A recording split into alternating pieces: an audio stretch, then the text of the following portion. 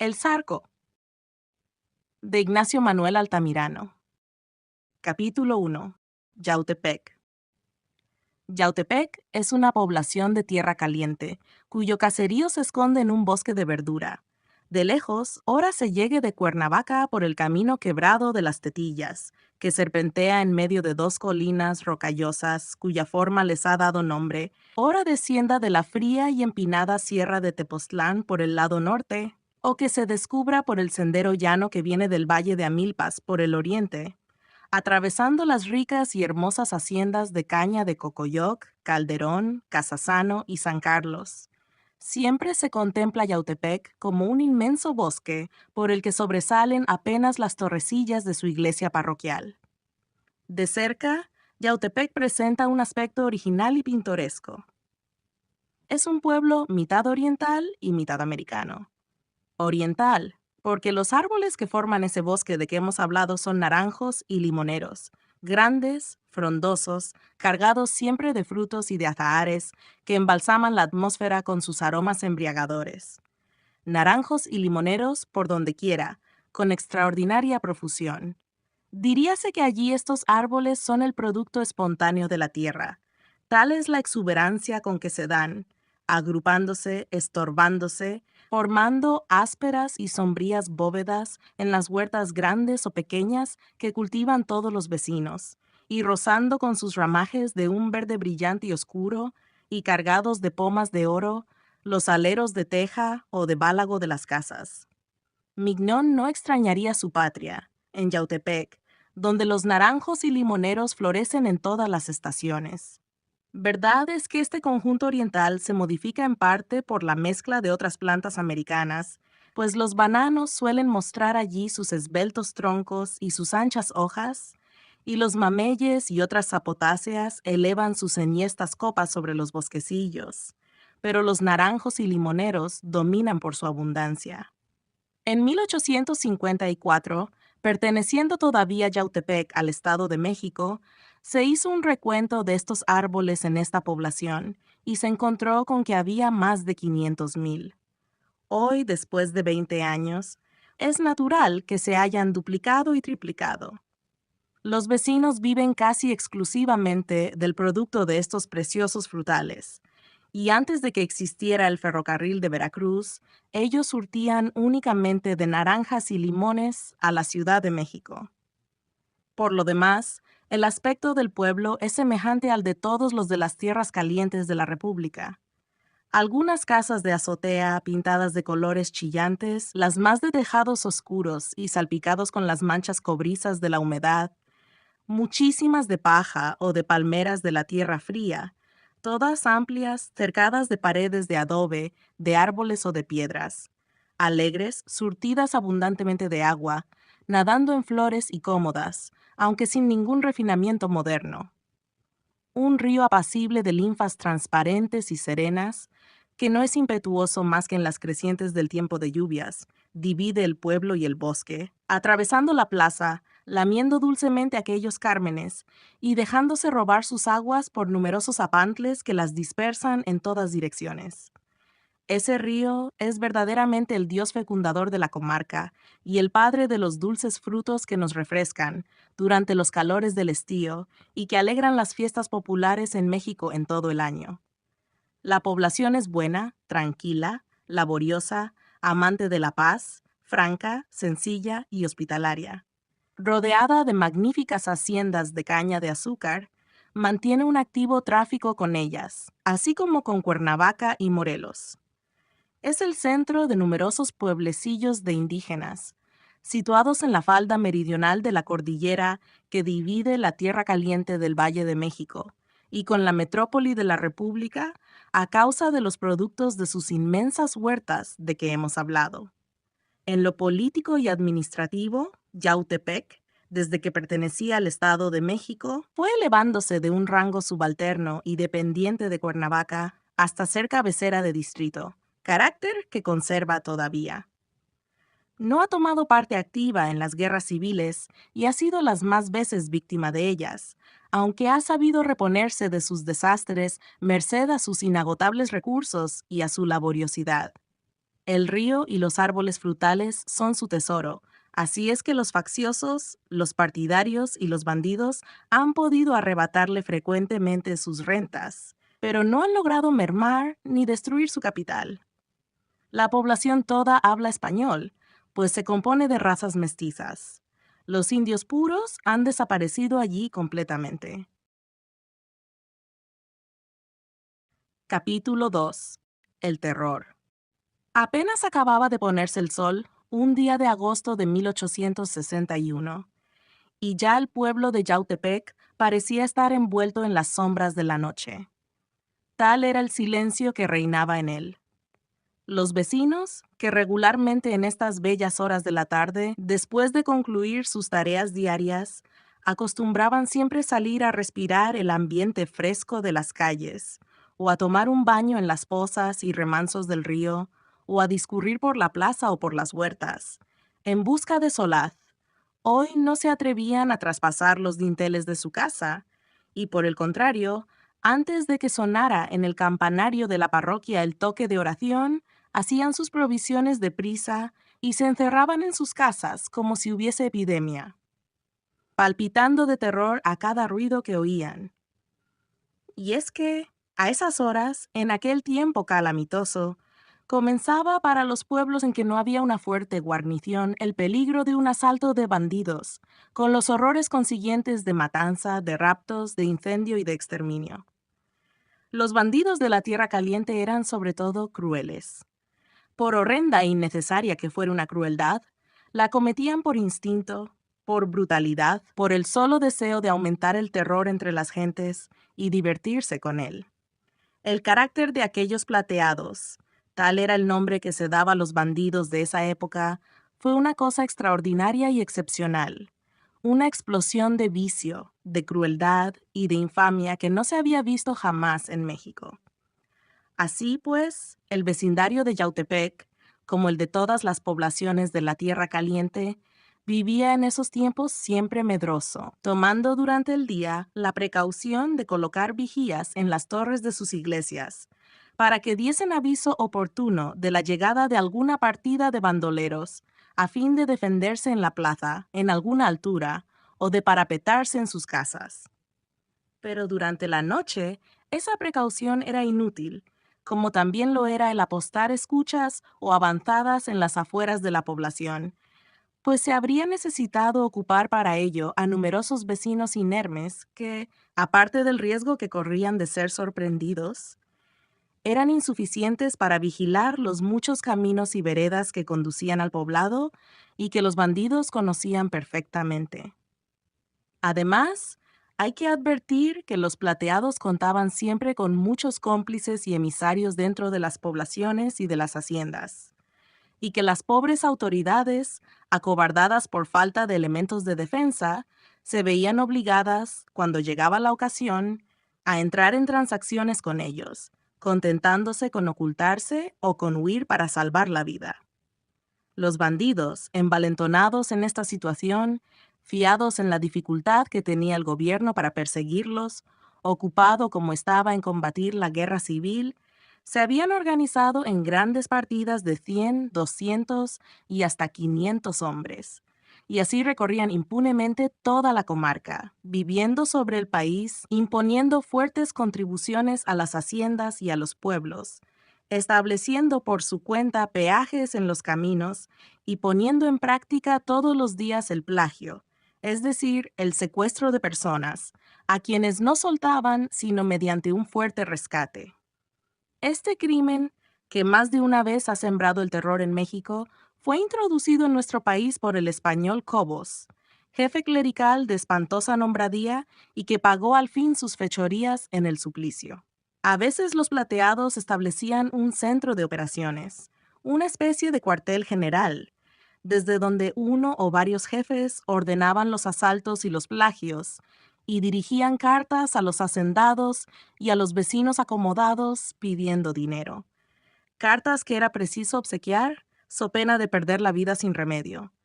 Allí también solían tener los escondites en que encerraban a los plagiados, sometiéndolos a los más crueles tormentos. por el tiempo de que estamos hablando, ese cuartel general de bandidos se hallaba en Xochimancas, hacienda antigua y arruinada, no lejos de Yautepec, y situada a propósito para evitar una sorpresa. Semejante vecindad hacía que los pueblos y haciendas del distrito de Yautepec se encontrasen por aquella época bajo la presión de un terror constante. De manera que así se explica el silencio lúgubre que reinaba en Yautepec en esa tarde de un día de agosto, y cuando todo incitaba al movimiento y a la sociabilidad, no habiendo llovido, como sucedía con frecuencia en este tiempo de aguas, ni presentado el cielo aspecto alguno amenazador. Al contrario, la atmósfera estaba limpia y serena. Allá en los picos de la sierra de Tepoztlán se agrupaban algunas nubes teñidas todavía con algunos reflejos violáceos. Más allá de los extensos campos de caña que comenzaban a oscurecerse, y de las sombrías masas de verdura y de piedra que señalaban las haciendas sobre las lejanas ondulaciones de las montañas, comenzaba a aparecer tenue y vaga la luz de la luna, que estaba en su llena. Capítulo 3. Las dos amigas.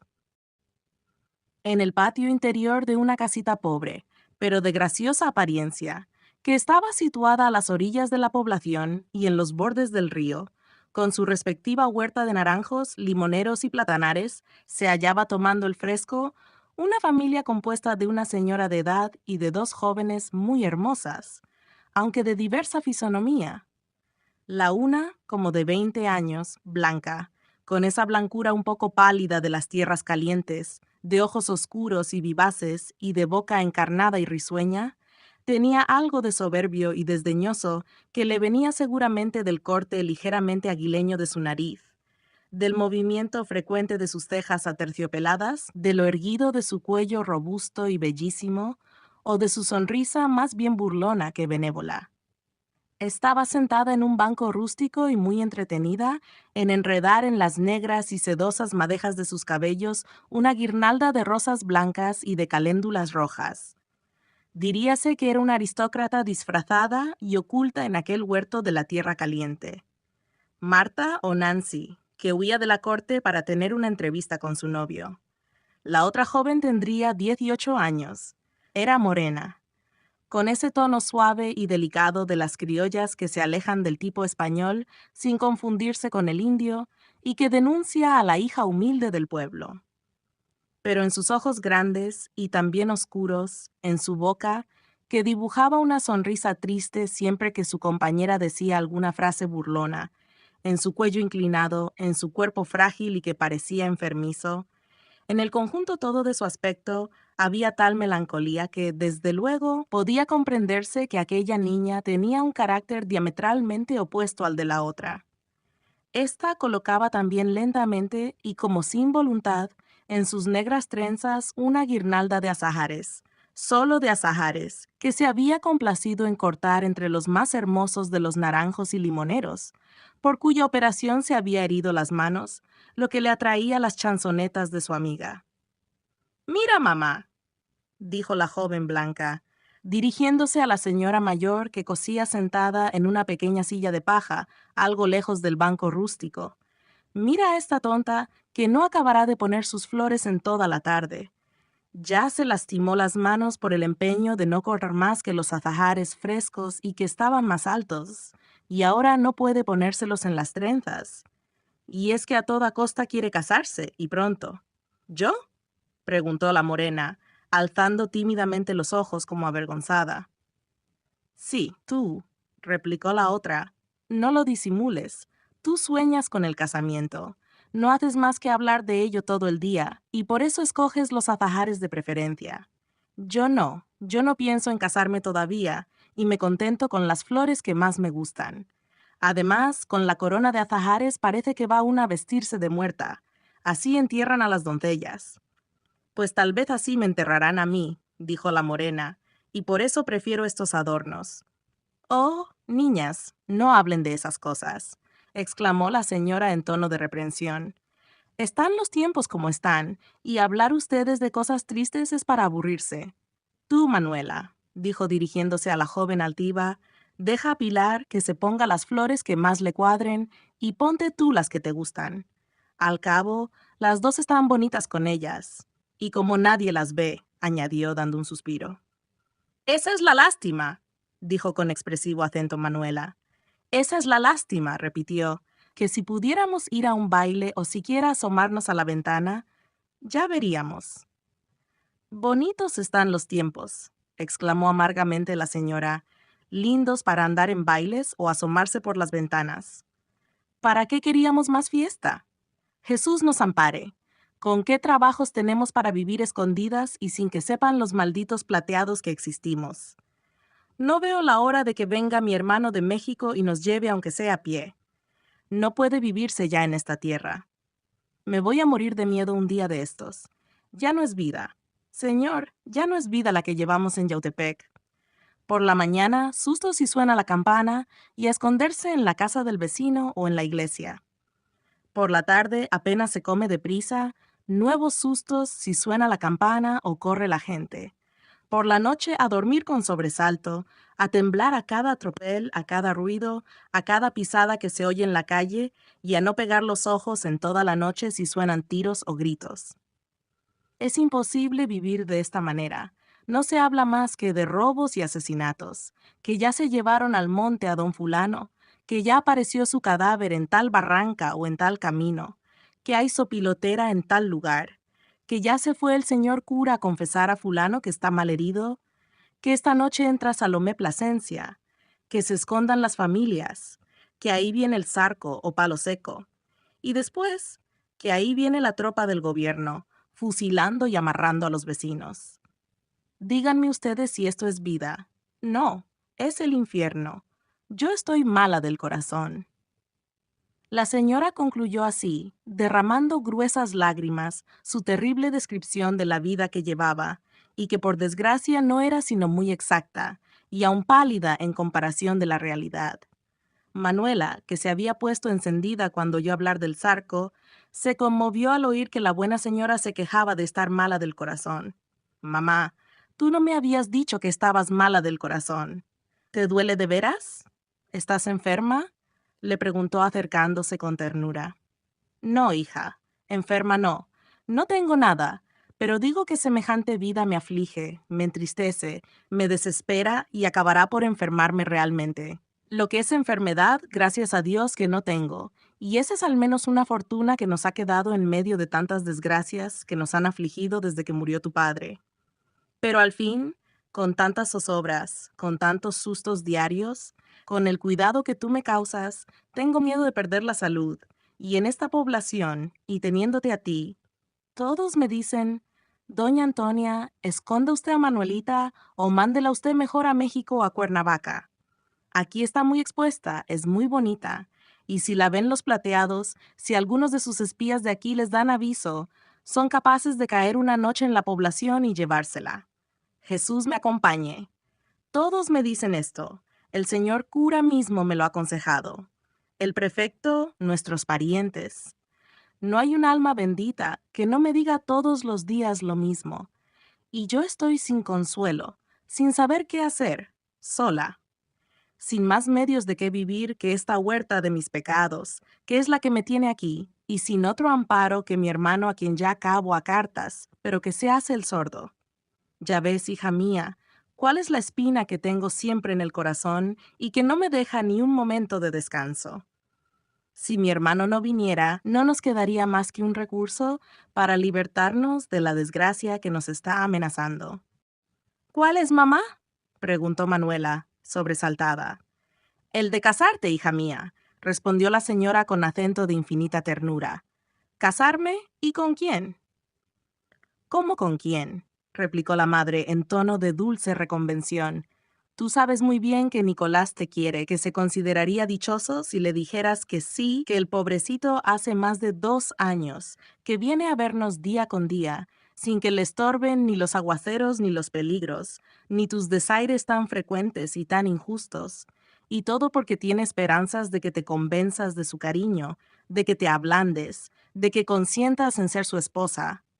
Ah, en eso habíamos de acabar, mamacita, interrumpió vivamente Manuela, que desde las últimas palabras de la señora no había disimulado su disgusto. Debía haberlo adivinado desde el principio. Siempre me hablas de Nicolás, siempre me propones el casamiento con él como el único remedio de nuestra mala situación, como si no hubiera otro. ¿Pero cuál otro, muchacha? El de irnos a México con mi tío, el de vivir como hasta aquí, escondiéndonos cuando hay peligro.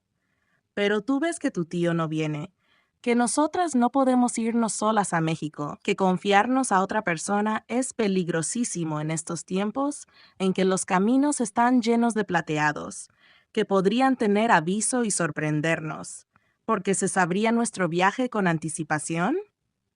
¿Y yéndonos con mi tío, no tendríamos el mismo riesgo? Objetó la joven, reflexionando. Tal vez, pero él tiene interés en nosotras. Somos de su familia y procuraría acompañarse de hombres resueltos. Quizás aprovecharía el paso de alguna fuerza del gobierno o la traería de México o de Cuernavaca. Guardaría el debido secreto sobre nuestra salida. En fin, la arriesgaría de noche, atravesando por Totolapam o por Tepoztlán. De todos modos, con él iríamos más seguras. Pero ya lo ves, no viene, ni siquiera responde a mis cartas. Sabrá seguramente cómo está este rumbo, y mi cuñada y sus hijos no lo dejarán exponerse. El hecho es que no podemos tener esperanzas en él. Pues entonces, mamá, seguiremos como hasta aquí, que estas no son penas del infierno. Algún día acabarán, y mejor me quedaré para vestir santos. Ojalá que ese fuera el único peligro que corrieras, el de quedarte para vestir santos, contestó la señora con amargura. Pero lo cierto es que no podemos seguir viviendo así en Yautepec. Estas no son penas del infierno, efectivamente, y aun creo que se acabarán pronto, pero no favorablemente para nosotras. Mira, añadió bajando la voz con cierto misterio, me han dicho que, desde que los plateados han venido a establecerse en Xochimancas, y que estamos más inundados que nunca en este rumbo, han visto muchas veces a algunos de ellos, disfrazados, rondar nuestra calle de noche, que ya saben que tú estás aquí, aunque no sales ni a misa, que han oído mentar tu nombre entre ellos, que los que son sus amigos aquí han dicho varias veces, Manuelita ha de parar con los plateados. Un día de estos, Manuelita ha de ir a reamanecer en Xochimancas, con otras palabras parecidas. Mis comadres, mis parientes, ya te conté, el señor cura mismo me ha encontrado y me ha dicho, Doña Antonia, ¿pero en qué piensa usted que no ha transportado ya a Manuelita a Cuernavaca o a Cuautla, a alguna hacienda grande? Aquí corre mucho riesgo con los malos. Sáquela usted, señora, sáquela usted, o escóndala debajo de la tierra, porque si no va usted a tener una pesadumbre un día de estos. Ya cada consejo que me dan, me clavan un puñal en el pecho. Ya verás tú si podemos vivir de este modo aquí. Pero mamá, si esos son chismes con que quieren asustar a usted, yo no he visto ningún bulto en nuestra calle de noche, una que otra vez que suelo asomarme. Y eso de que vinieran los plateados a robarme alguna vez, ya usted verá que es difícil. Habíamos de tener tiempo de saberlo, de oír algún tropel, y podríamos evitarlo fácilmente, huyendo por la huerta hasta la plaza. Desengáñese usted. No contando conmigo, me parece imposible. Solo que me sorprendieran en la calle, pero como no salgo, ni siquiera voy a misa, sino que me estoy encerrada a piedra y lodo. ¿Dónde me habían de ver? Ay, no, Manuela. Tú eres animosa porque eres muchacha y ves las cosas de otro modo, pero yo soy vieja, tengo experiencia, veo lo que está pasando y que no había visto yo nunca en los años que tengo de edad, y creo que estos hombres son capaces de todo.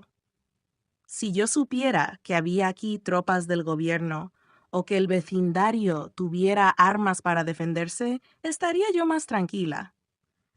Pero ya tú bien ves que hasta el prefecto y el alcalde se van al monte cuando aparecen los plateados, que el vecindario no sabe qué hacer, que si hasta ahora no han asaltado la población es porque se les ha mandado el dinero que han pedido, que hasta yo he contribuido con lo que tenía de mis economías a dar esa cantidad, que no tenemos más refugio que la iglesia o la fuga en lo más escondido de las huertas. ¿Qué quieres que hagamos? Si un día se vienen a vivir aquí esos bandidos, como han vivido en Santetelco y como viven hoy en Xochimancas. ¿No ves que hasta los hacendados les mandan dinero para poder trabajar en sus haciendas? ¿No sabes que les pagan el peaje para poder llevar su cargamento a México? ¿No sabes que en las poblaciones grandes, como Cuautla y Cuernavaca, solo los vecinos armados son los que se defienden? ¿Tú piensas quizás que estos bandidos andan en partidas de 10 o de 12? Pues no, andan en partidas de 300 y 500 hombres. Hasta traen sus músicas y cañones, y pueden sitiar a las haciendas y a los pueblos. El gobierno les tiene miedo, y estamos aquí como moros, sin señor. Bueno, replicó Manuelita, no dándose por vencida, y aún suponiendo que así sea, mamá, ¿qué lograríamos casándome con Nicolás? Ah, hija mía, lograríamos que tomaras estado y que te pusieras bajo el amparo de un hombre de bien. Pero si ese hombre de bien no es más que el herrero de la hacienda de Atlihuayan, y si el mismo dueño de la hacienda, que está en México, y que es un señorón, no puede nada contra los plateados, ¿qué había de poder el herrero, que es un pobre artesano? Dijo Manuela, alargando un poco su hermoso labio inferior con un gesto de desdén. Pues aunque es un pobre artesano, ese herrero es todo un hombre. En primer lugar, casándote, ya estarías bajo su potestad. Y no es lo mismo una muchacha que no tiene otro apoyo que una débil vieja como yo, de quien todos pueden burlarse, que una mujer casada que cuenta con un marido, que tiene fuerzas para defenderla, que tiene amigos, muchos amigos armados en la hacienda, que pelearían a su lado hasta perder la vida. Nicolás es valiente, nunca se han atrevido a atacarlo en los caminos. Además, sus oficiales de la herrería y sus amigos del Real lo quieren mucho. En Atlihuayan no se atreverían los plateados a hacerte nada, yo te lo aseguro. Estos ladrones, después de todo, solo acometen a las poblaciones que tienen miedo y a los caminantes desamparados, pero no se arriesgan con los que tienen resolución. En segundo lugar, si tú no querías estar por aquí, Nicolás ha ganado bastante dinero con su trabajo, tiene sus ahorros. Su maestro, que es un extranjero que lo dejó encargado de la herrería de la hacienda, está en México, lo quiere mucho, y podríamos irnos a vivir allá mientras que pasan estos malos tiempos. Nunca, mamá, interrumpió bruscamente Manuela. Estoy decidida. No me casaré nunca con ese indio horrible a quien no puedo ver. Me choca de una manera espantosa. No puedo aguantar su presencia. Prefiero cualquier cosa a juntarme con ese hombre. Prefiero a los plateados, añadió con altanera resolución. ¿Sí? Dijo la madre arrojando su costura indignada. ¿Prefieres a los plateados? Pues mira bien lo que dices, porque si no quieres casarte honradamente con un muchacho que es un grano de oro de honradez y que podría hacerte dichosa y respetada, ya te morderás las manos de desesperación cuando te encuentres en los brazos de esos bandidos que son demonios vomitados del infierno. Yo no veré semejante cosa, no, Dios mío. Yo me moriré antes de pesadumbre y de vergüenza, añadió, derramando lágrimas de cólera. Manuela se quedó pensativa.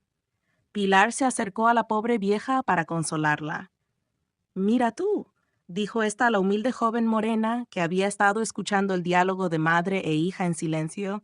Tú que eres mi ahijada, que no me debes tanto como esta ingrata, no me darías semejante pesar. Luego, después de un momento de silencio embarazoso para las tres, la señora dijo con marcado acento de ironía y de despecho: Indio horrible. No parece sino que esta presumida no merece más que un San Luis Gonzaga. ¿De dónde te vienen tantos humos a ti, que eres una pobre muchacha, aunque tengas, por la gracia de nuestro Señor, esa carita blanca y esos ojos que tanto te alaban los tenderos de Yautepec? Eres tan entonada que cualquiera diría que eras dueña de hacienda. Ni tu padre ni yo te hemos dado esas ideas. Tu crianza ha sido humilde. Te hemos enseñado a amar la honradez, no la figura ni el dinero. La figura se acaba con las enfermedades o con la edad, y el dinero se va como vino.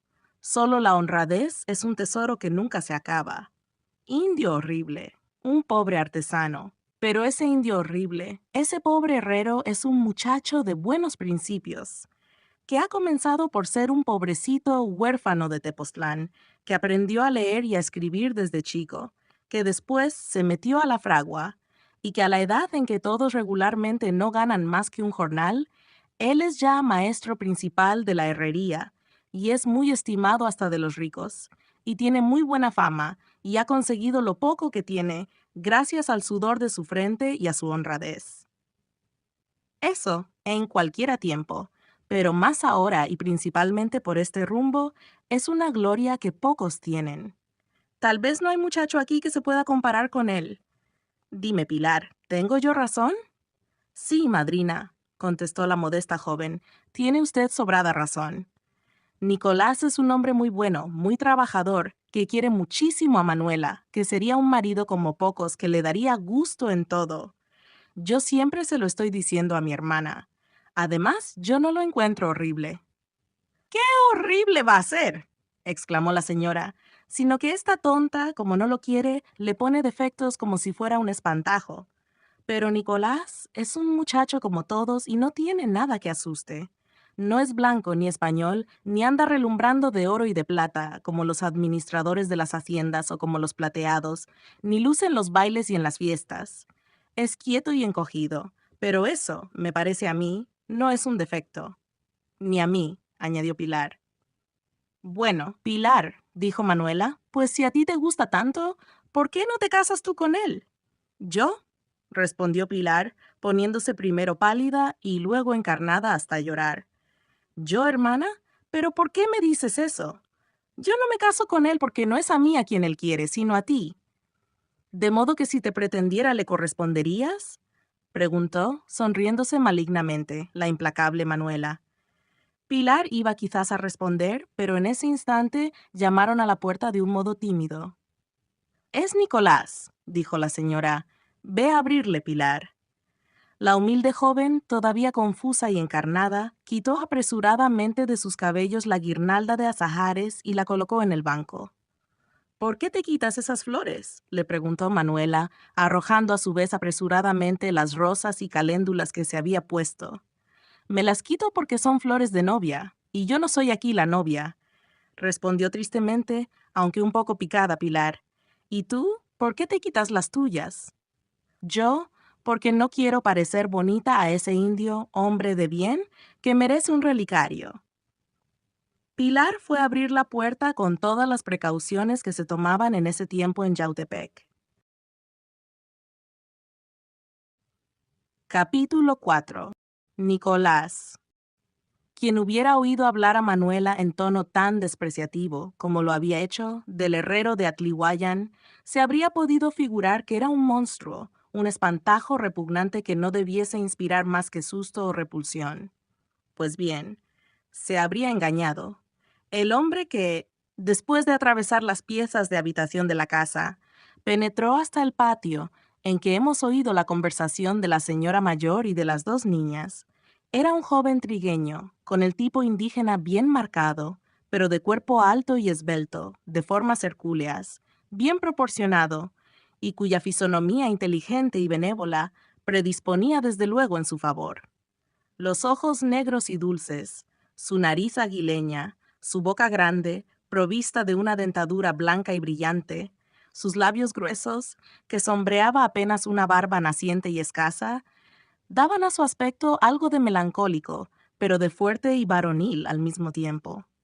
Se conocía que era un indio, pero no un indio abyecto y servil, sino un hombre culto, ennoblecido por el trabajo y que tenía la conciencia de su fuerza y de su valer.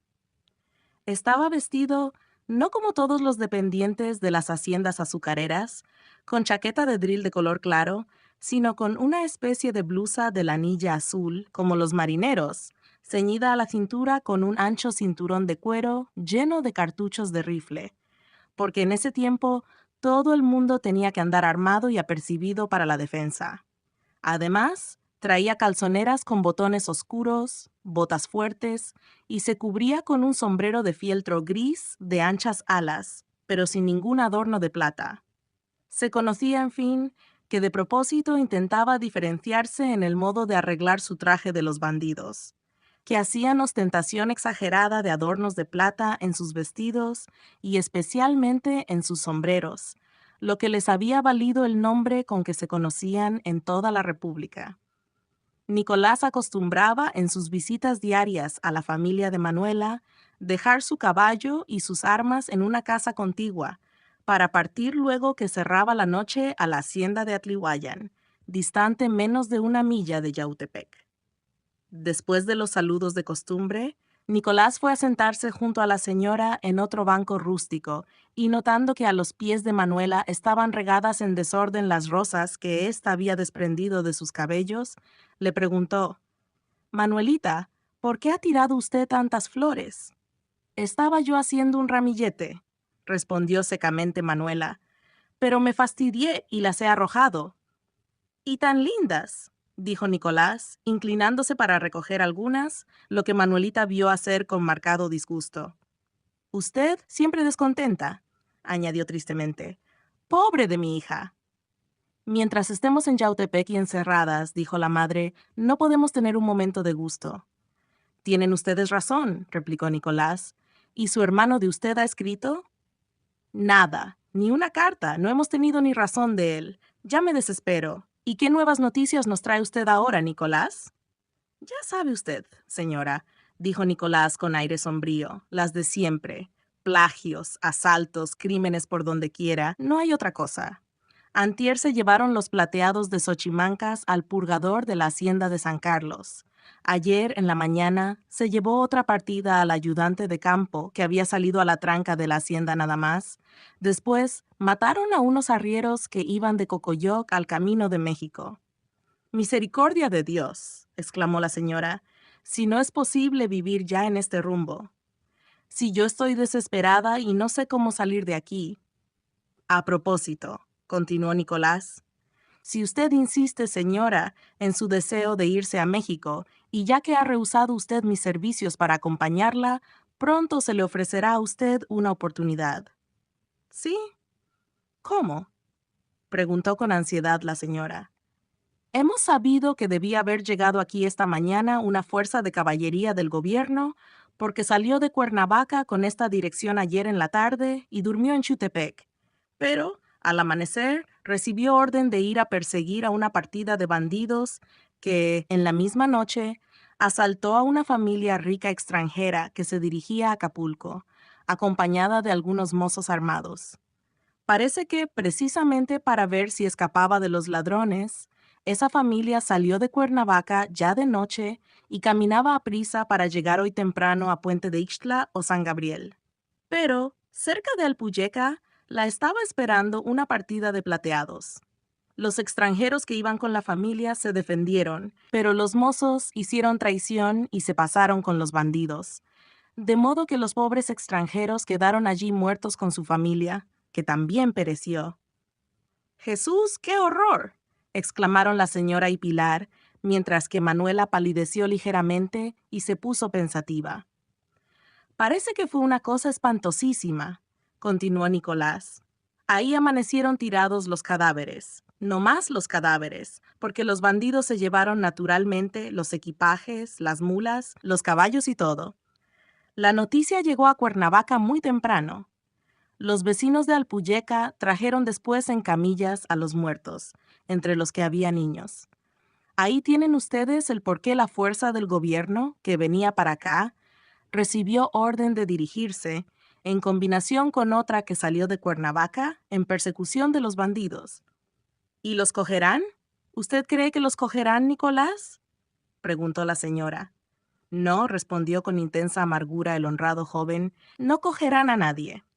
Son pocos en comparación con los plateados, que deben haberse refugiado en Xochimancas.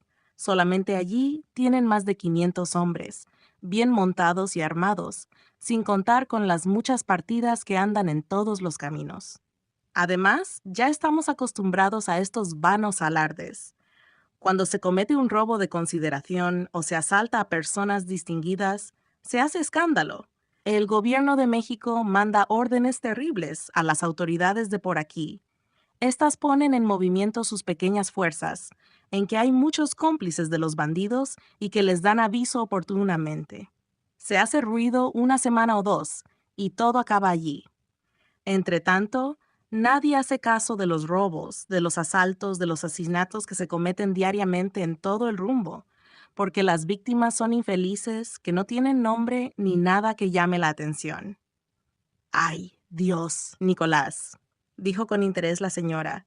¿Y usted que se arriesga todas las tardes para venir de Atlihuayan solo por vernos? Yo le ruego a usted que no lo haga ya.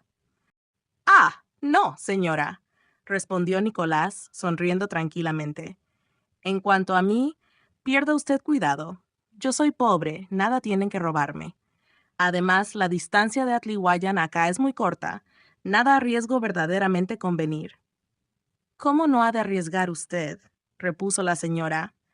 En primer lugar, aunque usted es pobre, se sabe que es usted un artesano honrado y económico, que es el maestro de la herrería de Atlihuayan, y deben suponer que tiene usted algo guardado.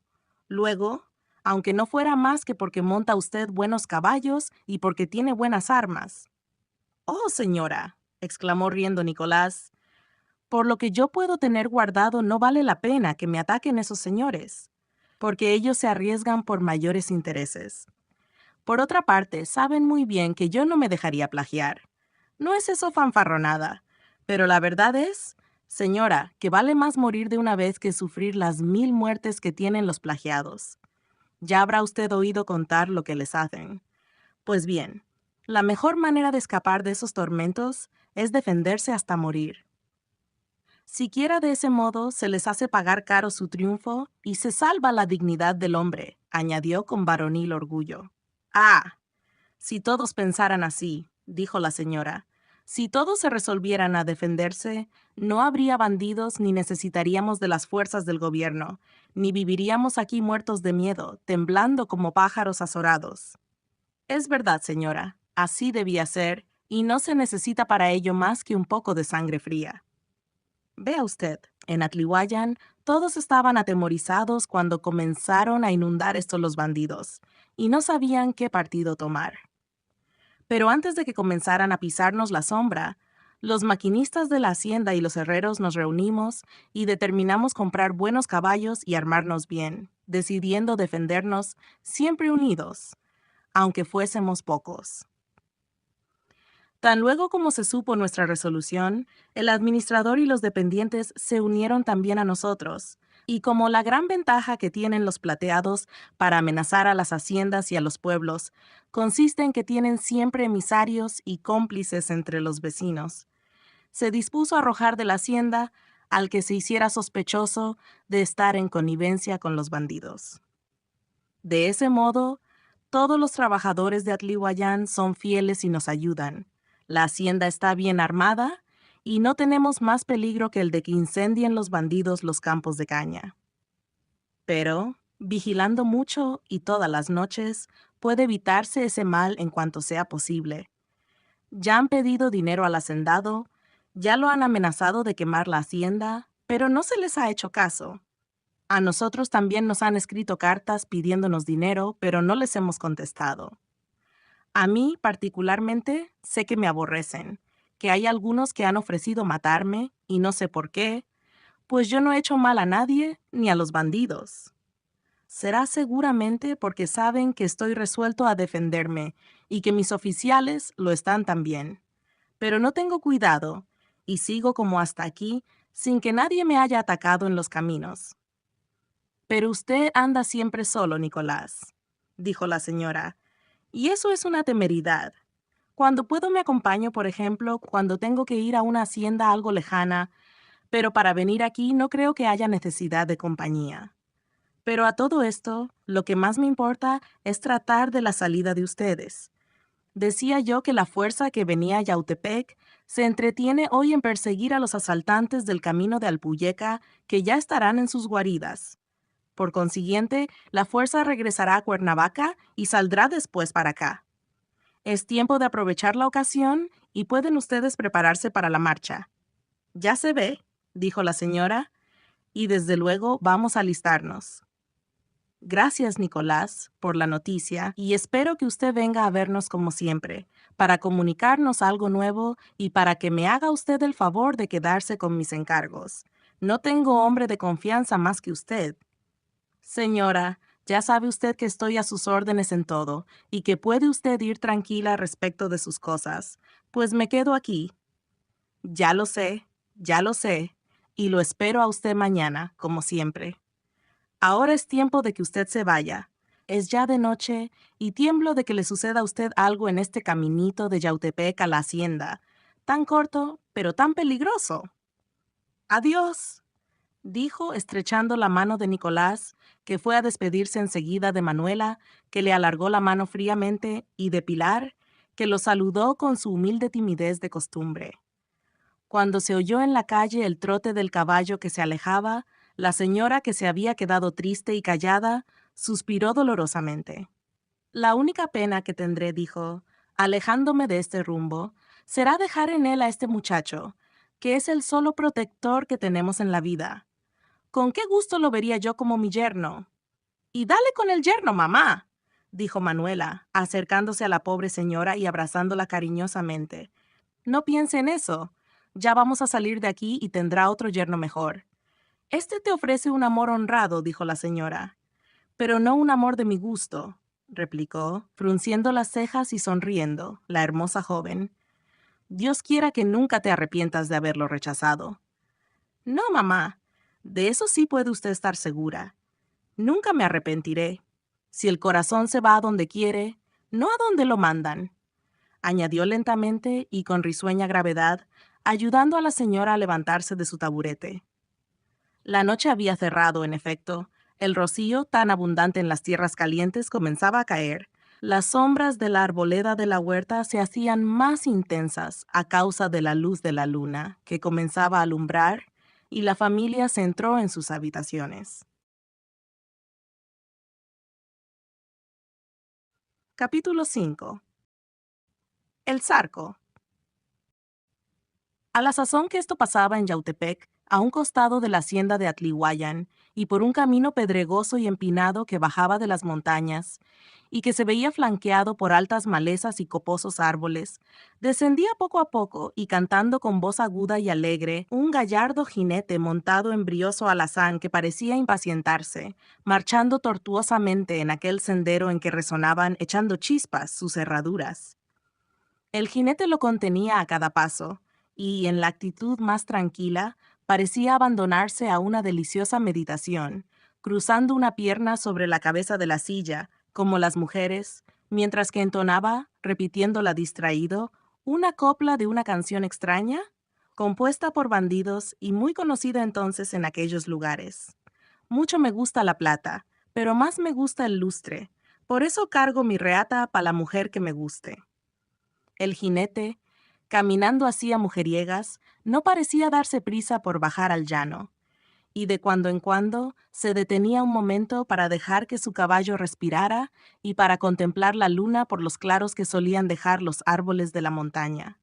Así, mirándola atentamente, observaba también las estrellas y parecía averiguar la hora, como si estuviese pendiente de una cita. Por fin, al dar vuelta a un recodo del camino, los árboles fueron siendo más raros, las malezas más pequeñas, el sendero se ensanchaba y era menos áspero. Parecía que la colina ondulaba suavemente y todo anunciaba la proximidad de la llanura. Luego que el jinete observó este aspecto menos salvaje que el que había dejado atrás de él, se detuvo un instante, alargó la pierna que traía cruzada, se estiró perezosamente, se afirmó en los estribos, examinó con rapidez las dos pistolas que traía en la cintura y el mosquete que colgaba en la funda de su silla, al lado derecho y atrás, como se usaba entonces. Después de lo cual, desenredó cuidadosamente la banda roja de lana que abrigaba su cuello y volvió a ponérsela, pero cubriéndose con ella el rostro hasta cerca de los ojos. Después se desvió un poco del camino y se dirigió a una pequeña explanada que allí había, y se puso a examinar el paisaje. La luna había aparecido ya sobre el horizonte y ascendía con majestad en el cielo por entre grupos de nubes. A lo lejos, las montañas y las colinas formaban un marco negro y espeso al cuadro gris en que se destacaban las oscuras masas de las haciendas, la faja enorme de Yautepec, los cerros y las arboledas, y, al pie de la colina que servía de mirador al jinete, se veían distintamente los campos de caña de Atlihuayan, salpicados de luciérnagas, y en medio de ellos los grandes edificios de la hacienda, con sus altas chimeneas, sus bóvedas y sus ventanas llenas de luz. Aún se escuchaba el ruido de las máquinas y el rumor lejano de los trabajadores y el canto melancólico con que los pobres mulatos, a semejanza de sus abuelos los esclavos, entretienen sus fatigas o dan fin a sus tareas del día. Ese aspecto tranquilo y apacible de la naturaleza y ese santo rumor de trabajo y de movimiento que parecía un himno de virtud, no parecieron hacer mella ninguna en el ánimo del jinete, que solo se preocupaba de la hora, porque después de haber permanecido en muda contemplación por espacio de algunos minutos, se apeó del caballo, estuvo paseándolo un rato en aquella meseta, después apretó el cincho, montó, interrogando de nuevo a la luna y a las estrellas, continuó su camino cautelosamente y en silencio. A poco estaba ya en la llanura y entraba en un ancho sendero que conducía a la tranca de la hacienda. Pero al llegar a una encrucijada, tornó el camino que iba a Yautepec, dejando la hacienda a su espalda. Apenas acababa de entrar en él, andando al paso, cuando vio pasar a poca distancia y caminando en dirección opuesta a otro jinete que también iba al paso, montado en un magnífico caballo oscuro. «Es el herrero de Atlihuayan», dijo en voz baja, inclinando la ancha faja de su sombrero para no ser visto, aunque la bufanda de lana le cubría el semblante hasta los ojos. Después murmuró, volviendo ligeramente la cabeza para ver al jinete que se alejaba con lentitud. «¡Qué buenos caballos tiene este indio! Pero no se deja. Ya veremos», añadió con acento amenazador, y continuó marchando hasta llegar cerca de la población de Yautepec. Allí dejó el camino real y tomó una veredita que conducía a la caja del río que atraviesa la población. Después siguió por toda la orilla meridional hasta una pequeña curva en que el río, después de encajarse entre dos bordes altos y llenos de maleza, de cactos y de árboles silvestres, desemboca en un terreno llano y arenoso antes de correr entre las dos hileras de extensas y espesísimas huertas que lo flanquean en la población. Allí la luna daba de lleno sobre el campo, rielando en las aguas cristalinas del río, y a su luz pudo verse perfectamente al jinete misterioso que había bajado de la montaña. Era un joven como de 30 años, alto, bien proporcionado, de espaldas hercúleas y cubierto literalmente de plata. El caballo que montaba era un soberbio alazán, de buena alzada, musculoso, de encuentro robusto, de pezuñas pequeñas, de ancas poderosas, como todos los caballos montañeses, de cuello fino y de cabeza inteligente y erguida. Era lo que llaman los rancheros un caballo de pelea. El jinete estaba vestido como los bandidos de esa época, y como nuestros charros, los más charros de hoy. Llevaba chaqueta de paño oscuro con bordados de plata, calzoneras con doble hilera de chapetones de plata, unidos por cadenillas y agujetas del mismo metal. Cubríase con un sombrero de lana oscura de alas grandes y tendidas, y que tenían tanto encima como debajo de ellas una ancha y espesa cinta de galón de plata, bordada con estrellas de oro. Rodeaba la copa redonda y achatada una doble toquilla de plata, sobre la cual caían a cada lado dos chapetas, también de plata, en forma de bulas rematando en anillos de oro. Llevaba, además de la bufanda de lana con que se cubría el rostro, una camisa también de lana debajo del chaleco y en el cinturón un par de pistolas de empuñadura de marfil en sus fundas de charol negro bordadas de plata.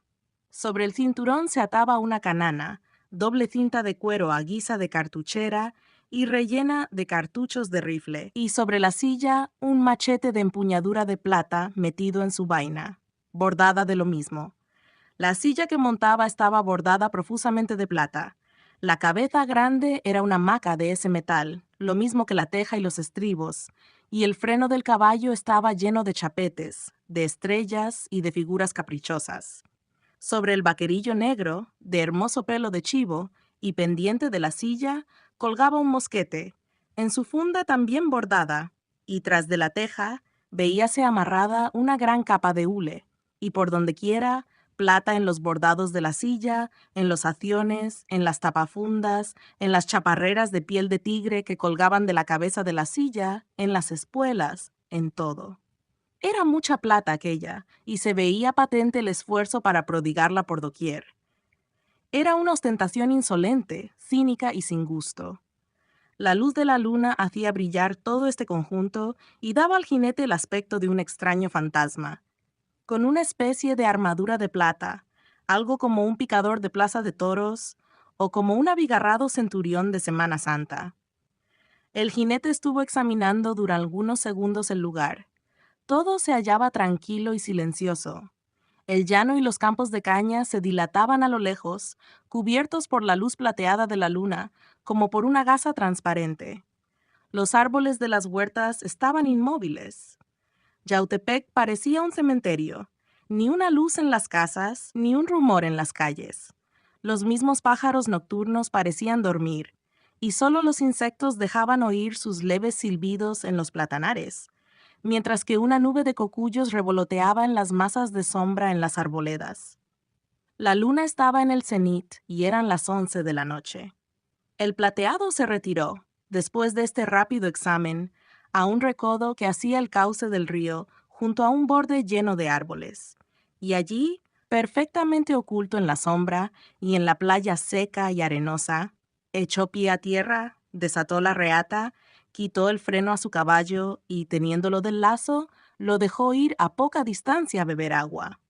Luego que la necesidad del animal estuvo satisfecha, lo enfrenó de nuevo y montó con agilidad sobre él, atravesó el río y se internó en uno de los callejones estrechos y sombríos que desembocan en la ribera y que estaban formados por las cercas de árboles de las huertas. Anduvo al paso y como recatándose por algunos minutos, hasta llegar junto a las cercas de piedra de una huerta extensa y magnífica. Allí se detuvo al pie de un zapote colosal, cuyos ramajes frondosos cubrían como una bóveda toda la anchura del callejón, y procurando penetrar con la vista en la sombra densísima que cubría el cercado, se contentó con articular 2 veces seguidas una especie de sonido de llamamiento. Tss, al que respondió otro de igual naturaleza desde la cerca, sobre la cual no tardó en aparecer una figura blanca. «Manuelita», dijo en voz baja el plateado. «Zarco mío, aquí estoy», respondió una dulce voz de mujer. Aquel hombre era el Zarco, el famoso bandido cuyo renombre había llenado de terror toda la comarca. Capítulo 6. La entrevista. La cerca no era alta. Estaba formada de grandes piedras, entre las cuales habían brotado centenares de trepadoras, de ortigas y de cactus de tallos verticales y esbeltos, formando un muro espeso, cubierto con una cortina de verdura.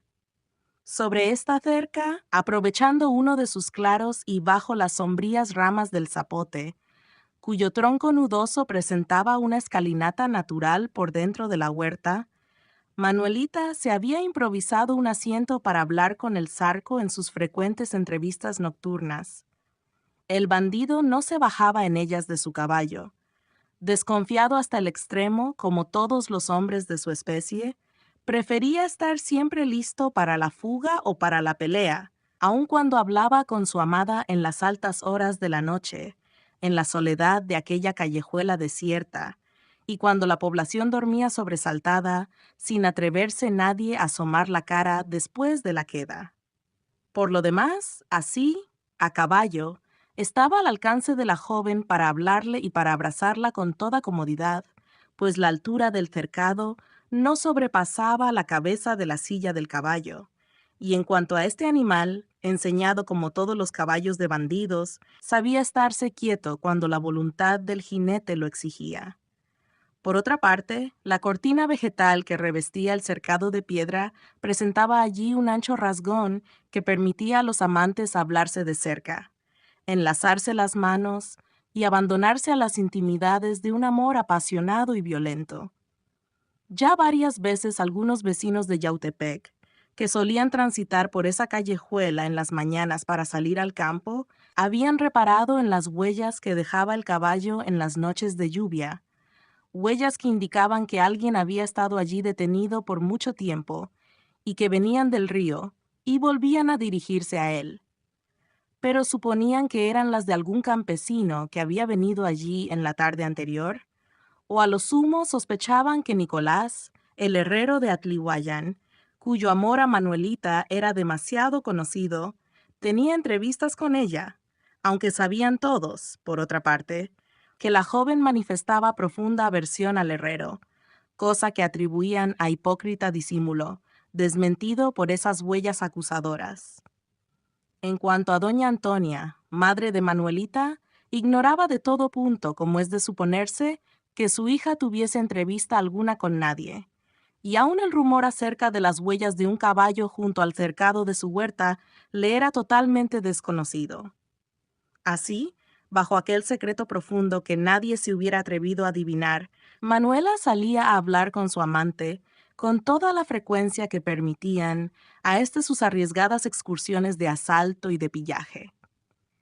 Él parecía muy enamorado de la hermosa muchacha, pues apenas podía disponer de algunas horas, cuando las aprovechaba, a trueque del reposo y del sueño, para venir a conversar una hora con su amada, a quien prevenía regularmente por medio de los emisarios y cómplices que tenía en Yautepec. Esta vez era esperado con más impaciencia que nunca por la joven, alarmada por los peligros que anunciaban para sus amores las resoluciones de la tarde. «Tenía yo miedo de que no vinieras esta noche y te esperaba yo con ansia», dijo Manuela, palpitante de pasión y de zozobra. «Pues por poco no vengo, mi vida», respondió el zarco, arrimándose a la cerca y tomando entre las suyas las manos trémulas de la joven. «Hemos tenido pelea anoche. Por poco me mata un gringo maldito, y apenas he tenido tiempo de pasar por Xochimancas, de remudar caballo, de tomar un bocado y un poco de café, y he andado 20 leguas por verte. ¿Pero qué tienes? Estás temblando. ¿Por qué me esperabas con ansia? Dime, ¿estuviste tú en lo de Alpuyeca?» «Sí, precisamente yo mandaba la fuerza». «¿Por qué me preguntas eso? ¿Cómo lo has sabido tan pronto?» «Pues ahora verás. Estuvo, como siempre, hoy en la tarde el fastidioso herrero, y a él diciéndole mi mamá que ya no veía la hora de salir de aquí para irnos a México, pero que no sabía cómo, porque mi tío no viene. Le contó que una tropa de caballería del gobierno había salido ayer de Cuernavaca con dirección a Yautepec y que se había quedado a dormir en Xiutepec, pero que hoy en la mañana recibió orden violentamente para perseguir a una partida que había matado a unos extranjeros en Alpuyeca anoche, y que se fue para allá. Ya lo sabíamos. Diz que nos van a cargar fuerzas. Figúrate, 200 hombres a lo más. Buen cuidado tendrán de no arrimarse por Xochimancas. Allí estacarían el cuero. ¿Y qué más? Bueno, pues que siguió diciendo que esa caballería del gobierno no cogerá a ninguno y que volverá a tomar la dirección de Yautepec para continuar su marcha, que entonces podríamos aprovechar la oportunidad para irnos con la tropa. ¿Ustedes? Sí, nosotras. Y mi madre dijo que le parecía buena la idea, que nos íbamos a disponer para irnos, y aún encargó al herrero que viniera mañana para traerle nuevas noticias y para dejarle sus encargos. ¡Ah, caramba! ¿De modo que es de veras? Muy de veras, Zarco, muy de veras. Tiene mi madre tal miedo que no lo dudes, va a aprovechar la ocasión, y ya me dijo que vayamos disponiendo nuestros baúles con lo más preciso, que irá mañana a pedirle a una persona su dinero que le tiene guardado y nos vamos. Imposible, exclamó el bandido con violencia. Imposible. Se irá ella, pero tú no. Primero me matan. Pero, ¿cómo hacemos entonces? Niégate. Ah, sería inútil, Zarco. Tú no conoces a mi mamá. Cuando dice una cosa, la cumple. Cuando manda algo, no se le puede replicar. Hartos disgustos tengo todos los días porque me quiere casar a fuerza con el indio. Y por más que le manifiesto mi resolución de no unirme a ese hombre, Por más que le hago desaires a este y que le he dicho en su cara muchas veces que no le tengo amor, mi madre sigue en su porfía y el herrero sigue también viniendo, seguramente porque mi madre le da alas para que no deje su necedad. Pero en fin, en esto puedo desobedecer porque alego mi falta de cariño, pero en lo de irnos, ya tú ves que es imposible. Pues déjame pensar, dijo el zarco poniéndose a reflexionar. Dime, interrumpió Manuela, ¿no sería posible que ustedes atacaran a la tropa del gobierno en Las Tetillas o en otro paraje y que la derrotaran? Ustedes son muchos. Sí, mi alma, sería posible y lo conseguiríamos, pero te diré francamente, los muchachos no se arriesgan a estas empresas sino cuando esperan coger un buen botín o cuando se defienden y la ven irremediable. Pero aquí no habían de querer. Dirán que atacando a esta tropa no van a recibir más que muchos balazos, y si la derrotan, cogerán cuando más unos cuantos caballos flacos, sillas viejas, uniformes hechos pedazos. Si los soldados del gobierno parecen limosneros. Además, son 100 hombres. Tendríamos que cargarles lo menos 500, ¿y tú crees que habíamos de juntarlos para eso nada más? Pero bien, repuso la joven contrariada, ya sabía yo que los plateados no atacaban sino a los indefensos. Eso dice mi madre. ¿A los indefensos? Dijo el zarco, picado a su vez en lo más vivo. ¿Eso dice tu madre? Pues se equivoca la buena señora. También sabemos atacar a la tropa, y cansados estamos de hacerlo y de triunfar. Indefensos. Pues bueno fuera que hubiera visto la pelotera de anoche. Esos gringos parecían demonios. Se defendían con sus rifles, con sus pistolas, con sus espadas. Ay, zarco, dicen que mataron a las mujeres y a los niños. ¿Quién dijo eso? El herrero.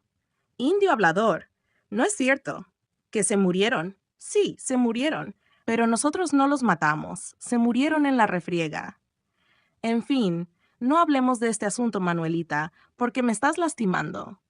No, mi vida, no, replicó la joven con voz de infinita ternura y enlazada al cuello del bandido.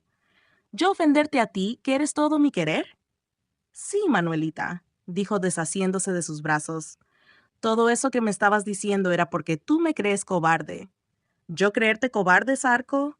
Dijo la joven echándose a llorar. Pero ¿cómo has podido pensar eso? Si yo creo que tú eres el hombre más valiente del mundo.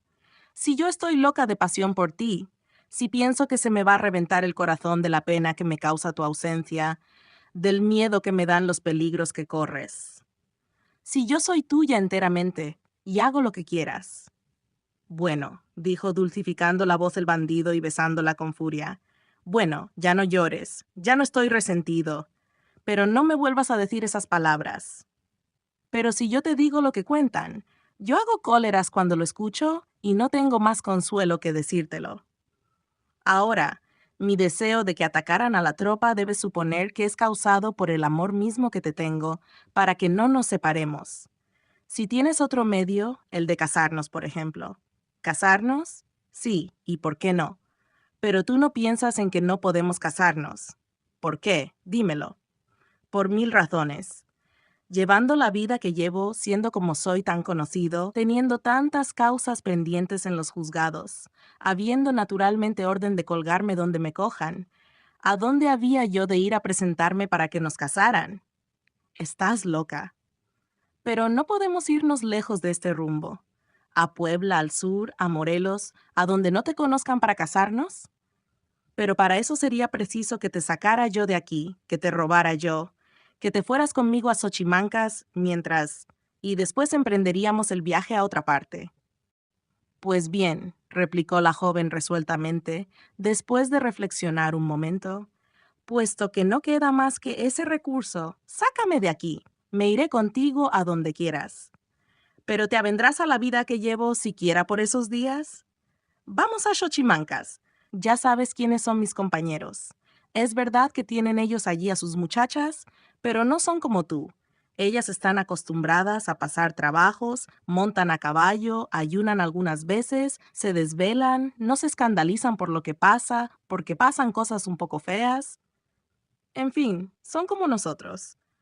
Tú eres una muchacha criada de otra manera. Tu mamá te quiere mucho. Tengo miedo de que te enfades, de que llores acordándote de tu mamá y de Yautepec, de que me eches la culpa de tu desgracia, de que me aborrezcas. Eso nunca, Zarco, nunca. Yo pasaré cuantos trabajos vengan. Yo también sé montar a caballo, y ayunaré y me desvelaré, y veré todo sin espantarme con tal de estar a tu lado. Mira, añadió Manuela con voz sorda y en el extravío de su pasión frenética, yo quiero, en efecto, mucho a mi mamá, aunque de pocos días a esta parte me parezca que la quiero menos. Sé que le voy a causar tal vez la muerte, pero te prometo no llorar cuando me acuerde de ella, con la condición de que tú estés conmigo, de que me quieras siempre, como yo te quiero, de que nos vayamos pronto de este rumbo. El bandido la estrechó entre sus brazos y la devoró a besos. Conmovido ante esta explosión de amor tan apasionada, tan loca, tan sincera, que estaba tan cerca del frenesí y que le entregaba enteramente a aquella joven tan bella, tan codiciada, tan soñada en sus horas de pasión y de deseos. Porque el Zarco amaba también a Manuela, solo que él la amaba de la única manera que podía amar un hombre encenagado en el crimen, un hombre a quien era extraña toda noción de bien, en cuya alma tenebrosa y pervertida solo tenían cabida ya los goces de un sensualismo bestial y las infames emociones que pueden producir el robo y la matanza. La amaba porque era linda, fresca, gallarda, porque su hermosura atractiva y voluptuosa, su opulencia de formas, su andar lánguido y provocador, sus ojos ardientes y negros, sus labios de granada, su acento armonioso y blando, todo ejercía un imperio terrible sobre sus sentidos, excitados día a día por el insomnio y la obsesión constante de aquella visión. Aquel no era amor, en el sentido elevado de la palabra, era el deseo espoleado por la impaciencia y halagado por la vanidad, porque, efectivamente, el bandido debía creerse afortunado con merecer la preferencia de la mujer más bonita de la comarca. Así es que tan pronto como el Zarco estuvo seguro de que la joven se hallaba resuelta a arrostrarlo todo con tal de seguirlo, se sintió feliz, y toda la sangre de sus venas afluyó a su corazón en aquel instante supremo. Bueno, dijo, separándose de los brazos de Manuela, entonces no hay más que hablar. Te sales conmigo y nos vamos. ¿Ahora? Preguntó la joven con alguna indecisión. No, no ahora, contestó el bandido. Ahora es tarde y no podrías prepararte. Mañana vendré por ti a la misma hora, a las 11. No des en qué sospechar para nada a tu madre. Estate en el día como si tal cosa, con mucho disimulo. No saques más ropa que la muy necesaria. Allá tendrás toda la que quieras, pero saca tus alhajas y el dinero que te he dado. Guardas todo eso aparte, ¿no es verdad? Sí, lo tengo en un baulito enterrado. Pues bien, sácalo y me aguardas aquí mañana sin falta. ¿Y si por casualidad llegara la tropa del gobierno? Preguntó Manuela con inquietud. No, no vendrá, estate segura. La tropa del gobierno habrá andado todo el día de hoy buscándonos. Luego, como tienen esos soldados una caballada tan flaca y tan miserable, descansarán todo el día de mañana, y a lo sumo volverían a Cuernavaca pasado mañana, de modo que no estarán aquí sino dentro de 4 días. Así es que tenemos tiempo. Tú puedes alistar tus baúles con tu mamá como preparándote para el viaje a México, y no dejas fuera más que la ropa que te has de traer. Si por desgracia ocurriere alguna dificultad que te impida salir a verme, me avisarás luego con la vieja, que me ha de aguardar donde sabe para darme aviso. Pero si no hay nada, ni a ella le digas una palabra. Toma, añadió, sacando de los bolsillos de su chaqueta unas cajitas y entregándoselas a la joven. ¿Qué es esto?, preguntó ella recibiéndolas. Ya las verás mañana y te gustarán. Son alhajas. Guárdalas con las otras, dijo el bandido, abrazándola y besándola por último. Ahora me voy, porque ya es hora. Apenas llegaré amaneciendo a Xochimancas. Hasta mañana, mi vida. Hasta mañana, respondió ella. No faltes. Mañana serás mía enteramente. Tuya para siempre, dijo Manuela, enviándole un beso y quedándose un instante en la cerca para verlo partir. El Zarco se alejó, como había venido, al paso y recatadamente, y a poco se perdió en las tortuosidades de la callejuela apenas alumbrada por la luna. Capítulo 7. La Adelfa. Tan pronto como la joven perdió de vista a su amante, se apresuró a bajar del cercado por la escalinata natural que formaban las raíces del zapote, y se encaminó apresuradamente hacia un sitio de la huerta, en que un grupo de arbustos y de matorrales formaban una especie de pequeño soto espeso y oscuro a orillas de un remanso que hacían allí las aguas tranquilas de la Pantle. Luego sacó de entre las plantas una linterna sorda y se dirigió enseguida, abriéndose paso por entre los arbustos, hasta el pie de una vieja y frondosa adelfa, que, cubierta de flores aromáticas y venenosas, dominaba por su tamaño las pequeñas plantas del soto. Allí, en un montón de tierra cubierto de grama, la joven se sentó y, alumbrándose con la linterna, abrió con manos trémulas y palpitando de impaciencia las 3 cajitas que acababa de regalarle el bandido. ¡Ah, qué lindo!, exclamó con voz baja al ver un anillo de brillantes cuyos fulgores la deslumbraron. «Eso debe valer un dineral», añadió, sacando el anillo y colocándolo sucesivamente en los dedos de su mano izquierda y haciéndolo brillar a todos lados. «Si esto parece el sol». Luego, dejándose puesto el anillo, abrió la segunda caja y se quedó estupefacta. Eran 2 pulseras en forma de pequeñas serpientes, todas cuajadas de brillantes, y cuyos anillos de oro esmaltados de vivos colores les daban una apariencia fascinadora. Las serpientes daban varias vueltas en la caja de raso, y Manuela tardó un poco en desprenderlas. Pero luego que terminó, se las puso en el puño, muy cerca de la mano, enroscándolas cuidadosamente, y comenzó a alumbrarlas en todos sentidos, poniendo las manos en diversas actitudes. Luego, por un instante, cerró los ojos como si soñara, y los abrió enseguida, cruzando los puños junto a la luz y contemplándolas largo rato. «2 víboras», dijo frunciendo el ceño. «¡Qué idea!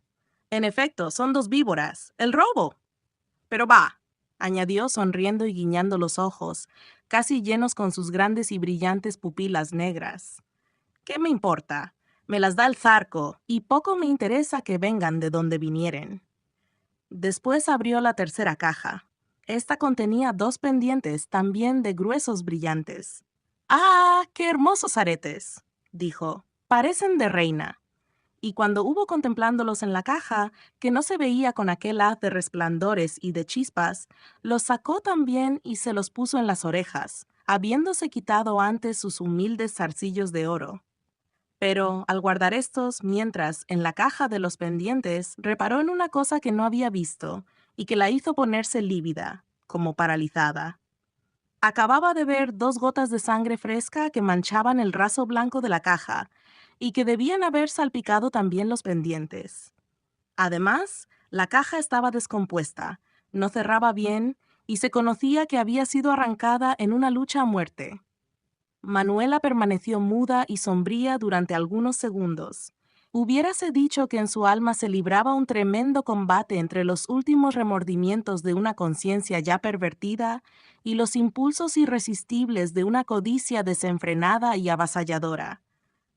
Triunfó ésta, como era de esperarse, y la joven, en cuyo hermoso semblante se retrataban entonces todos los signos de la vil pasión que ocupaba su espíritu, cerró, enarcando las cejas, la caja, prontamente la apartó con desdén, y no pensó más que en ver el efecto que hacían los ricos pendientes en sus orejas. Entonces tomó su linterna, y levantándose así, adornada como estaba con su anillo, pulseras y aretes, se dirigió a la orilla del remanso, y allí se inclinó, alumbrándose con la linterna el rostro, procurando sonreír, y sin embargo, presentando en todas sus facciones una especie de dureza altanera que es como el reflejo de la codicia y de la vanidad, y que sería capaz de afear el rostro ideal de un ángel.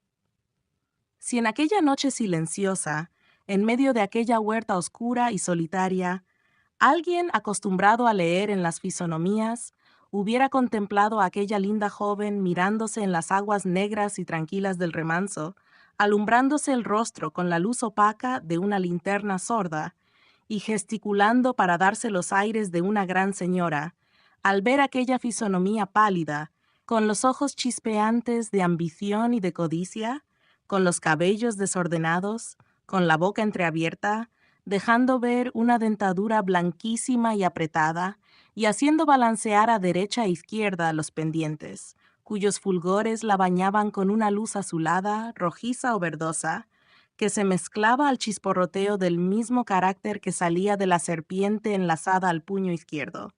Colocado junto a la barba, de seguro que habría encontrado en esa figura singular algo de espantosamente siniestro y repulsivo, como una aparición satánica. No era la Margarita de Guite, mirándose en el espejo con natural coquetería, adornada con las joyas de un desconocido, sino una ladrona de la peor especie, dando rienda suelta a su infame codicia delante de aquel estanque de aguas turbias y negras. No era la virtud próxima a sucumbir ante la dádiva, sino la perversidad contemplándose en el cieno. Manuela, abandonada a sí misma en aquella hora y de aquel modo, dejaba conocer en su semblante todas las expresiones de su vil pasión, que no se detenía ante la vergüenza ni el remordimiento, pues bien sabía que aquellas alhajas eran el fruto del crimen. Así es que sobre su cabeza, radiante con los fulgores de los aretes robados, se veía en la sombra no la cara burlona de Mefistófeles, el demonio de la seducción, sino la máscara pavorosa del verdugo, el demonio de la horca. Manuela aún permaneció algunos momentos mirándose en el remanso y recatándose a cada ruido que hacía el viento entre los árboles, y luego volvió al pie de la adelfa, se quitó sus joyas, las guardó cuidadosamente en sus cajas. Hecho lo cual, lanzó una mirada en torno suyo y, viendo que todo estaba tranquilo, sacó de entre las matas una pequeña tarecua, especie de pala de mango de madera y extremo anguloso de hierro, con que en la tierra caliente se hacen pozos, y, removiendo con ella la tierra en cierto sitio cubierto de musgo, puso al descubierto un saco de cuero, que se apresuró a abrir con una llavecilla que llevaba guardada. Luego introdujo en la boca la linterna para cerciorarse de si estaba allí su tesoro, que palpó un momento con extraña fruición. Consistía en alhajas envueltas en papeles y en cintos de cuero llenos de onzas de oro y de pesos de plata. Después metió cuidadosamente en el saco las cajas que acababa de darle el zarco y enterró de nuevo el tesoro, cubriéndolo con musgo y haciendo desaparecer toda señal de haberse removido el suelo. Luego, como sintiendo abandonar aquella riqueza, alzó su linterna sorda y se dirigió a la casa de Puntillas, entrándose en las habitaciones en que la pobre señora, a pesar de las inquietudes del día, dormía con el tranquilo sueño de las conciencias honradas.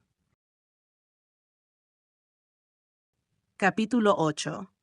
¿Quién era el zarco? Entretanto, y a la sazón que Manuela examinaba sus nuevas alhajas, el zarco, después de haber dejado las orillas de Yautepec y de haber atravesado el río con la misma precaución que había tenido al llegar, se dirigió por el amplio camino de la hacienda de Atlihuayan al montañoso, por donde había descendido y que conducía a Xochimancas. Era la medianoche, y la luna, envolviéndose en espesos nubarrones, dejaba envuelta la tierra en sombras. La calzada de Atlihuayán estaba completamente solitaria, y los árboles que la flanqueaban por uno y otro lado proyectaban una oscuridad siniestra y lúgubre, que hacían más densos los fugaces y pálidos arabescos que producían los cocuyos y las luciérnagas. El bandido, conocedor de aquellos lugares, acostumbrado, como todos los hombres de su clase, a ver un poco en la oscuridad, y más que todo, fiado en la sensibilidad exquisita de su caballo, que al menor ruido extraño aguzaba las orejas y se detenía para prevenir a su amo, marchaba paso a paso, pero con entera tranquilidad, pensando en la próxima dicha que le ofrecía la posesión de Manuela. Por fin, aquella hermosísima joven, cuya imagen había enardecido sus horas de insomnio durante tantos meses, cuyo amor había sido su constante preocupación aún en medio de sus más sangrientas y arriesgadas aventuras, y cuya posesión le había parecido imposible cuando la vio por primera vez en Cuernavaca y se enamoró de ella. Iba a ser suya, enteramente suya, iba a compartir su suerte y a hacerle saborear los dulcísimos deleites del amor, a él, que no había conocido hasta allí verdaderamente más que las punzantes emociones del robo y del asesinato. Su organización grosera y sensual, acostumbrada desde su juventud al vicio, conocía, es verdad, los goces del amor material, comprados con el dinero del juego o del robo, arrancados en medio del terror de las víctimas, en una noche de asalto en las aldeas indefensas. Pero el zarco sentía que no había querido nunca ni había deseado a una mujer con aquella exaltación febril que experimentó desde que comenzó a ver a Manuela asomada a su ventana, desde que la oyó hablar y más todavía desde que cruzó con ella las primeras palabras de amor. Jamás, desde que siendo niño todavía abandonó el hogar de su familia, había sentido la necesidad imperiosa de unirse a otro ser, como la sentía ahora de unirse a aquella mujer, tan bonita y tan apasionada, que encerraba para él un mundo de inesperadas dichas.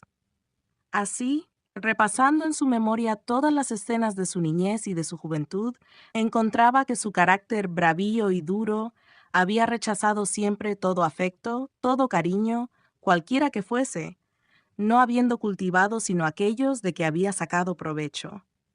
Hijo de honrados padres, trabajadores en aquella comarca, que habían querido hacer de él un hombre laborioso y útil, pronto se había fastidiado del hogar doméstico, en que se le imponían tareas diarias o se le obligaba a ir a la escuela, y, aprovechándose de la frecuente comunicación que tienen las poblaciones de aquel rumbo con las haciendas de caña de azúcar, se fugó, yendo a acomodarse al servicio del caballerango de una de ellas. Allí permaneció algún tiempo, logrando después, cuando ya estaba bastante diestro en la equitación y en el arte de cuidar los caballos, colocarse en varias haciendas, en las que duraba poco a causa de su conducta desordenada, pues haragán por naturaleza y por afición apenas era útil para esos trabajos serviles, consagrando sus largos ocios al juego y a la holganza. Por lo demás, en todo ese tiempo no recordaba haber sentido ni simpatía ni adhesión a nadie. Permaneciendo poco tiempo en cada lugar, sirviendo por pocos días en cada hacienda y cultivando relaciones de caballeriza o de juego que duraban un instante y que se alteraban con frecuentes riñas que las convertían en enemistades profundas, él verdaderamente no había tenido amigos, sino compañeros de placer y de vicio. Al contrario, en aquellos días su carácter se formó completamente y ya no dio cabida en su corazón más que a las malas pasiones. Así la servidumbre consumó lo que había comenzado la holgazanería, y los instintos perversos, que no estaban equilibrados por ninguna noción de bien, acabaron por llenar aquella alma oscura como las algas infectas de un pantano. Él no había amado a nadie, pero en cambio odiaba a todo el mundo. Al hacendado rico, cuyos caballos ensillaba y adornaba con magníficos jaeces, al obrero, que recibía cada semana buenos salarios por su trabajo, al labrador acomodado, que poseía fecundas tierras y buena casa, a los comerciantes de las poblaciones cercanas, que poseían tiendas bien abastecidas, y hasta a los criados, que tenían mejores sueldos que él. Era la codicia complicada con la envidia, una envidia impotente y rastrera, la que producía este odio singular y esta ansia frenética de arrebatar aquellas cosas a toda costa. Naturalmente, los amores de los demás le causaban irritación, y aquellas muchachas que, según su posición, amaban al rico, al dependiente o al jornalero, le inspiraban un deseo insensato de arrebatarlas y de mancharlas. No había entre todas una que hubiera fijado los ojos en él, porque él tampoco había procurado acercarse a ninguna de ellas con intenciones amorosas. Las de su clase no eran de su gusto, y para las de rango superior a él, estaba colocado en muy baja esfera, un mozo de caballeriza. Él era joven, no tenía mala figura, su color blanco impuro, sus ojos de ese color azul claro que el vulgo llama zarco, sus cabellos de un rubio pálido y su cuerpo esbelto y vigoroso le daban una apariencia ventajosa. Pero su ceño adusto, su lenguaje agresivo y brutal, su risa aguda y forzada tal vez le habían hecho poco simpático a las mujeres. Además, él no había encontrado una bastante hermosa a quien procurase ser agradable. Por fin, Cansado de aquella vida de servidumbre, de vicio y de miseria, el Zarco se huyó de la hacienda en que estaba, llevándose algunos caballos para venderlos en la tierra fría. Como era de esperarse, fue perseguido, pero ya en este tiempo, al favor de la guerra civil, se había desatado en la tierra fría cercana a México una nube de bandidos que no tardó en invadir las ricas comarcas de la Tierra Caliente. El Zarco se afilió en ella inmediatamente, y desde luego, y como si no hubiera esperado más que esa oportunidad para revelarse en toda la plenitud de su perversidad, comenzó a distinguirse entre aquellos fascinerosos por su intrepidez, por su crueldad y por su insaciable sed de rapiña. Era el año de 1861 y, organizados los bandoleros en grandes partidas, perseguidos a veces por las tropas del gobierno, pero atraídos más bien por la riqueza de los distritos azucareros del sur de México y de Puebla, penetraron en ellos, sembrando el terror en todas partes, como lo hemos visto. El Zarco era uno de los jefes más renombrados, y las noticias de sus infames proezas, de sus horribles venganzas en las haciendas en que había servido, de su fría crueldad y de su valor temerario, le habían dado una fama espantosa. Obligadas las tropas liberales, por un error lamentable y vergonzoso, a aceptar la cooperación de estos bandidos en la persecución que hacían al faccioso reaccionario Márquez en su travesía por la Tierra Caliente, algunas de aquellas partidas se presentaron formando cuerpos irregulares, pero numerosos, y uno de ellos estaba mandado por el Zarco. Entonces, y durante los pocos días que permaneció en Cuernavaca, fue cuando conoció a Manuela, que se había refugiado con su familia en esa ciudad. El bandido ostentaba entonces un carácter militar, sin dejar por eso los arreos vistosos que eran como característicos en los ladrones de aquella época y que les dieron el nombre de plateados, con el que fueron conocidos generalmente. La hermosa joven, cuyo carácter parecía estar en armonía con el del bandido, al ver pasar frente a sus ventanas aquel cuerpo de gallardos jinetes, vistosos y brillantes, y al frente de ellos, montado en soberbio caballo y cargado de plata hasta el exceso, al joven y terrible bandido, cuyo nombre no había sonado en su oído sino con el acento del terror, se sintió atraída hacia él por un afecto en que se mezclaban la simpatía, la codicia y la vanidad, como en punzante y sabroso filtro. Así nació una especie de amor extraño en aquellas dos almas hechas para comprenderse. Y en el poco tiempo que el Zarco permaneció en Cuernavaca, logró ponerse en comunicación con Manuela y establecer con ella relaciones amorosas, que no llegaron, sin embargo, por las circunstancias, al grado de intimidad en que las vemos en Yautepec. El general González Ortega, conociendo el grave error que había cometido, dando cabida en sus tropas a varias partidas de plateados, que no hicieron más que asolar las poblaciones que atravesaba el ejército y desprestigiarlo, no tardó en perseguirlas, fusilando a varios de sus jefes.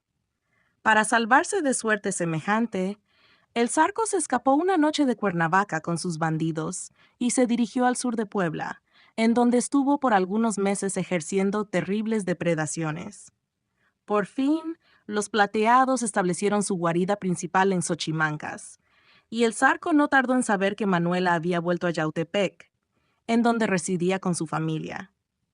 Naturalmente, procuró desde luego reanudar sus relaciones apenas interrumpidas y pudo cerciorarse de que Manuela lo amaba todavía. Desde entonces comenzó esa comunicación frecuente y nocturna con la joven, comunicación que no era peligrosa para él, dado el terror que infundía su nombre, y dadas también las inteligencias que cultivaba en la población, en donde los bandidos contaban con numerosos emisarios y espías.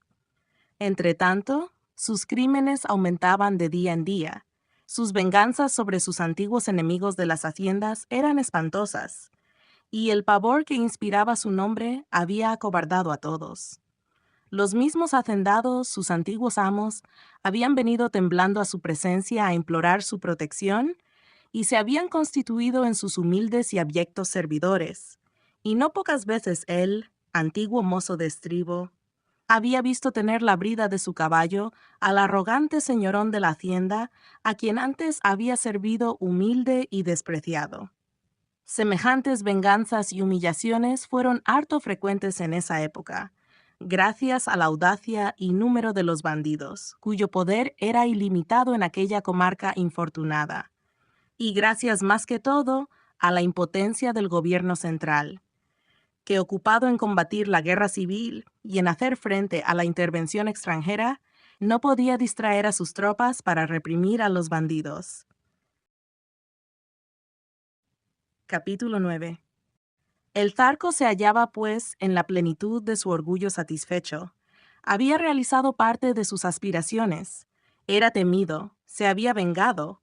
Sus numerosísimos robos le habían producido un botín cuantioso. Disponía a discreción del bolsillo de los hacendados. Cuando necesitaba una fuerte cantidad de dinero, se apoderaba de un cargamento de azúcar o de aguardiente, o de un dependiente rico, y los ponía a rescate. Cuando quería poner a contribución una hacienda, quemaba un campo de cañas. Y cuando quería infundir pavor a una población, asesinaba al primer vecino infeliz a quien encontraba en sus orillas. Pero, satisfecha su sed de sangre y de rapiña, sentía que aún le faltaba alguna cosa.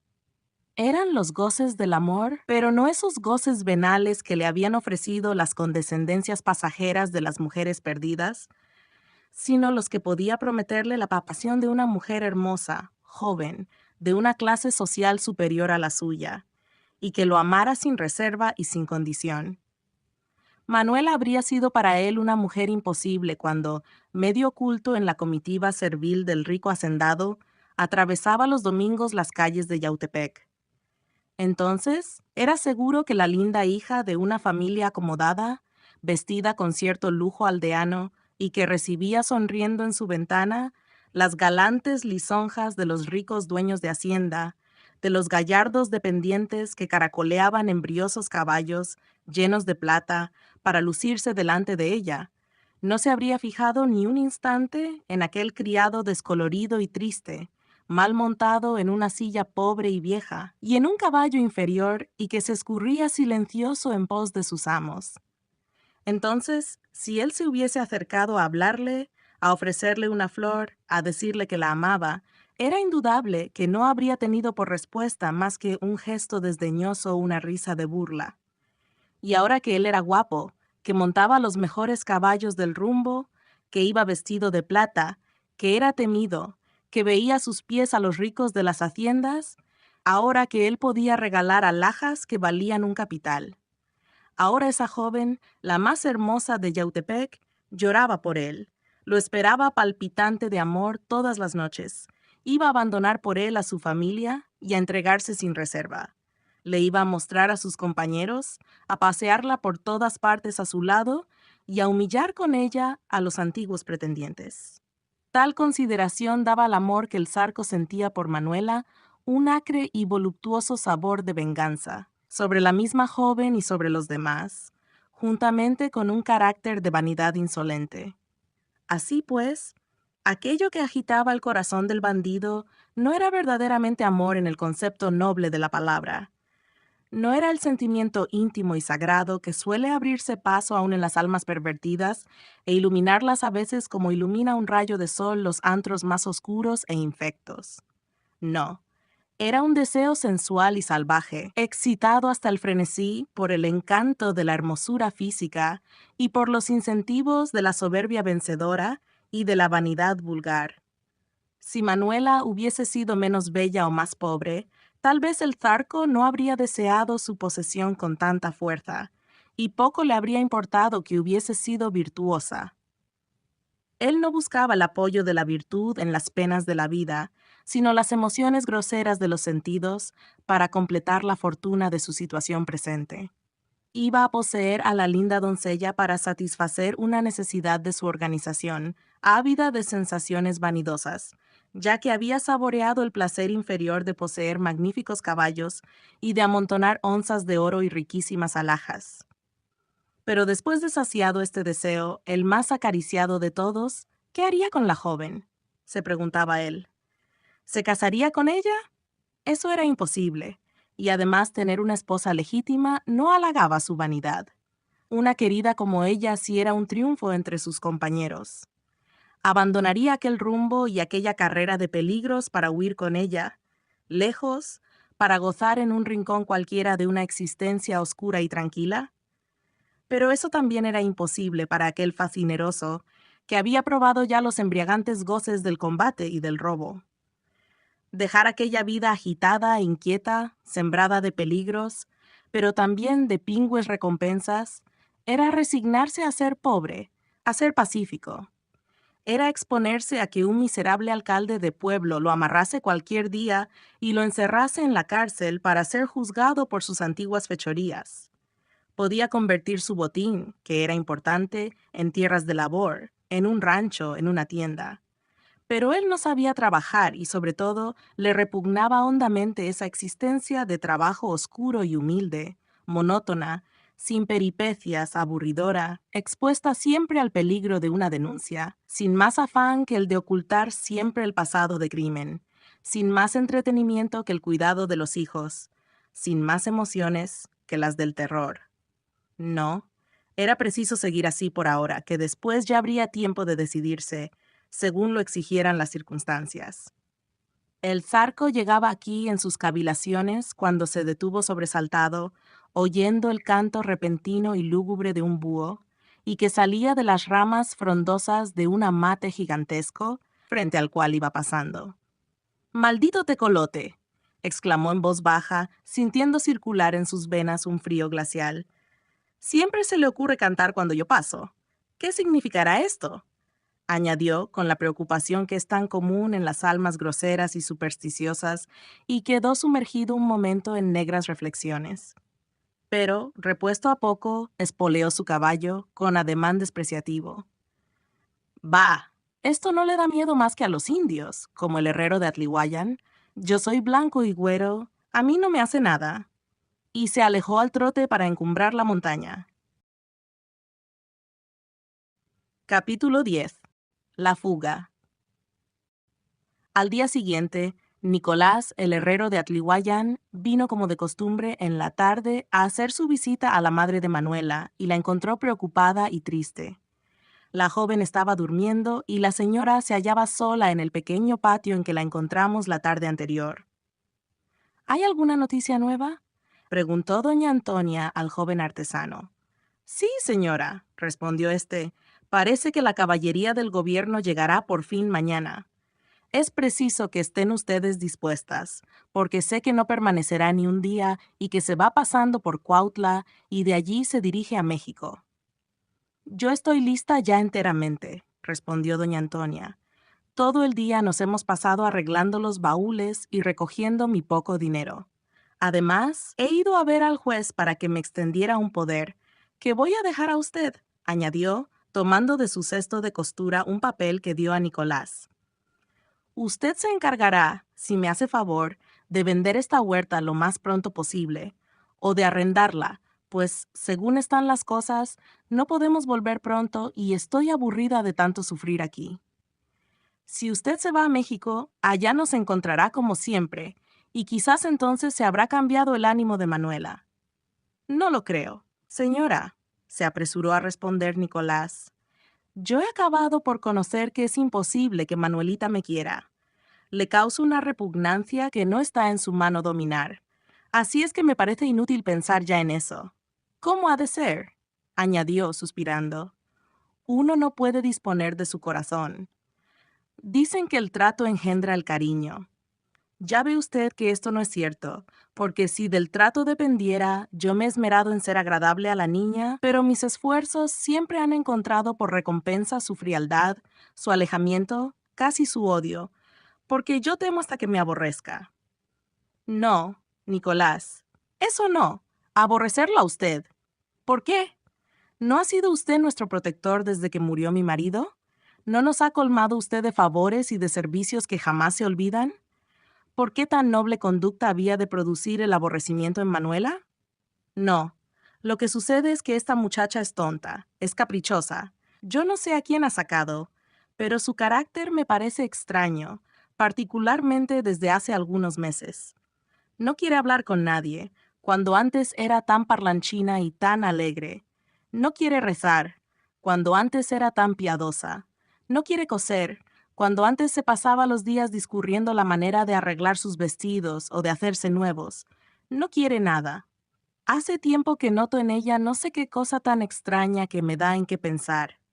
Unos días está triste, pensativa, con ganas de llorar, tan pálida que parece enferma, tan perezosa que tengo que reñirla. Otros se despierta muy viva, pero colérica. Por nada se enoja, regaña, me contradice. Nada encuentra bueno en la casa, nuestra pobre comida le fastidia, el encierro en que estamos le aburre. Quisiera que saliéramos a pasear, que montáramos a caballo, que fuéramos a visitar las haciendas. Parece que no tiene miedo a los ladrones que nos rodean por todas partes. Y viendo que yo me opongo a estas locuras, vuelve a caer en su abatimiento y se echa a dormir. Hoy mismo ha pasado una cosa rara. Luego que le anuncié que era necesario disponer los baúles para irnos a México, tan pronto como vio que esto era de veras, que volví trayendo mi dinerito y que comencé a arreglar todas mis cosas, primero se puso alegre y me abrazó, diciéndome que era una dicha, que por fin iba a conocer México, que había sido su sueño, que allí iba a estar alegre, pues que su tristeza tenía por causa la situación horrorosa que guardamos hace tantos meses. Como es natural, yo me había figurado lo mismo, y por eso no había hecho tanto reparo en el cambio de su carácter, pues era de suponerse que una muchacha como ella, que está en la edad de divertirse, de pasear, debía estar fastidiada de nuestro encierro. Así que también yo me puse alegre al verla contenta, pensando en el viaje. Pero luego ha vuelto a su tristeza, y al sentarnos a comer, observé que ya estaba de mal humor, que casi no quería probar bocado y que aún sentía deseos de llorar. Luego, no he podido distraerla, y después de componer su ropa en un baúl, al ir a verla, la encontré dormida en su cama. ¿Ha visto usted cosa igual? Pues si fuera porque nos vamos de Yautepec, ¿por qué ha estado triste viviendo aquí? Señora, preguntó Nicolás, que había escuchado atento y reflexivo, ¿no tendrá aquí algún amor?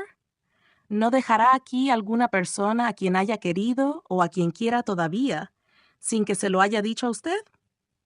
Eso me he preguntado algunas veces, pero no creo que haya nada de lo que usted dice. ¿Qué amor pudiera haber tenido que yo no hubiese siquiera sospechado? Es verdad que algunos dependientes gachupines de la tienda de la bóveda habían dado en decirle flores, en enviarle papelitos y recados, pero eso fue mucho antes de que fuéramos a vivir a Cuernavaca. Después de que regresamos, aquellos muchachos ya no estaban aquí, se habían ido a México. Manuela no ha vuelto a acordarse de ellos ni a nombrarlos siquiera. Algunos muchachos del pueblo suelen pasar por aquí y la ven con algún interés, pero ella les muestra mucho desprecio y cierra la ventana tan luego como los ha visto acercarse. No han vuelto ya. Manuela encuentra fastidiosos a los pocos que conoce. En fin, yo estoy segura de que no quiere a ninguno en el pueblo, y por eso, al principio de este año, cuando comenzó usted a visitarnos, creí que inclinándose a usted y que arreglaríamos fácilmente lo que teníamos pensado. Pues ya ve usted, señora, contestó Nicolás amargamente, que no era cierto, y que Manuelita me ha considerado más fastidioso que a los muchachos de Yautepec. Tanto que yo, teniéndole como le tengo tanto cariño, y habiendo pensado tan seriamente en casarme con ella, porque creía con nuestro matrimonio labrar su felicidad y la mía, naturalmente, no he podido ser insensible a sus desprecios constantes y me resolví a alejarme para siempre de esta casa. Pero la consideración de que usted me tiene un afecto, de que estoy seguro, las órdenes de mi madre de que yo vele por ustedes, hoy que tanto se necesita del apoyo de un hombre en estos pueblos, me han hecho seguir importunando a ustedes con mi presencia, que de otro modo les habría evitado. ¿Importunándome a mí?, preguntó, conmovida y llorando, doña Antonia. No, a usted no, señora. Bien veo que usted me profesa amistad, que desearía usted mi bien y mi dicha, que si por usted fuera, yo sería el esposo de su hija. Yo no soy ingrato, señora. Y crea usted que mientras viva, yo me portaré con usted como un hijo reconocido y cariñoso, sin interés de nada, y siempre que no sirva yo de obstáculo a la felicidad de Manuelita. Pero lo decía yo por esta niña. Afortunadamente para ella, ya ustedes se van de aquí, de modo que no tendrá la mortificación de verme, y yo tendré la satisfacción de ser útil a usted desde lejos. Haré todo lo que usted me encarga y le escribiré con frecuencia, dándole razón de la huerta y del estado que guarda este rumbo. Mañana, cuando venga la tropa del gobierno, yo también vendré a ver qué se les ofrece a ustedes y aún las acompañaré cuando se vayan, hasta Morelos o hasta más allá si es necesario.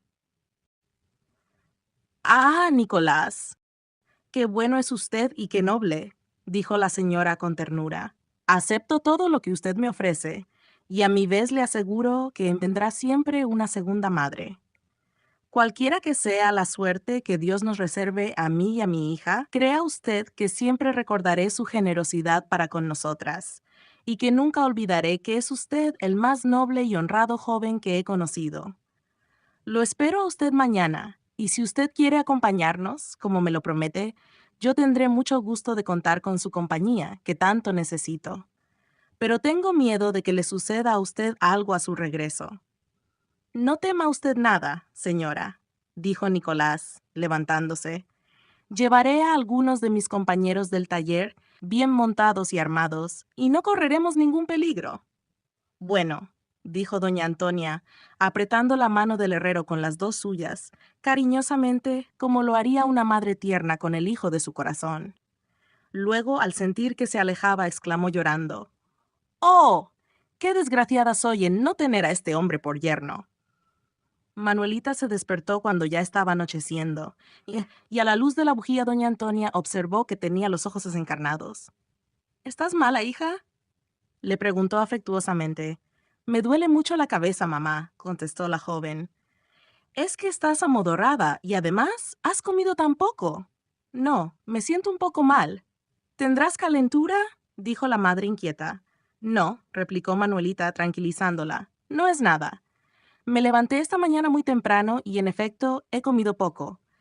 Voy a tomar algo y volveré a acostarme, porque lo que siento es sueño, pero tengo apetito y esa es buena señal. Ya sabe usted que siempre que madrugo me pasa esto. Además, es preciso dormir, ahora que se puede, porque quién sabe si en el viaje podamos hacerlo con comodidad y en compañía de soldados», añadió sonriendo maliciosamente.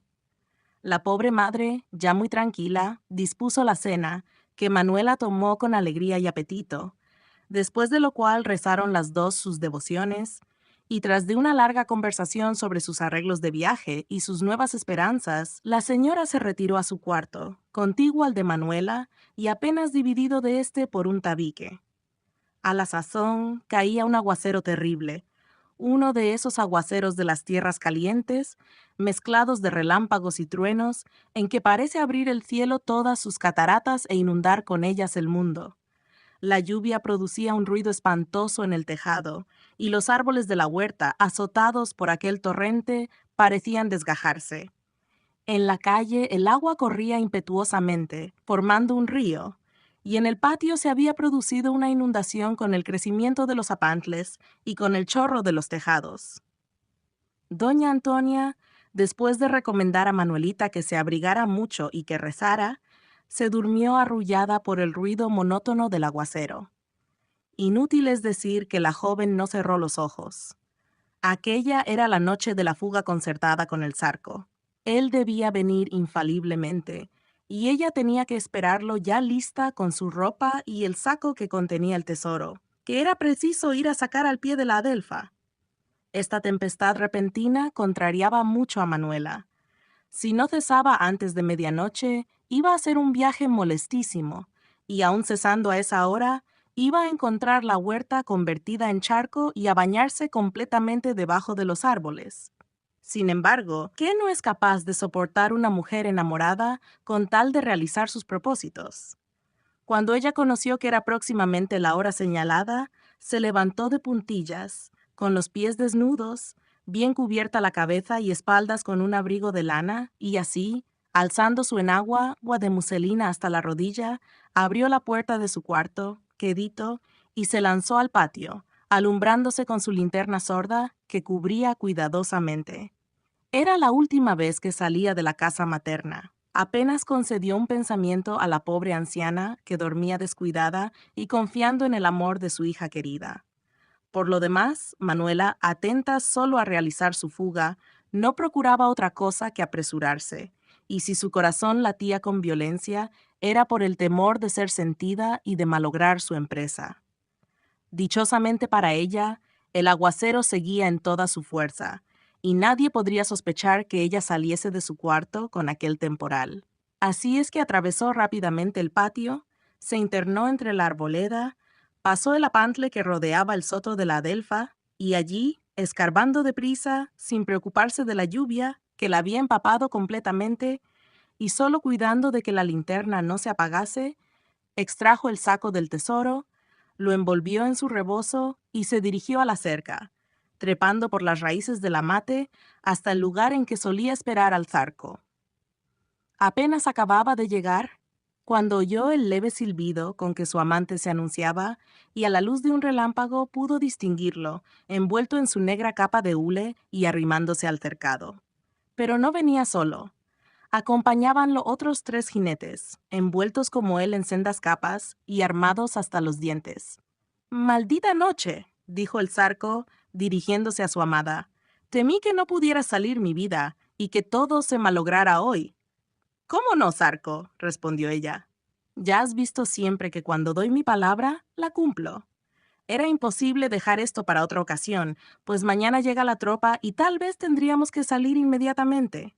«Bueno, ¿ya traes todo?» «Todo está aquí. Pues ven, cúbrete con esta capa», dijo el zarco, alargando una capa de hule a la joven. «Es inútil, estoy ya empapada y bien puedo seguir mojándome». «No le hace. Póntela y este sombrero. Válgame Dios», dijo al recibirla entre sus brazos. «Pobrecita. Si estás hecha una sopa».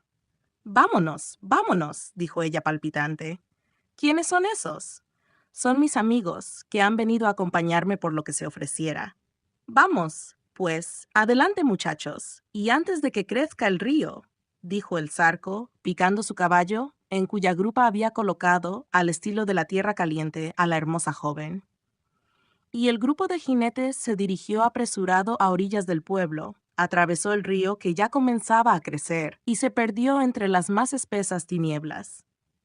Si algún campesino supersticioso hubiese visto, a la luz de los relámpagos, pasar, como deslizándose entre los árboles azotados por la tempestad, aquel grupo compacto de jinetes envueltos en negras capas a semejante hora y en semejantes tiempos, de seguro habría creído que era una patrulla de espíritus infernales o almas en pena de bandidos purgando sus culpas en noche tan espantosa. Capítulo 11. Doña Antonia había dormido mal.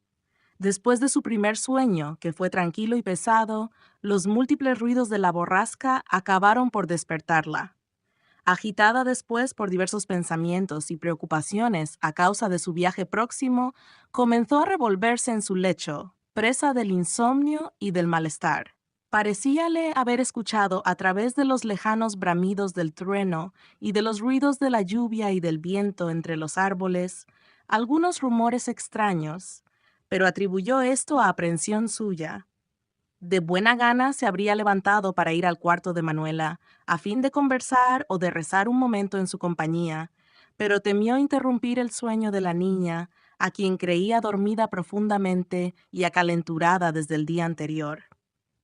Así es que, después de haber pasado largas horas en aquella situación penosísima, luchando con ideas funestas y atormentadoras, y con el calor sofocante que había en su cuarto y el que le producía la irritación de la vigilia, cuando oyó que el temporal cesaba, que los árboles parecían quedarse quietos y que los gallos comenzaban a cantar, anunciando la madrugada y el buen tiempo, la pobre señora acabó por quedarse dormida de nuevo, para no despertar sino muy tarde, cuando los primeros rayos del sol penetraron por las rendijas del cuarto. Entonces se levantó apresuradamente y corrió al cuarto de su hija. No la encontró, vio la cama deshecha, pero supuso que se habría levantado mucho antes que ella y que estaría en el patio o en la cocina.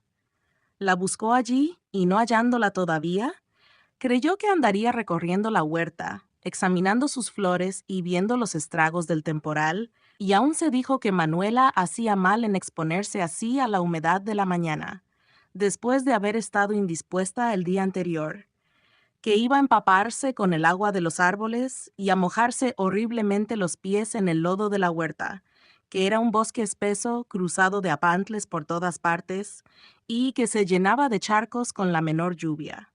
Efectivamente, los naranjos, los zapotes, los mangueras y los bananos dejaban caer una cascada de agua a cada rozamiento de sus ramajes. La luz del sol se reflejaba como en 1000 diamantes en las gotas de agua que pendían de las menudas hojas, y la grama del suelo se hallaba sumergida en una enorme ciénaga. Hacía mal la muchacha en andar en la huerta de ese modo, y la llamó entonces a gritos para reñirla. Pero habiendo esperado en vano para verla aparecer, y no escuchando su respuesta, comenzó a alarmarse y corrió a buscarla en los lugares que solía frecuentar. Tampoco estaba en ellos. Entonces siguió buscándola y gritándole en todas direcciones, y habiéndole venido una idea repentina, volvió a la casa para ver si la puerta de la calle estaba abierta. Pero encontrándola perfectamente cerrada y atrancada, tornó a la huerta, llena de sobresalto, suponiendo que quizás su hija habría sido mordida por alguna serpiente y se habría desmayado, o tal vez muerto en algún rincón de aquel bosque. La pobre anciana, pálida como la muerte, convulsa de terror y de angustia, se internó en lo más espeso de la huerta sin cuidarse del lodo, ni de la maleza, ni de las espinas, registrándolo todo, llamando por todas partes a su hija con los epítetos más tiernos y más desesperados, con la garganta seca, con los ojos fuera de las órbitas, pudiendo apenas respirar, con el corazón saliéndosele del pecho, loca de dolor y de susto. Pero nada, Manuela no aparecía. «Pero, Dios mío, ¿qué es de mi hija?», exclamó, deteniéndose y apoyándose en un árbol, pues sentía que las piernas le flaqueaban. Nadie le contestaba. La naturaleza seguía indiferente su curso normal. El sol brillaba de lleno, iluminando el cielo, limpio ya de nubes, en aquella hermosa mañana de estío, más sereno y más azul después de una noche de borrasca. Los pájaros parloteaban alegremente en las arboledas, zumbaban los insectos entre las flores, y todo parecía cobrar nueva vida en aquella tierra tropical y vigorosa. Solo la pobre madre desfallecía, apoyada en los árboles y sintiendo que el frío de la muerte helaba la sangre en sus venas. Pasado un momento de angustiosa parálisis, hizo un esfuerzo desesperado y se arrastró hasta el centro de la huerta. Allí tuvo otra idea, y, cruzando el apantle que rodeaba como un pozo el soto de la adelfa, que era como una rotonda de arbustos en medio de la cual descollaba la vieja y florida planta, se dirigió hacia ésta, y al llegar a ella se detuvo sorprendida. Allí, junto al tronco, había un pozo que se había llenado de agua, y sobre la grama estaba tirada una tarecua, la pequeña tarecua con que Manuela solía cavar la tierra de su jardín. Luego observó que, a pesar de la lluvia, la maleza y los arbustos aún permanecían doblados, como si alguna persona se hubiese abierto paso por entre ellos. Miró con cuidado el suelo, y en la parte que no estaba cubierta por la grama, distinguió huellas de pisadas. Siguió la dirección que ellas marcaban, lo cual era difícil en aquella capa de verdura espesa y áspera que cubría el suelo, y pudo reconocerla hasta el apantle. En los bordes cenagosos de este y en la parte inundada por su crecimiento de la noche, la huella se marcaba mejor. Era la huella de pies pequeños y desnudos que se habían enterrado profundamente en el cieno. ¿Quién podía haber andado por ahí esa mañana, si no era Manuela? ¿Y quién podía tener esos pies pequeños, sino la joven? Pero, ¿por qué había venido descalza y habiendo tenido resfrío el día anterior? La infeliz madre se perdía en conjeturas. Luego, dando algunos pasos más allá de la faja inundada por el apantle, volvió a reconocer huella de pisadas. Eran las mismas de Manuela, que seguramente tomó la dirección del cercado. En efecto, las huellas seguían hasta la cerca y se detenían junto a las viejas raíces del zapote gigantesco. La anciana trepó con trabajo por ellas y como impulsada por un presentimiento terrible. Sobre la cerca había también señales de haber pasado por ahí alguno. Las plantas parecían haber sido holladas. Los tallos de algunas estaban rotos. Doña Antonia se asomó por aquel lugar y examinó atentamente la callejuela. Vio entonces allí, precisamente al pie del lugar en que se hallaba, las huellas bien distintas de pezuñas de caballos que parecían haberse detenido algún rato allí y que debieron haber sido varios, porque el lodo estaba señalado y removido por numerosas huellas repetidas y agrupadas. La aguda y fría hoja de un puñal que hubiese atravesado su corazón no habría producido a la desdichada madre la sensación de intenso dolor y de desfallecimiento que semejante vista le causó. No comprendía nada, pero adivinó que algo horroroso significaba aquello. Su hija, atravesando la huerta en aquella noche, dirigiéndose a la cerca, aquellos caballos deteniéndose allí como para esperarla, porque era evidente que ningún hombre había andado con ella. Todo esto encerraba un misterio inexplicable, pero pavoroso para la pobre señora. ¿Había huido Manuela con algún hombre? ¿Había sido robada? ¿Quién podía ser el raptor? Doña Antonia apenas pudo dirigirse confusamente tales preguntas, en medio de su atonía y de su terror, porque se sentía aterrada, aniquilada, permaneciendo ahí como idiota, con los ojos clavados en el lado de la calle, con los cabellos erizados, con el corazón palpitante hasta ahogarla, muda, sin lágrimas, sin fuerzas, viva imagen de la angustia y del dolor. Pero una última esperanza pareció hacerla volver en sí. Pensó que eso era imposible, que era un sueño todo lo que estaba mirando, o que nada tenía que ver con su hija aquel conjunto de circunstancias, que Manuela debía haber vuelto a su cuarto, y que si se hubiera fugado, debía haberse llevado su ropa, sus alhajas, algo. Doña Antonia, bajándose precipitadamente de la cerca, se dirigió vacilando como una ebria, pero corriendo hacia la casa y al cuarto de Manuela. Estaba como antes, solitario, la cama deshecha, un baúl abierto. No cabía duda, la joven se había escapado. Faltaba su mejor vestido, faltaban sus camisas bordadas, sus alhajas, su calzado nuevo de raso, sus rebozos. Se había llevado lo que podía caber en una pequeña maleta. Entonces la infeliz anciana, convencida ya de su desdicha, cayó desplomada sobre el suelo y rompió a llorar, dando alaridos que hubieran conmovido a las piedras. Pasado al fin este arranque de dolor supremo, salió de la casa como una insensata, sin cuidarse de cerrarla, y se dirigió a la de su ahijada Pilar, que vivía por ahí cerca, en casa de unos tíos, porque era huérfana. Apenas pudo hablarles unas cuantas palabras para explicarles que Manuela había desaparecido y para rogarles que fuesen con ella a su casa a fin de cerciorarse del hecho. Acompañáronla, en efecto, sorprendidos y asustados también, especialmente la bella y dulce joven, que lo mismo que su madrina, no comprendía nada de tal misterio. Capítulo 12. La carta. El examen de la huerta y de la calle, hecho por los tíos de Pilar y por Pilar misma, no hicieron más que confirmar las sospechas de doña Antonia. Manuela se había escapado en los brazos de un amante. Los tíos de Pilar encontraron, al pie de la cerca y medio oculta entre la maleza y el lodo, la linterna sorda que había servido a la joven para alumbrarse y que arrojó allí al huir. Quedaba ahora por averiguar quién o quiénes habían sido los raptores de la joven, y sobre este particular nadie se atrevía a aventurar una sola palabra, porque nadie tenía tampoco en qué fundar la menor conjetura. La pobre madre, en el paroxismo de su dolor, se había atrevido a mencionar el nombre del honrado herrero de Atlihuayan, pero en el instante tanto ella como Pilar y sus tíos habían exclamado con admiración y sorpresa: «¡Imposible!».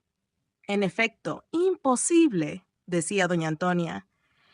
¿Qué necesidad tenía Nicolás de arrebatar a la muchacha cuando yo se la habría dado con todo mi corazón? Soy una tonta, y solo mi aflicción puede disculpar esta palabra imprudente. Que Dios me la perdone. Nicolás no me la perdonaría. Además, madrina, Nicolás no era querido, y usted lo sabe muy bien. Manuela no podía sufrir ni su presencia. Habría sido preciso que tanto él como ella fingieran aborrecerse para que esto pudiera ser. Pero ¿para qué semejante disimulo? Pues es claro, replicó doña Antonia. No, no hay que pensar en ello. Pero entonces, ¿quién, Dios mío? Será preciso avisar a la autoridad, dijo el tío de Pilar. En este momento entró en la casa un muchacho, un trabajadorcito de las cercanías, y dijo que unos hombres que iban a caballo con una señora lo habían encontrado muy de madrugada y lo habían detenido más allá de Atlihuayan, al empezar la cuesta del monte, y que la señora, que era muchacha, le había dicho que viniera a Yautepec a traer una carta a su mamá, dándole las señas de la casa. Doña Antonia abrió apresuradamente el papel que estaba escrito con lápiz y que no contenía más que estas breves palabras. «Mamá, perdóname, pero era preciso que hiciera lo que he hecho. Me voy con un hombre a quien quiero mucho, aunque no puedo casarme con él por ahora. No me llores porque soy feliz y que no nos persigan, porque es inútil. Manuela». Al oír estas palabras, todos se quedaron asombrados y mudos, pintándose en sus semblantes la sorpresa y el disgusto que semejante proceder en Manuela les causaba, habiendo sido hasta allí una buena hija. La pobre madre dejó caer el papel de las manos y quedó un momento con la cabeza inclinada, fijos los ojos en tierra, abatida, silenciosa, sombría, como insensata, hasta que un rato después hizo estallar su dolor en terribles sollozos. Acudieron a abrazarla y a consolarla su ahijada y los tíos, sin saber qué decirle, sin embargo, para calmar su pena. «¿Y a quién quejarme ahora?», exclamó. «Aconséjenme ustedes», dijo. «¿Qué haré?». «Veremos al prefecto», respondió el tío de Pilar. «Es necesario que la autoridad tome sus providencias». «Pero, ¿qué providencias?», repuso la anciana. «Cuando ven ustedes que las autoridades mismas no se atreven a salir de la población, ni tienen tropas, ni manera de hacerse respetar. Si estamos abandonados de Dios», añadió desesperada. «Pero, ¿quién podrá ser pues el hombre que se la ha llevado?», dijo Pilar. «Porque yo no atino absolutamente, y es preciso tener siquiera una sospecha que sirviera de indicación». «Y estar yo sola, absolutamente sola», exclamó doña Antonia, torciéndose las manos de dolor. «¡Ah! ¿Cómo han abusado de una infeliz vieja, viuda y desamparada!». «No tan sola, madrina, no está usted tan sola», replicó vivamente Pilar. «¿No cuenta usted con la amistad de Nicolás?». «Es verdad, hija mía, lo había olvidado en mi desesperación. Tengo a ese hombre generoso, que todavía ayer me decía que sin interés ninguno en Manuela, de quien estaba seguro que no lo quería, podía yo contar enteramente con su apoyo». «Tienes razón, voy a escribirle al momento». «No es preciso», dijo el tío de Pilar. «Yo voy a ensillar en un instante y corro a Atlihuayan para traer a Nicolás. Es necesario que nos ayude siquiera a indagar esto». El anciano se levantaba para cumplir su oferta, cuando se oyó el ruido de un caballo en la calle y un hombre se apeó en la puerta de la casa. Era el herrero de Atlihuayan. Todos se levantaron para correr hacia él. Doña Antonia se adelantó y apenas pudo tenderle los brazos y decirle, sollozando: «¿Nicolás? Manuela se ha huido». El joven se puso densamente pálido y murmuró tristemente, con un gesto de amargo desdén: «Ah, sí, mis sospechas se confirman». «¿Qué sospechas?», preguntaron todos. El herrero condujo a la señora al cuarto y, todavía de pie, dijo: «Esta mañana, muy temprano, un guardacampo vino a decirnos, al administrador y a mí, que en la madrugada, recorriendo los campos que están al pie del monte, y cuando ya había cesado el aguacero, encontró en su casita, en la que no había dormido, a un grupo que se preparaba a salir y a montar a caballo, y que seguramente se había guarecido allí del temporal. Que, recelando de que fuese gente mala, no se acercó por el camino, sino que se metió entre las cañas para observarlo bien. En efecto, eran plateados, 4 hombres y una mujer joven muy hermosa, llevando un sombrero de alas angostas y al que estaba atando un pañuelo blanco antes de montar.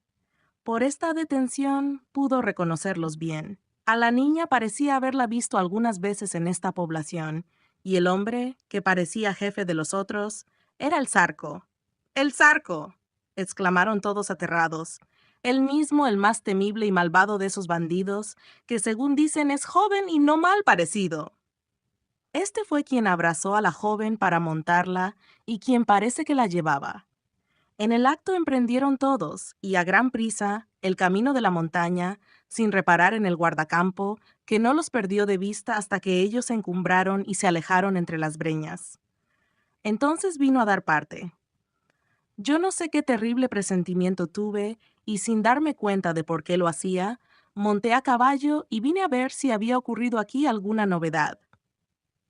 Así es, añadió con intensa amargura, que ya saben ustedes con quién se fue Manuela.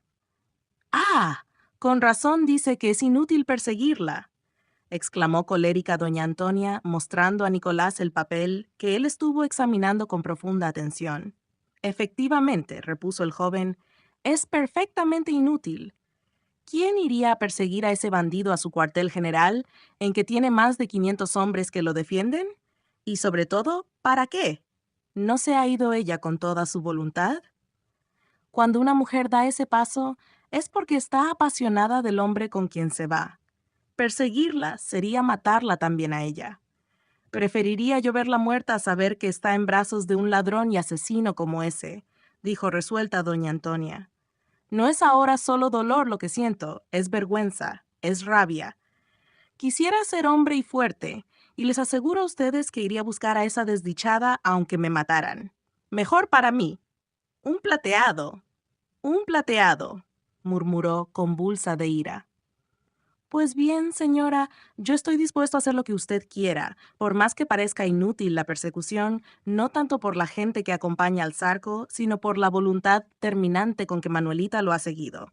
Verdaderamente, no ha habido rapto. Pero, ¿yo puedo consentir en que mi hija, por más loca de amor que esté, siga a un bandido? ¿Y mis derechos como madre? Sus derechos de usted como madre no pueden ser representados sino por la autoridad en este caso, careciendo usted de un pariente próximo, dijo el tío de Pilar. Nosotros ayudaremos a la autoridad, pero es necesario que ella sea quien ordene. ¿Y cree usted que se atreverá con esos bandoleros cuando apenas puede hacerse obedecer en la población? Pero si quisiera, hoy llega la caballería del gobierno. Veremos al prefecto, replicó el anciano, para decidirlo a que hable al jefe de esa fuerza. Pero no olvide usted que esta fuerza no ha podido antier continuar la persecución del Zarco, que fue quien cometió los asesinatos de Alpuyeca, y eso que el gobierno de México había recomendado con todo empeño la persecución. Es inútil, exclamaron todos. Es imposible, ni el prefecto ni esos soldados han de querer. En este momento se oyeron trompetas resonando en la plaza. La caballería del gobierno entraba con toda solemnidad en la población. Doña Antonia, enloquecida de ira y de dolor, salió apresuradamente de la casa con la intención de hablar al prefecto. Capítulo 13. El comandante. El pobre prefecto se hallaba en la casa del ayuntamiento, vestido con su traje dominguero para recibir a la tropa con los honores debidos. Y en el momento en que llegó doña Antonia, acompañada del tío de Pilar y de Nicolás, que la habían seguido por deferencia, se entretenía en ver a aquella fuerza mal vestida y peor montada que se forma en la placita para pasar lista. Mandábala un comandante de mala catadura, vestido de una manera singular, con un uniforme militar desgarrado y cubierto con un sombrero charro viejo y sucio. Luego que acabó de pasar su lista, el comandante vino a saludar al prefecto y a manifestarle, lo que era de cajón entonces, que necesitaba raciones para sus soldados y forraje para su caballada, pues debía continuar su marcha esa tarde. El prefecto dio las órdenes convenientes para facilitar esos elementos, imponiendo a los vecinos acomodados semejante carga, que ellos estaban ya acostumbrados a soportar hacía tiempo. Después la tropa se acuarteló y el comandante y algunos oficiales fueron invitados por el prefecto a tomar algunas copas y a comer en la prefectura. Tales eran los deberes que se imponía entonces la autoridad política de los pueblos para con esos militares, que ni defendían a la gente pacífica, ni se atrevían a encararse con los bandidos de que estaba llena la comarca. «¿Qué tal, comandante?», preguntó el prefecto. «Ayer y antier han tenido ustedes una buena tarea con los plateados». «Fuerte, señor prefecto», respondió el comandante atusándose los ásperos bigotes. «Muy fuerte. No hemos descansado ni de día ni de noche». «¿Y lograron ustedes algo?» «Oh, les dimos una correteada a los plateados, terrible. Estoy seguro de que en muchos días no volverán a aparecerse en la cañada de Cuernavaca. Han quedado escarmentados. ¿Cogieron ustedes a algunos, eh?» «Sí, y los hemos dejado colgados por ahí de los árboles en donde se estarán campaneando a esta hora». «¿Pero cayeron todos?» «Todos no. Usted sabe que eso es difícil. Esos cobardes no atacan más que a la gente indefensa, pero luego que ven tropa organizada, como la mía, corren, se dispersan». «Pero el Zarco, porque dicen que fue el Zarco el que mandaba la gavilla». «Sí, él fue, pero es el más correlón de todos. Ni siquiera nos esperó, de modo que cuando nosotros llegamos al Puyeca, ni su luz del Zarco. En vano quisimos darle alcance. Luego que hizo su robo, apenas se detuvo a recoger a sus heridos y se largó precipitadamente, de modo que no dimos ni con su rastro. En ningún pueblo ni rancho de los que atravesamos en su persecución pudieron darnos razón de él, sea que no hubiera pasado por allí, o sea que tenga en todas partes cómplices, lo cual es más probable. El caso es que no pudimos continuar con mi caballería en aquellos montes tan escabrosos». «Pero entonces, señor comandante», preguntó el prefecto con malignidad, «¿a quién cogieron ustedes por fin? Porque acaba usted de decirme que dejaron a algunos colgados en los árboles». «Oh, amigo prefecto», contestó el militar sin desconcertarse, «tomamos algunos sospechosos de quienes estoy seguro que eran sus cómplices. Yo los conozco bien a estos pícaros. No pueden disimular su delito. Corren de nosotros cuando nos divisan, se ponen descoloridos cuando les hablamos y a la menor amenaza se hincan pidiendo misericordia. Ya usted ve que estas son pruebas. Porque si no, ¿por qué habían de hacer todo eso? Su delito los acusa. Son los cómplices, los que avisan a los bandidos, los que ocultan su marcha y los que participan del botín. A varios de esos, y según mi parecer los más importantes, es a quienes he dejado dando vueltas en el aire. Servirá de ejemplo, ¿no le parece a usted? De manera que el valiente militar había fusilado a algunos infelices campesinos y aldeanos por simples sospechas, a fin de no presentarse ante su jefe, en Cuernavaca, con las manos limpias de sangre. El prefecto lo comprendió así, y por tal motivo respondió insistiendo: «Sí, señor comandante, eso estuvo bueno siempre, pero por fin, ¿y el Zarco?» «El Zarco, señor prefecto, debe hallarse ahora muy lejos de aquí, tal vez en el distrito de Matamoros o cerca de Puebla, para repartirse el robo con toda seguridad. Bonito él para haberse quedado en este rumbo». «Pero dicen», objetó el prefecto, «que tiene su madriguera en Xochimancas, a pocas leguas de aquí, y que cuenta con más de 500 hombres». «Al menos es lo que se dice por aquí, y lo que sabemos, porque frecuentemente se desprenden de allí partidas para asaltar las haciendas y los pueblos. En esa madriguera es donde guardan sus robos, en donde tienen a los plagiados sus caballos, sus municiones, en fin». Parece, según noticias que recibimos diariamente, que allí viven como en una fortaleza, que tienen hasta piezas de artillería, hasta músicas y charangas que llevan algunas veces a sus expediciones y que les sirven también para divertirse en sus bailes. Ya sé», replicó el comandante con cierto enfado. «Pero usted conoce lo que son las exageraciones del vulgo. Todo eso son cuentos. ¿Habrán buscado allí refugio alguna vez? ¿Habrán permanecido allí 2 o 3 días? ¿Habrán hecho tocar 2 o 3 clarines? Y el miedo de los pueblos ha inventado lo demás. Porque no me negará usted, señor prefecto, que ustedes viven muertos de miedo y que ni parecen hombres los que viven en estas comarcas. Pero con razón, señor comandante, dijo el prefecto, picado en lo vivo. Con muchísima razón, si todos esos que usted dice que son cuentos nos parecen a nosotros realidades.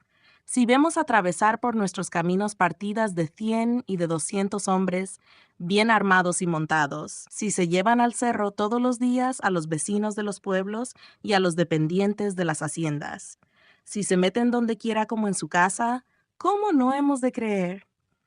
Pues bien, ¿y ustedes por qué no se defienden? ¿Por qué no se arman? Porque no tenemos con qué. Todos estamos desarmados. ¿Pero por qué? Le diré a usted, teníamos armas para la defensa de las poblaciones, es decir, armas que pertenecían a las autoridades y armas que habían comprado los vecinos para su defensa personal. Hasta los más pobres tenían sus escopetas, sus pistolas, sus machetes. Pero pasó primero Márquez con los reaccionarios y quitó todas las armas y los caballos que pudo encontrar en la población. Algunas armas escaparon, sin embargo, y algunos caballos también. Pero pasó después el general González Ortega con las tropas liberales y mandó recoger todas esas armas y todos esos caballos que habían quedado, de manera que nos dejó con los brazos cruzados. Luego, los bandidos apenas saben que alguno tiene un caballo regular, cuando en el acto se meten a cogerlo. ¿Quién quiere usted que compre ya ni armas ni caballos, sabiendo que los ha de perder de todos modos? Además, aun cuando nos queden machetes y cuchillos, ¿cree usted que nos vamos a poner con quienes traen buenos mosquetes y rifles? Pues hombre, replicó el militar reflexionando, eso sí está malísimo, porque así cualquiera puede burlarse de ustedes. ¿Y qué hacen entonces? Lo único que hacemos es huir o escondemos. Tenemos un vigilante en la torre durante el día. Cuando toca la campana, dando la alarma, las familias se esconden en el curato o donde pueden, en lo más oculto de las huertas. Los hombres corren y las autoridades nos sumimos, añadió el pobre prefecto, encogiéndose de hombros en ademán de vergüenza y de resignación. ¡Caramba, hombre! ¡Eso es atroz!, exclamó el comandante, sirviéndose una gran copa de coñac. Yo no sería autoridad aquí por nada de esta vida. Pues yo he renunciado a la prefectura 50 veces, pero no me admiten la renuncia. ¿Y cómo es lo mismo? ¿Cómo lo mismo? Pues claro, es lo mismo que haya prefecto como que no lo haya. Dirán que tanto da que yo esté como que esté otro. Y mientras, aquí me tiene usted limitándome a dar forraje y raciones a las tropas que pasan, sin poder hacer más, sin disponer de un solo guarda, de un solo soldado, de nadie. Escondiéndome por la noche, porque de noche quedamos expuestos a todo, sin poder ejercer la vigilancia que tenemos de día, trabajando en nuestros quehaceres, siempre con sobresalto. De manera que no son cuentos los que le referimos a usted, no son invenciones del miedo, son verdades, y se las dirá a usted todo el mundo. En el instante en que el prefecto acababa de hablar, doña Antonia, cansada de esperar que concluyese la conversación, se hizo anunciar por conducto del secretario de la oficina, diciendo que tenía un negocio muy urgente que comunicar tanto al prefecto como al comandante. Que entre, dijo el prefecto. Doña Antonia se presentó llorando y desesperada. ¿Qué le pasa a usted, doña Antonia?, preguntó el prefecto con interés.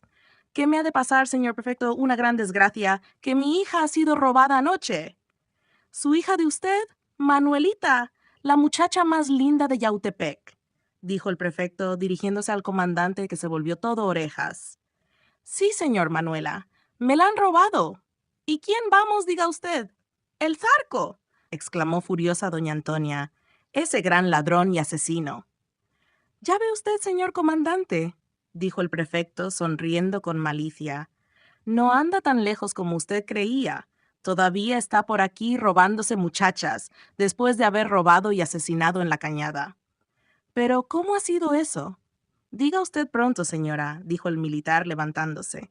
Doña Antonia refirió los hechos que ya conocemos. Nicolás fue llamado a declarar lo que sabía, y no hubo ya duda de que, en efecto, el Zarco había sido el raptor.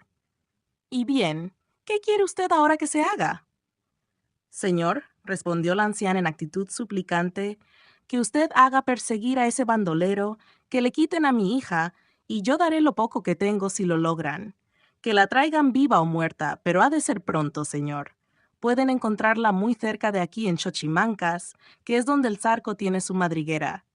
Ya sé, señor prefecto, que usted no tiene tropa ni gente de quien disponer para eso. Pero ahora que está aquí este señor militar con su tropa, puede prestar este servicio a la justicia y a la humanidad. ¿Qué dice usted, comandante?, preguntó con sorna el prefecto. Imposible, señor prefecto, imposible, repitió con resolución.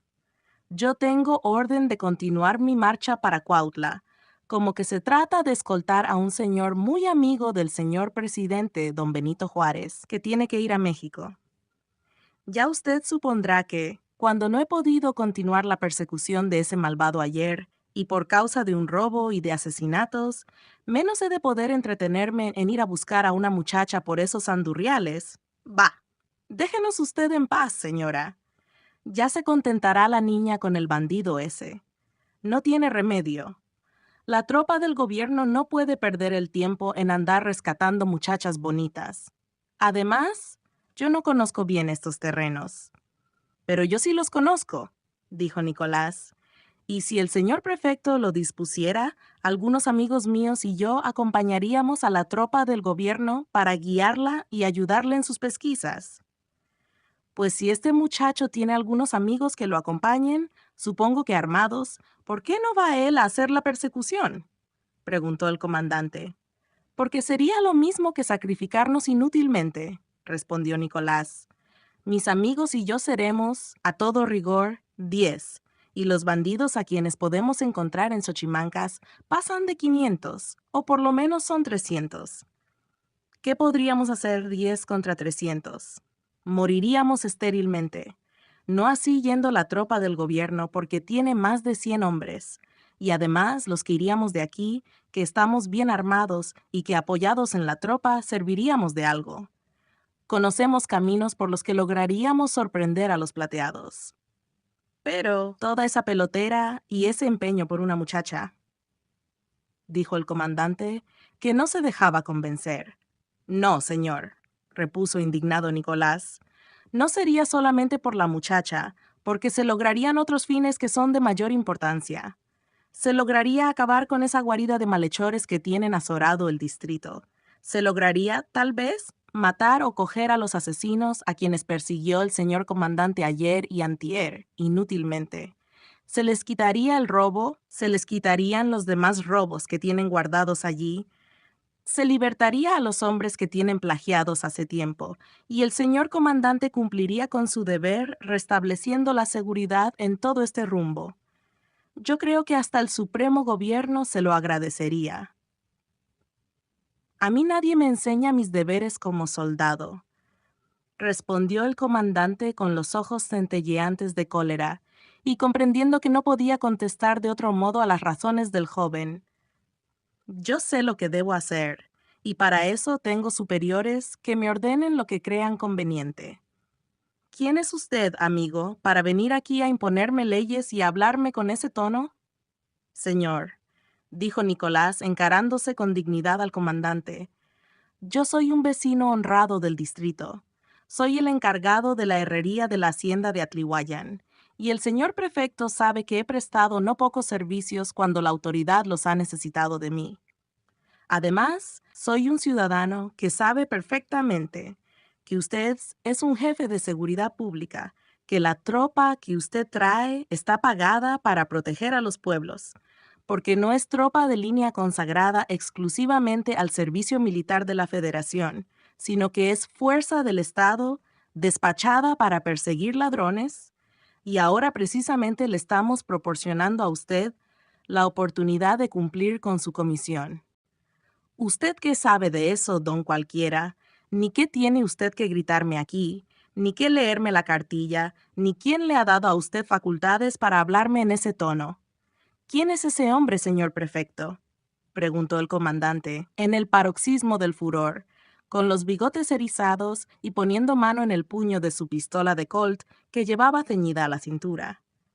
«Este muchacho», respondió el prefecto, palideciendo porque temió algún desmán del soldadote, que, como todos los de su ralea, era un gran insolente con los hombres honrados y pacíficos. «Este señor es, en efecto, un vecino muy honrado y muy apreciable, que ha prestado muy buenos servicios a los pueblos y que es muy estimado de todos». «Pues no le valdrá todo eso de nada para evitar que yo lo fusile», dijo el comandante. «Yo le enseñaré a no faltar al respeto a los militares». Nicolás se cruzó de manos, impasible, y contestó sin arrogancia, pero con un acento frío y altivo. «Haga usted lo que quiera, señor militar. Usted tiene allí su fuerza armada. Yo estoy solo, sin armas y delante de la autoridad de mi población. Puede usted fusilarme, no lo temo, y ya lo estaba yo esperando. Era muy natural. No ha podido usted, o no ha querido, perseguir o fusilar a los bandidos a quienes era necesario combatir arriesgando algo, y le es a usted más fácil asesinar a un hombre honrado que le recuerda a usted sus deberes. Es claro, esto no será glorioso para usted, pero sí lo único que puede y sabe hacer. ¿De manera que usted cree que yo me valgo de la fuerza para castigar la insolencia de usted? Así lo creo, repuso Nicolás, siempre cruzado de brazos y con un acento frío y seguro. Pues se equivoca usted, amigo, gritó el comandante. Yo no necesito de la fuerza armada para castigar a los que me insultan. Yo sé corregirlos hombre a hombre. ¿Sería deber?, respondió Nicolás con una ligera sonrisa de desprecio. Y precisamente, añadió, por aquí cerca de Yautepec hay algunos lugares bastante solitarios en que podría usted dar pruebas de ese valor.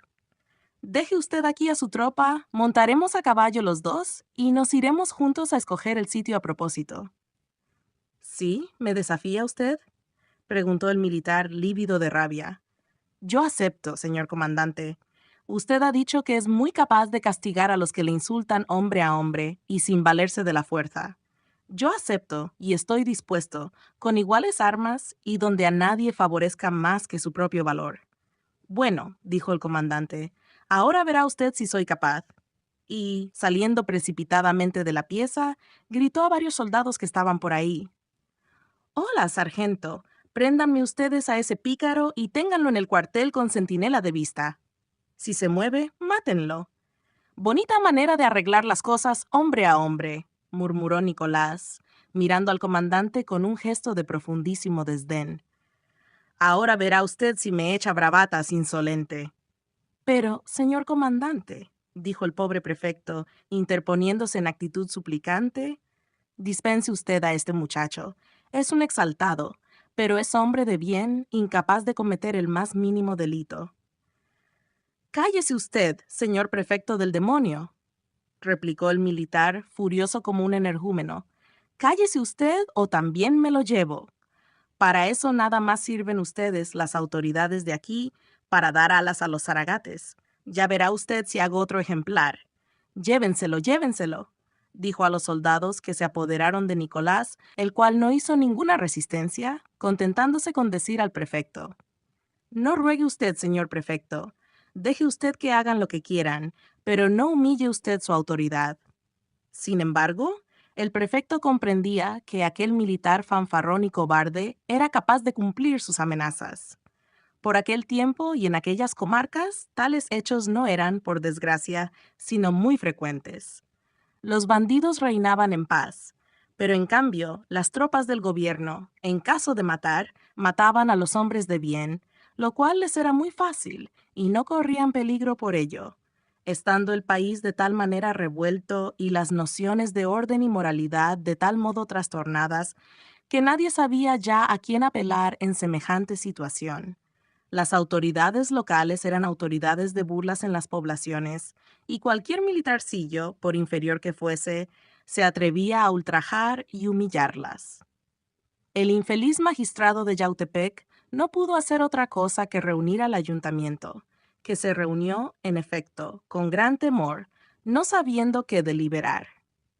Además, el prefecto envió inmediatamente aviso al administrador de la hacienda de Atlihuayan, quien en el acto montó a caballo y se dirigió a galope a Yautepec, acompañado de los dependientes principales de la hacienda, con el objeto de procurar la libertad del honrado herrero. Capítulo 14. Pilar.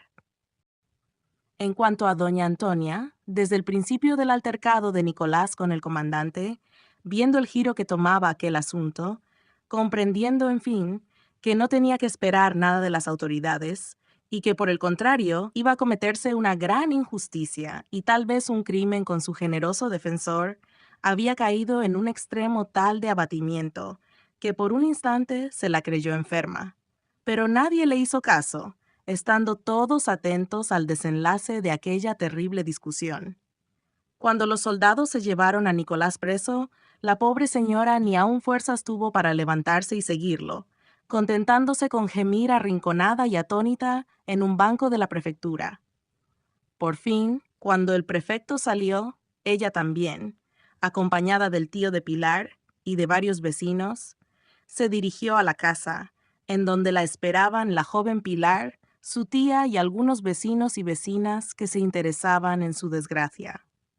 Refirióles en pocas palabras lo que acababa de suceder, y agotadas sus fuerzas por tantos sufrimientos, débil, extenuada, porque no había tomado alimento alguno desde la mañana, y habiéndose empapado de agua en la huerta al hacer sus primeras pesquisas, se arrojó en la cama, temblando de fiebre.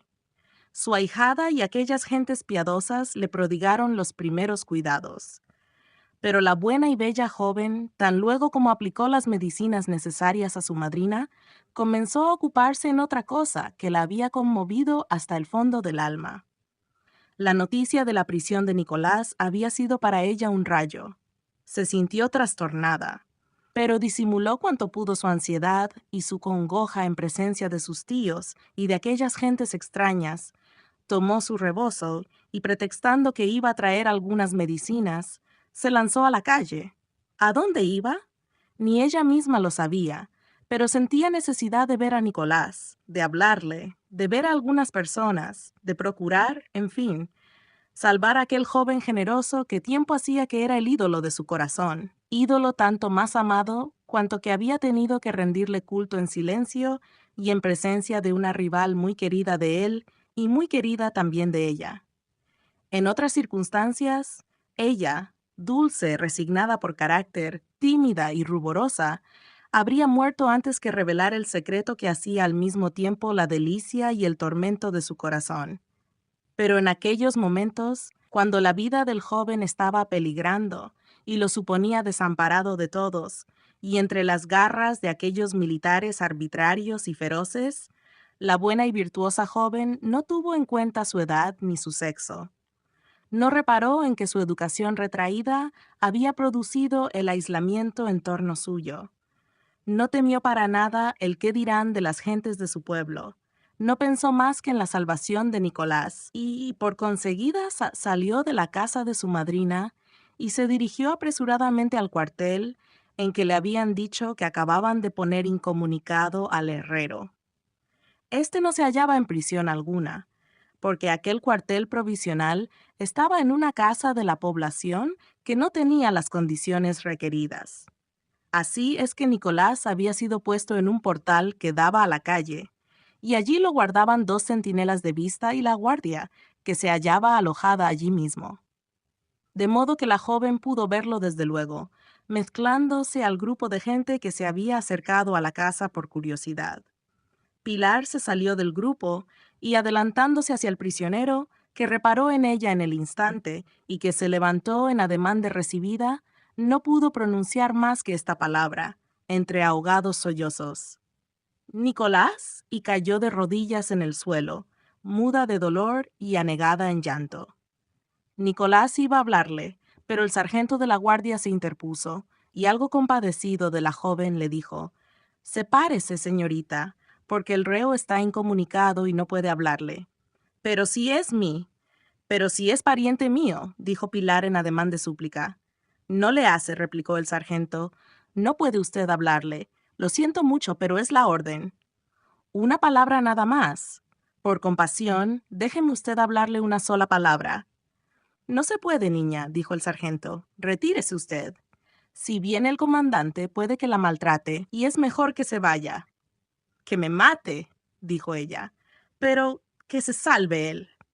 Estas palabras, que llegaron a los oídos de Nicolás muy claras y perceptibles, le revelaron toda la verdad de lo que pasaba en el alma de la hermosa joven, y fueron para él como una luz esplendorosa que iluminó las nubes sombrías en que naufragaba su espíritu.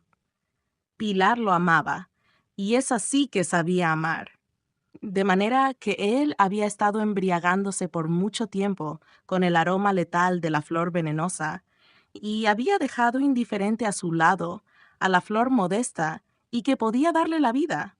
Qué dicha la suya en saberlo, pero qué horrible desventura la de saberlo en aquel momento, tal vez el último de su existencia, porque Nicolás no dudaba de que el comandante ejercería su venganza en el camino aquella misma tarde. Había sido la humillación del militar tan cruel y vergonzosa que no podría perdonarla, con tanta más seguridad cuanto que, en aquel tiempo, ningún temor podría contenerlo, siendo esta clase de arbitrariedades y crímenes el pan de cada día. Pasó por la cabeza de Nicolás como un vértigo. Todo aquello era superior a sus fuerzas.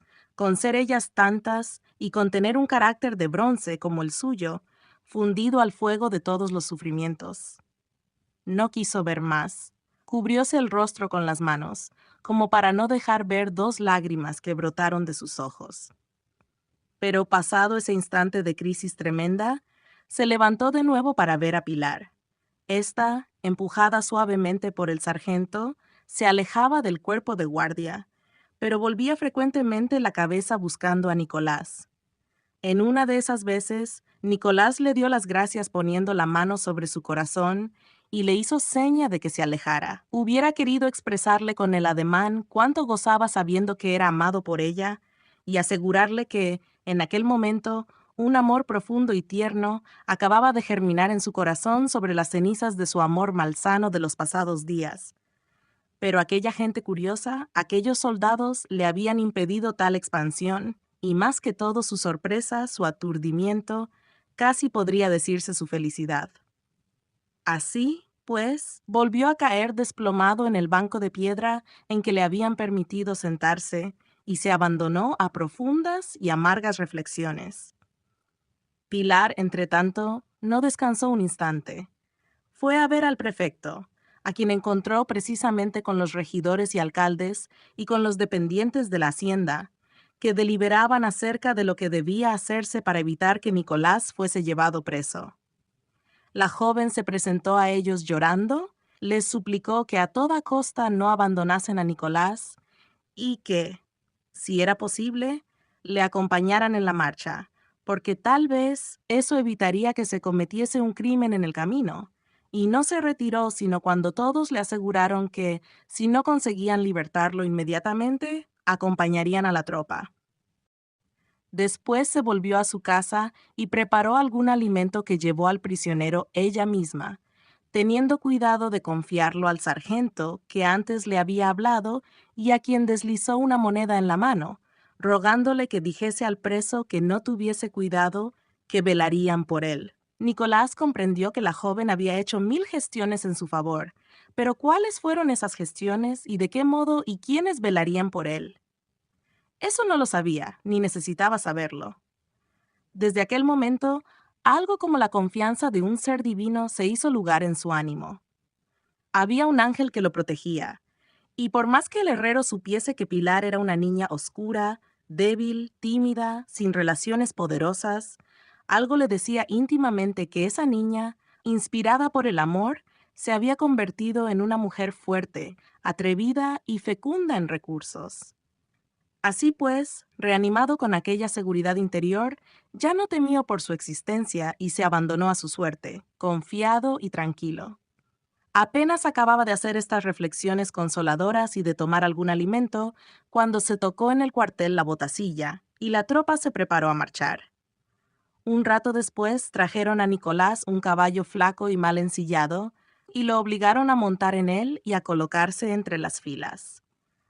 Luego se formó la caballería, y el comandante llegó casi ebrio y poniéndose a la cabeza de la tropa, salió de la población mirando con ceño a los numerosos grupos de gente que se agolpaban en las calles para manifestar un interés en favor del joven herrero, que marchaba tranquilo en medio de los dragones.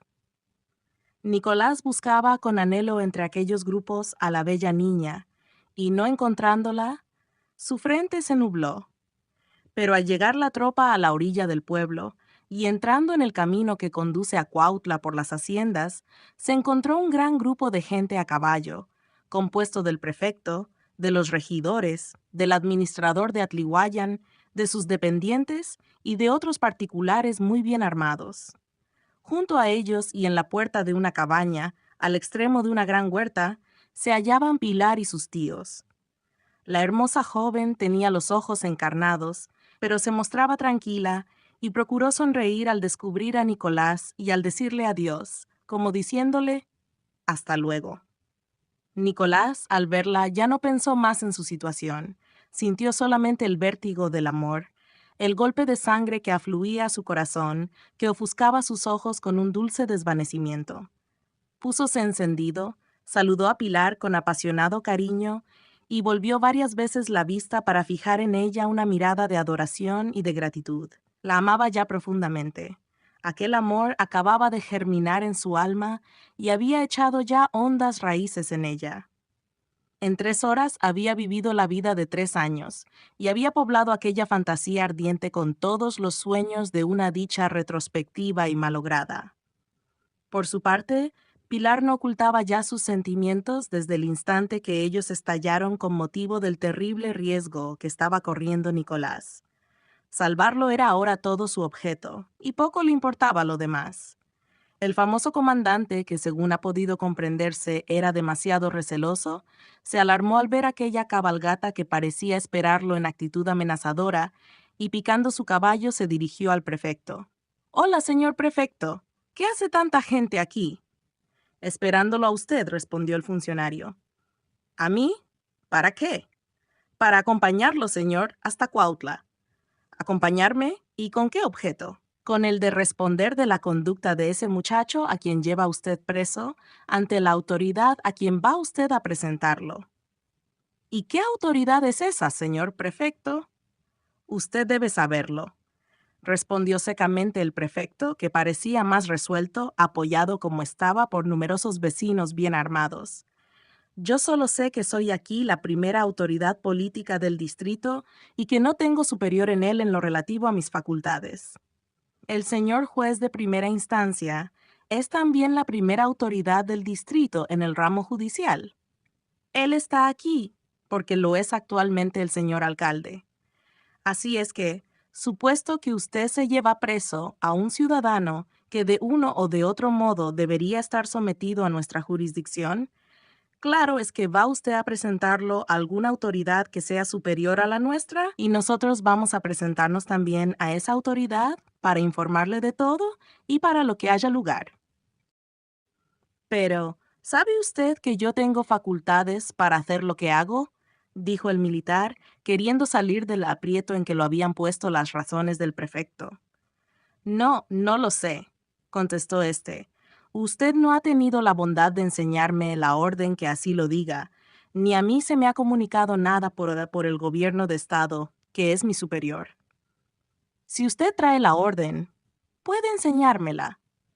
«Yo no tengo que enseñarle a usted órdenes ningunas», respondió el militar con altanería. «Yo no recibo órdenes más que de mis jefes, ni tengo que dar cuenta de mi conducta más que a mis jefes». «Por eso vamos a ver a esos jefes de usted», replicó el prefecto con decisión. «Pues entonces es inútil que ustedes me acompañen, porque mis jefes no están en Cuautla, sino en México». «Pues iremos a México», insistió el prefecto, secundado por el administrador de Atlihuayan, que también repitió: «Sí, señor, iremos a México». «Y si yo no lo permito, usted no puede impedir que sigamos a la tropa de usted. Yo soy el prefecto de Yautepec, conmigo vienen el ayuntamiento y varios vecinos honrados y pacíficos. ¿Con qué derecho nos podría usted evitar que fuésemos a donde usted va?» Pero ¿saben ustedes que ya me está fastidiando esta farsa y que puedo hacer que se concluya? Haga usted lo que guste. Nosotros haremos entonces lo que debemos. El comandante estaba furioso. Mandó hacer alto a su caballería y conferenció un momento con sus capitanes. Tal vez hubiera querido cometer una arbitrariedad, pero no era fácil que ella quedara impune. El prefecto estaba allí, acompañado del ayuntamiento, de los dependientes de la hacienda de Atlihuayán y de numerosos vecinos bien montados y armados. En un momento podían reunírsele otros vecinos, aunque sin armas, y tomar aquello un aspecto formidable. El comandante decidió, pues, soportar aquella afrenta, pero no soltar a Nicolás. Volvió hacia el grupo en que se hallaba el prefecto y le dijo: ¿De manera que ustedes han salido para quitarme al reo, al hombre? No, señor, replicó el prefecto. Ya hemos dicho a usted que nuestro objeto es seguirle hasta Cuautla o hasta México, y no podrá usted acusarnos de agresión alguna. Era bueno que ustedes mostraran esta resistencia contra los bandidos, como la muestran contra las tropas del gobierno. Sí, la mostraremos, replicó indignado el prefecto. Si las tropas del gobierno, en lugar de perseguir a esos bandidos, pues para eso les pagan, no se emplearan en perseguir a los hombres de bien. Se le ha ofrecido a usted el auxilio de hombres de aquí para perseguir a los plateados, y usted no ha querido, y precisamente ese es el delito por el que lleva usted preso a ese honrado sujeto. Bueno, dijo el comandante, pues ya veremos quién tiene razón. Síganme ustedes a donde quieran, que lo mismo me da. Y mandó continuar la marcha.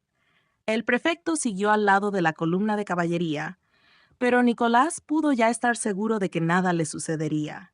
Así caminaron toda la tarde, y ya bien entrada la noche, llegaron a Cuautla, en donde el prefecto de Yautepec fue a hablar a su colega del distrito de Morelos y a poner en juego todas sus relaciones con el objeto de lograr la libertad del herrero. El comandante puso un extraordinario a Cuernavaca, acusando al joven como hombre peligroso para la tranquilidad pública, presentando lo acaecido en Yautepec como una rebelión y dándose aires de salvador y de enérgico. Pero el prefecto de Yautepec y el ayuntamiento, así como las autoridades de Cuautla, se dirigieron al gobernador del estado y al gobierno federal, y el administrador de Atlihuayán, al dueño de la hacienda y a sus amigos en México, relatando lo ocurrido. Cruzáronse numerosos oficios, informes, recomendaciones, y se gastó tinta y dinero para aclarar aquel asunto. Nicolás permaneció preso en el cuartel de aquella tropa, que aún esperaba órdenes para escoltar al amigo del presidente. Pero al tercer día llegó una directa del Ministerio de la Guerra para poner en libertad al joven herrero, mandando que el comandante se presentase en México a responder de su conducta. Todo este embrollo y esta irregularidad eran cosas frecuentes en aquella época de guerra civil y de confusión. Así pues, del rapto cometido por el Zarco, solo habían resultado la grave enfermedad de la pobre madre y la prisión del herrero de Atlihuayán, la conmoción de las autoridades de Yautepec, muchas comunicaciones, muchos pasos, muchas lágrimas. Pero el delito había quedado impune. Verdad es que también había resultado la dicha de dos corazones buenos. Este era el único rayo de sol que iluminaba aquel cuadro de desorden, de vicio y de miseria. Capítulo 15. El amor bueno.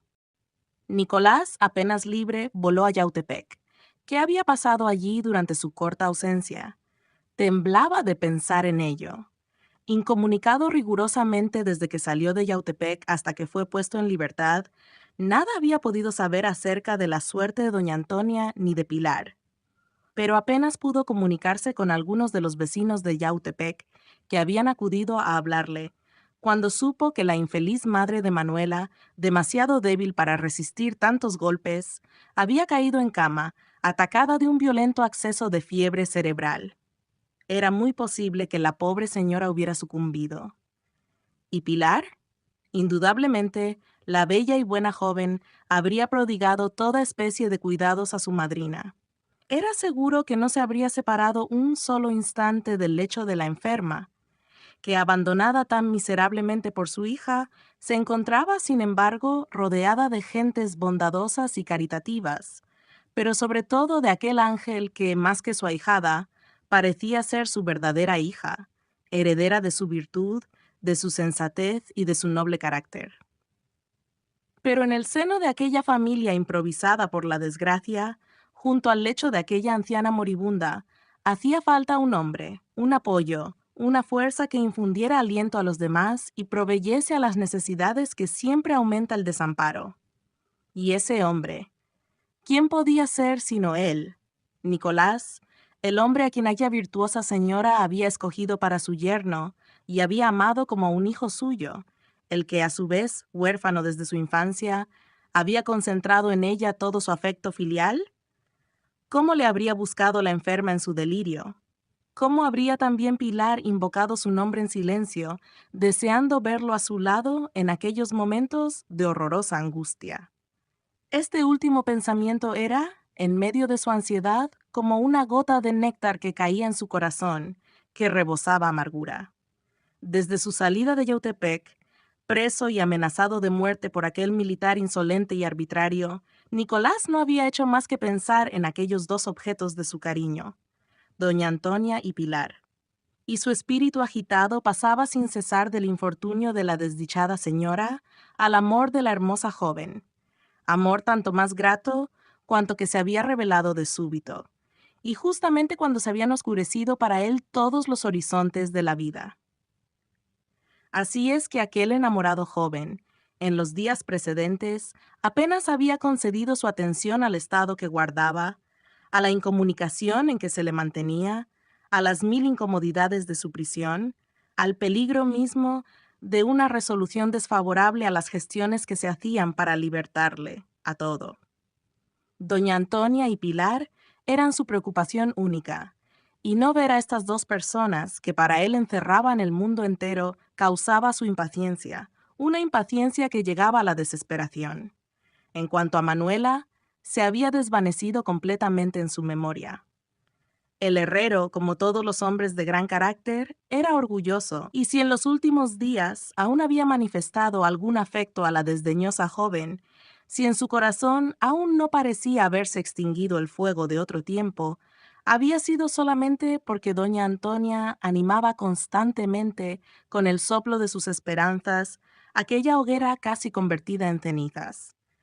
Pero Nicolás había acabado por comprender, desde hacía muchos meses, que era un hombre imposible en el corazón de Manuela.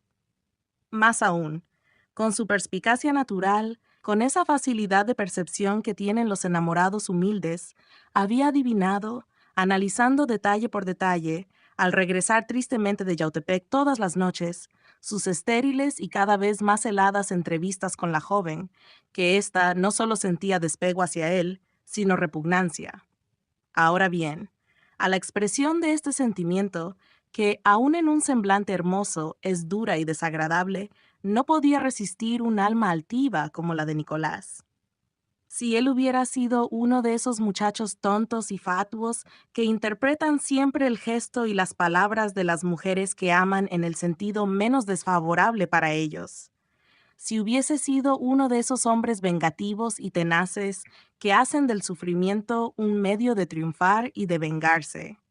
Si, por último, hubiese sido uno de esos viejos libertinos para quienes el deseo es una coraza que los hace invulnerables, para quienes la posesión a toda costa es ya el único objeto de su amor sensual, Nicolás habría permanecido firme en su intento, sostenido por el apoyo de la señora, gran apoyo junto a una hija, por contraria que ésta se muestre.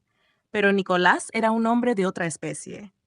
Indio, humilde obrero, él tenía, sin embargo, la conciencia de su dignidad y de su fuerza. Él sabía bien que valía, como hombre y como pretendiente, lo bastante para ser amado de Manuela. Su honradez inmaculada daba un título. Su posición, aunque mediana pero independiente y obtenida merced a un trabajo personal, lo ennoblecía a sus ojos.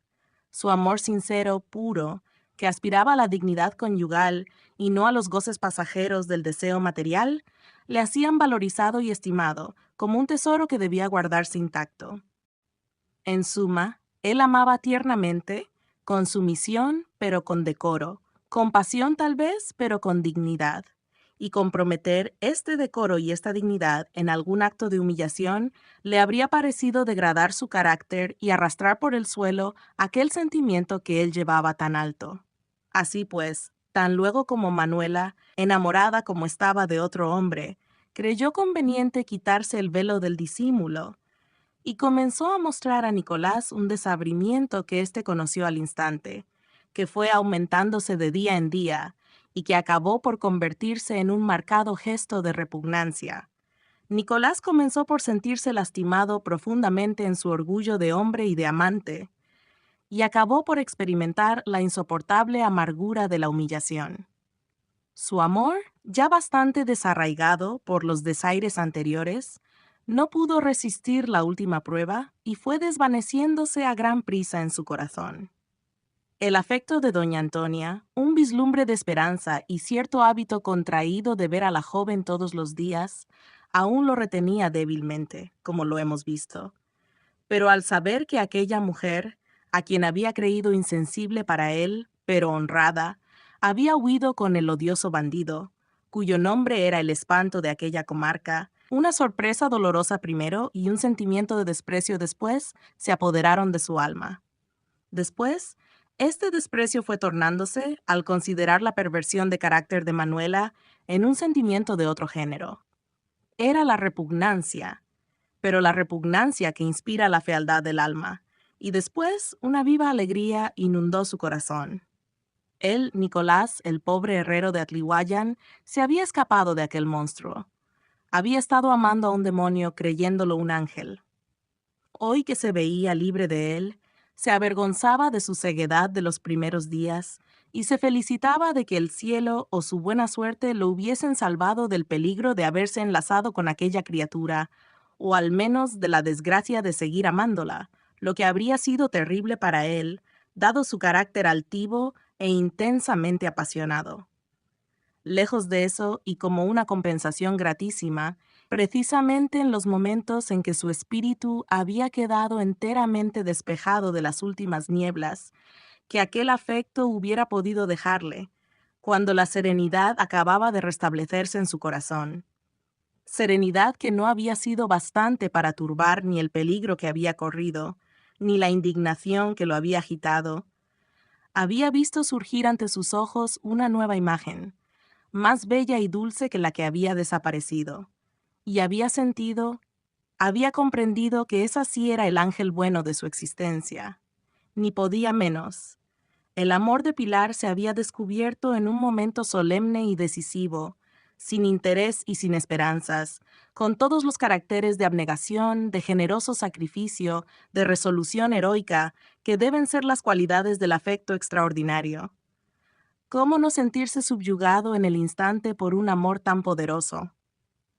Nicolás no solo sintió penetrar en su alma, como un torrente de fuego, aquel amor nuevo y luminoso, sino que experimentó algo como un remordimiento, como vergüenza de no haber abierto antes los ojos a la dicha, de no haber adivinado el afecto que inspiraba y que seguramente había vivido oculto cerca de él, protegiéndolo, envolviéndolo en una atmósfera de simpatía y de cariño. Y él, ¿cómo habría hecho sufrir a la bella y modesta joven con su aparente galantería para Manuela? Quizás la habría lastimado alguna vez, quizás había sido cruel, sin quererlo, hiriendo la delicadeza de aquel corazón tierno y blando como una sensitiva. Tal idea lo hacía parecer a sus propios ojos como inferior a su amada de hoy, pero no con esa inferioridad que humilla, sino con la inferioridad del creyente para con su Dios, sentimiento que aviva y aumenta el amor, porque lo complica con la admiración y la gratitud. Tales reflexiones ocuparon el ánimo de Nicolás durante el camino de Cuautla a Yautepec, que recorrió impaciente y a todo el galopar de su caballo, atravesando el bosque de Catzahuates y las haciendas de Cocoyoc, de Calderón y de San Carlos, que bordan aquella llanura pintoresca. Por fin pasó el río, atravesó las callejuelas palpitándole el corazón y se apeó en la puerta de la casa de doña Antonia. ¿Qué noticias iba a recibir? Capítulo 16. Un ángel. Oscurecía ya cuando Nicolás penetró en las piezas de la casa de doña Antonia. Al ruido de sus pasos, una mujer se adelantó a su encuentro, y apenas lo reconoció a la débil luz crepuscular que aún permitía distinguir los objetos, cuando se echó en sus brazos, sollozando. Era Pilar. Nicolás, al sentir contra su seno aquella mujer, hoy intensamente amada, sintió como un vértigo de pasión y de placer. Era la primera vez de su vida que conocía tamaña felicidad. Él, que hasta ahí solo había podido saborear los amargos dejos del desengaño. Él, que considerándose casi siempre desamado, se habría considerado feliz con una mirada sola de simpatía, ahora recibía a torrentes, en una explosión amorosa, toda aquella dicha que antes no se hubiera atrevido siquiera a soñar. Y ella estaba allí, la bellísima joven, que había ocupado su pensamiento en aquellos días de prisión y en aquellas noches de insomnio, y sentía sus hermosos brazos de virgen enlazar su cuello y palpitar su corazón enamorado junto a aquel corazón que ya no latía sino para ella. Y sentía sus lágrimas humedecer sus manos y su aliento bañar como un dulce aroma su semblante. Nicolás no podía hablar. Era presa de una emoción avasalladora y que paralizaba sus facultades. Por fin, después de haber estrechado a la joven con un arrebato amoroso más significativo que 10 declaraciones, le dijo, besándola en la frente: «Pilar mía, ahora sí, ya nada ni nadie nos separará. Lo que siento es no haber conocido antes dónde estaba mi dicha. Pero en fin, bendigo hasta los peligros que acabo de pasar, puesto que por ellos he podido encontrarla». Pilar, como toda mujer, y aunque rebosando amor y felicidad, no pudo sustraerse a un vago sentimiento de temor y de recelo. No estaba todavía bastante segura de que en el corazón de Nicolás hubiese desaparecido completamente aquel antiguo amor de Manuela, quizás exacerbado aún por todo lo que acababa de pasar. Así es que, fijando los ojos con timidez en los del herrero, se atrevió a preguntarle, con un acento en que se traducía el miedo de perder aquella dicha suprema: «¿Pero es cierto, Nicolás? ¿Me quiere usted como a Manuela?» «¿Como a Manuela?», interrumpió Nicolás con vehemencia. «Oh, Pilar, no me haga usted esa pregunta, que me lastima. ¿Cómo puede usted comparar el amor que hoy le manifiesto y que siento con aquel afecto que tuve a aquella desgraciada? Aquel fue un sentimiento del que hoy tengo vergüenza. Ni sé cómo pude engañarme tan miserablemente, ni alcanzo a explicar a usted lo que me pasaba. Quizás sus desaires, su frialdad, me exaltaban y me hacían obstinarme. Pero si he de decir a usted la verdad de lo que sentía, cuando a mis solas y lejos de aquí me ponía a reflexionar, examinando el estado de mi corazón, le confieso que aquello no era amor. No era este cariño puro y apasionado que usted me hace sentir ahora, sino otra cosa malsana, como una enfermedad de la que yo quería librarme, como un capricho en que estaba interesado mi amor propio, pero no mi felicidad. Pero todavía quiero decir a usted, aun cuando no lo crea, que ya en los últimos días este capricho no existía. Ese afecto había desaparecido. Manuela no me producía ya la impresión que al principio, y si no hubiera sido porque la señora se había empeñado en convencerla de que debía casarse conmigo y me había hecho entender que al fin lo lograría, que no perdiera yo la esperanza y que contara con su apoyo, francamente, quizás habría yo acabado por aborrecer a Manuela, o al menos por olvidarla, y habría dejado de venir a esta casa. Pero ¿y mi madrina? ¿Y yo? ¿No pensaba usted en nosotras?, preguntóle Pilar en tono de queja. «Ah, sí», replicó Nicolás. La pobrecita señora, era digna de todo mi cariño. En cuanto a usted, Pilar, debo decirlo, ni me atreví a soñar siquiera en ser amado por usted. Ya había comprendido cuán dichoso sería el hombre amado por usted. Ya había levantado hasta usted mis ojos llenos de esperanza, pero los había vuelto a bajar con tristeza, pensando en que usted tampoco había de quererme. Me parecía usted más alta que Manuela para mí, y luego pensar en usted Decirle a usted algo después de los desaires de Manuela, sufridos en presencia de usted, me parecía indigno. Si hubiera yo adivinado, con que ya ve usted que no ahora, mucho antes, aquel afecto para Manuela había acabado. ¿Duda usted todavía? ¿Cree usted que el amor que le tengo, y que ha crecido por años en tan pocos días, se parezca al sentimiento que abrigué por esa infeliz y que se ha convertido ahora en un desprecio espantoso? Ya no dudo, Nicolás, ya no dudo, dijo la joven, estrechando las manos del herrero entre las suyas.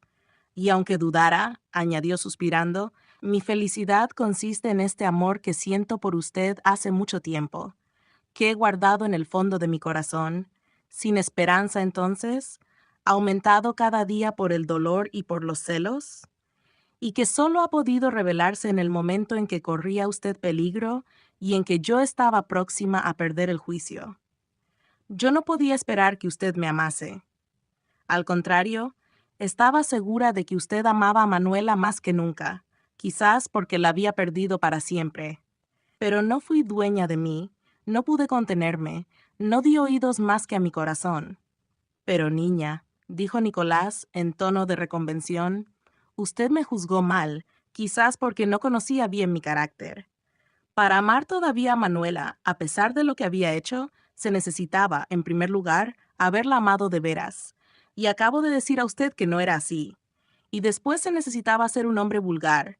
Y yo, aunque humilde, aunque obrero rudo, aunque indio sin educación y sin otros ejemplos, puedo asegurar a usted que no soy vulgar, que me siento incapaz de estimar un objeto indigno, y que para mí la estimación es precisamente la base del amor. Yo había de seguir queriendo a una perdida que se dejaba robar por un asesino y un ladrón. Imposible, imposible. De padres a hijos, en mi familia india, nos hemos transmitido las ideas de honradez altiva que tantas veces me han echado aquí en cara como un defecto y que me han granjeado algunos enemigos.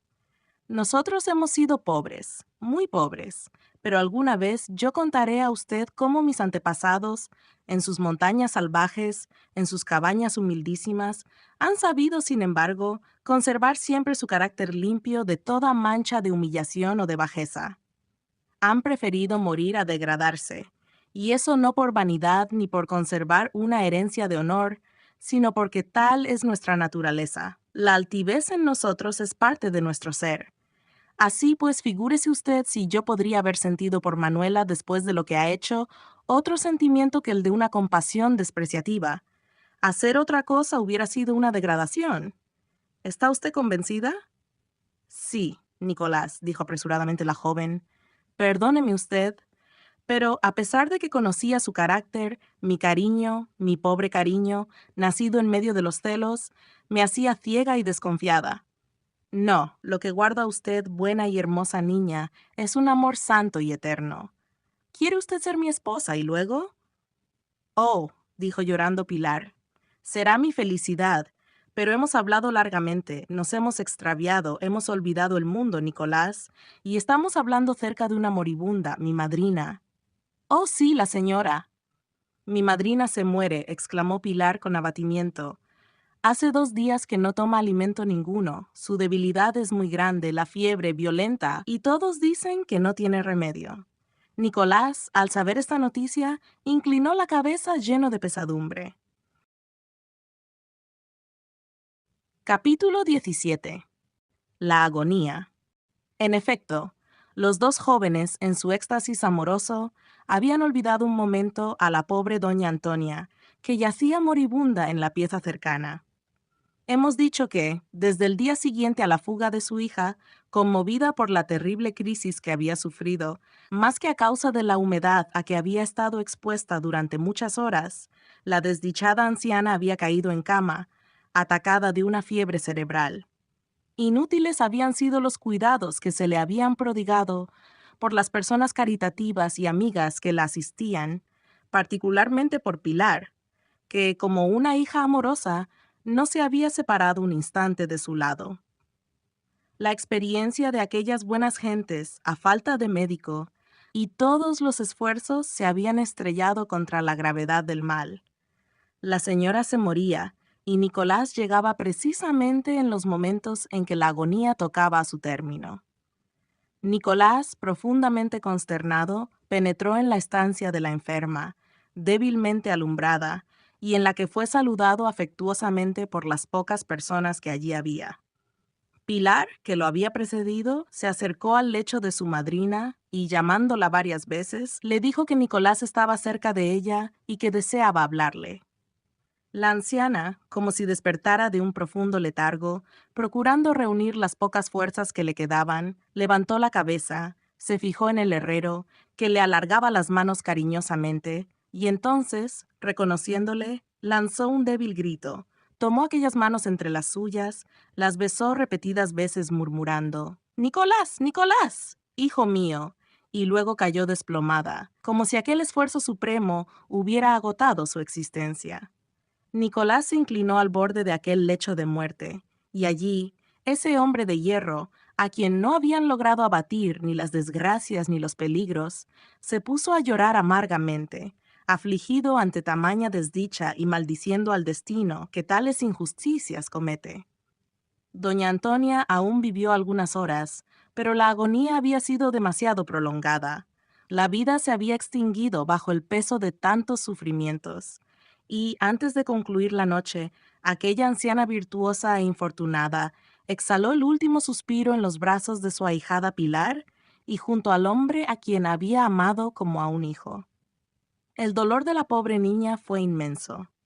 Acostumbrada desde su juventud a ver en doña Antonia a una segunda madre, a quien amaba además por su bondadoso carácter y por sus altas y sólidas virtudes, Pilar le era adicta sinceramente, y considerándola ahora abandonada por su hija, con el desinterés y la abnegación que son propios de las almas inteligentes y generosas, su adhesión y su amor se habían convertido en pasión filial. Así es que sus cuidados, durante la enfermedad de la anciana, habían sido exquisitos, y las vigilias y la inquietud sufridas se revelaban en su bello semblante, pálido y demacrado. La muerte de su madrina, por esperada que hubiera sido, le produjo un abatimiento indecible. Y sí, afortunadamente para ella, el amor de Nicolás, confesado ya de una manera tan clara y tan resuelta, no hubiera venido a consolarla y a fortalecerla. Como un rayo de sol, seguramente el alma de la buena y sensible joven habría visto el mundo como una noche sombría y pavorosa. Pero Nicolás estaba allí, su esposo futuro. El cielo se lo enviaba justamente en los instantes de mayor amargura para ella, huérfana infeliz, sin patrimonio, sin más apoyo que 2 tíos ancianos, y en medio de aquella situación llena de peligros para todos. Entonces consideró al joven no solo como al elegido de su corazón, sino como a su salvador, a su providencia. Y fuertemente conmovida por aquel cambio súbito de su suerte, por aquel socorro inesperado que parecía enviarle Dios como para recompensarla de sus aflicciones y tristezas, la joven, dando tregua a sus sollozos, cayó de rodillas y oró fervorosamente, con un sentimiento en que se mezclaban el dolor y la gratitud al mismo tiempo. Sacóla de su arrobamiento la voz de Nicolás, que le dijo con ternura y con gravedad religiosa, extendiendo la mano hacia el cadáver de la anciana: «Pilar, yo le juro a usted sobre ese cadáver que seré su esposo, y que no esperaré para realizar mi promesa más que el tiempo de luto. Es usted un ángel que yo no merezco». Pilar se echó en sus brazos llorando. Los circunstantes, conmovidos ante aquella escena, procuraron también consolar a la joven, y Nicolás salió inmediatamente para preparar los funerales de doña Antonia. Como la anciana había dejado algunos intereses, era preciso asegurarlos, puesto que no había dejado testamento y que la hija única que tenía había abandonado la casa materna. Desde luego, las autoridades locales quisieron disponer que vendiesen la casa y la huerta para atender los gastos precisos. Pero Nicolás se opuso a ello, ofreciendo hacer los gastos por su cuenta, como un homenaje a la memoria de su virtuosa amiga. Rehusó también encargarse del cuidado y administración de aquellos pocos bienes que las autoridades le encargaban, alegando razones de delicadeza bien comprensibles en su situación. de modo que aquel modesto patrimonio fue ocupado legalmente, pero sin intervención del honrado herrero. Sepultada la señora, a cuyo entierro concurrieron todas las personas que habían estimado sus virtudes, todo volvió a la vida normal, es decir, a aquella vida llena de zozobras y de peligros que hemos descrito. Nicolás se fue a su herrería de Atlihuayan, más querido aún por sus patrones, a causa de su noble conducta. Pilar volvió a la humildísima casa de sus tíos, que se convirtió para ella en un Edén, porque su esposo futuro, esperando la fecha señalada, la visitaba todas las tardes, como lo hacía en otro tiempo en casa de Manuela. Y esta. Veamos lo que le pasaba. Capítulo 18. Entre los bandidos. Manuela, apasionada del Zarco y por lo mismo ciega, no había previsto enteramente la situación que le esperaba, y si la había previsto, no se había formado de ella sino una idea convencional. Su fantasía de mujer enamorada e inexperta le representaba la existencia en que iba a entrar como una existencia de aventuras peligrosas. Es verdad, pero divertidas, romancescas, originales, fuertemente atractivas para un carácter como el suyo, irregular, violento y ambicioso. Como hasta allí, y desde que se había soltado esa nueva plaga de bandidos en la Tierra Caliente, al acabar la terrible guerra civil que había destrozado a la República por espacio de 3 años y que se conoce en nuestra historia con el nombre de Guerra de Reforma, no puede decirse que se hubiera perseguido de una manera formal a tales fascinerosos, ocupado como estaba el gobierno nacional en luchar todavía con los restos del ejército clerical. Manuela no había visto nunca levantarse un patíbulo para uno de esos compañeros de su amante. Al contrario, había visto a muchísimos pasearse impunemente por las poblaciones y los campos, en son de triunfo, temidos, respetados y agasajados por los ricos, por las autoridades y por toda la gente. Si alguna persecución se les hacía, de cuando en cuando, como aquella que había fingido el feroz comandante, conocido nuestro, era más bien por fórmula, por cubrir las apariencias. Pero en el fondo, las autoridades eran impotentes para combatir a tales adversarios, y todo el mundo parecía resignado a soportar tan degradante yugo. Manuela, pues, se figuraba que aquella situación, por pasajera que fuese, aún debía durar mucho, y que el dominio de los plateados iba consolidándose en aquella comarca.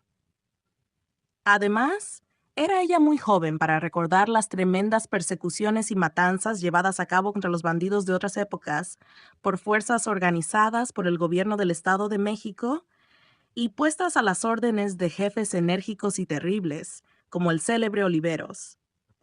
Aquello había pesado en tiempos ya remotos, a pesar de que no habían transcurrido desde tales sucesos ni 15 años. Por otra parte, las circunstancias eran diversas. En aquella época se trataba de perseguir a cuadrillas de salteadores vulgares compuestas de 10, de 20, a lo sumo de 40 bandidos que se dispersaban al menor ataque y cuyo recurso constante era la fuga. Se estaba en una paz relativa y podían las fuerzas organizadas de varios estados concurrir a las combinaciones para atacar a una partida numerosa. Las poblaciones y los hacendados ricos podían prestar sus auxilios. Las escoltas recorrían constantemente los caminos, y hombres conocedores de todas las guaridas servían de guías o eran los perseguidores. Pero ahora era diferente. Ahora el gobierno federal se hallaba demasiado preocupado con la guerra que aún sostenían las huestes de Márquez, de Zuloaga, de Mejía y de otros caudillos clericales que aún reunían en torno suyo numerosos partidarios. La intervención extranjera era una amenaza que comenzaba a traducirse en hechos, precisamente en el tiempo en que se verificaban los sucesos que relatamos. Y como era natural, la nación toda se conmovía, esperando una invasión extranjera que iba a producir una guerra sangrienta y larguísima, que en efecto se desencadenó un año después y que no concluyó con el triunfo de la República, sino en 1867. Todas estas consideraciones no podían venir al espíritu de la joven con la lucidez con que se presentaban los ojos de las personas sensatas. pero ella oía hablar a las gentes serias que visitaban a doña Antonia, o ésta le transmitía los rumores que circulaban, y, aunque vagamente, como las gentes de la muchedumbre suelen resumir la situación pública, pero de un modo exacto, ella sacaba las consecuencias que le importaban para su vida futura. Por lo demás, el estado que guardaban las cosas en la tierra caliente era demasiado claro para que ella pudiera abrigar grandes temores por la vida del Zarco.